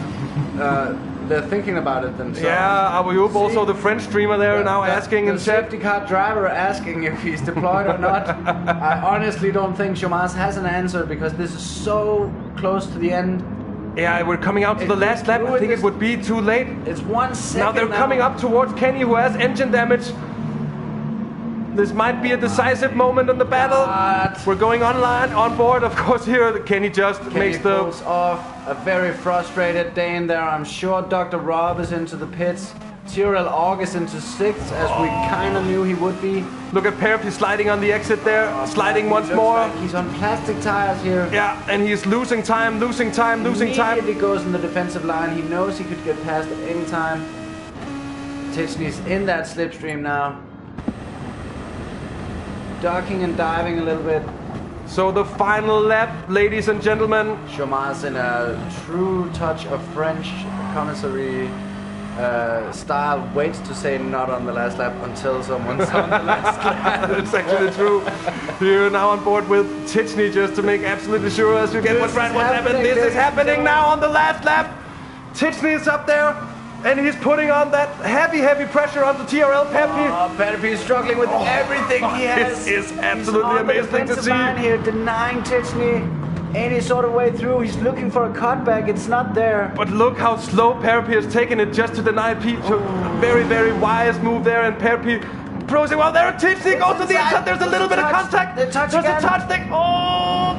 Great drive. Perpi gets a great exit there. He keeps it going. They are side by side, and Perpi keeps the position. Perpi keeps the position for now. And is Tichny gonna be able to pull this off on the last lap? Not until now, but he does have the run once more. The aggressive, it's a cutback move. It's a cutback move. This one for him to go wide. Yeah. Oh, and he gets the slide on, and there's contact between the two. Oh, and there's contact once more. And how is this gonna end on their side by side? Here coming through. What is going on? Oh my! This is coming down to an absolute nail biter here at the finale of the race. He has 5 meters. Oh, last chicane. The last chicane, and it might come down to who has the heaviest damage. Still no penalty for either of these drivers, as we're gonna go on board for the line with Tichny. Is he gonna be able to get the run for the line? He gets blocked by But it is gonna be TRL Perpi for the win. Excuse me ahead of Tichny. That's some of the best racing I've ever seen. Welland comes in 3rd position. Oh my God, a finish! What a finish! Oh my God! Yeah, sorry for yelling there. What a little bit of argy-bargy there on the last lap. A little bit of a block. Oh, but what a finish indeed. As we said, Welland for 3rd position. Olegna takes a strong 4th position, and then it does seem to be going in the direction of 5th position for the Black Flag Racing Corvette. That's a very strong recovery. They were far back for a long time, but they were just chugging along, staying out of trouble. 5th position is their reward. Very strong finish there. Driving. And look at that, because while there was the battle for the lead. Nah, mate, I called it already. You called it already? Yeah, I know, and I said it. Yeah, that's true. It happened as well. So amazing driving from Alp here. Wasn't able to pull off. In a race of his own, in a league of his own. Yeah. Everyone seemed to be willing to get out of his way. What a pace he set all the way through. That's an hour and a half at a pace no one else was seemingly able to match at any time. Romano also congratulating there. Tastefully just diving on. Kenny gets 10th, Seberg and of course Welch 11th, Seberg 12th, and as you'd say in Denmark to Kenny, come again, man. So a victory for Perpi, perhaps a bit of a controversial win. Very much there so. There was a lot of contact. To be honest, we were probably shouting too much to clearly see what was happening. Yeah.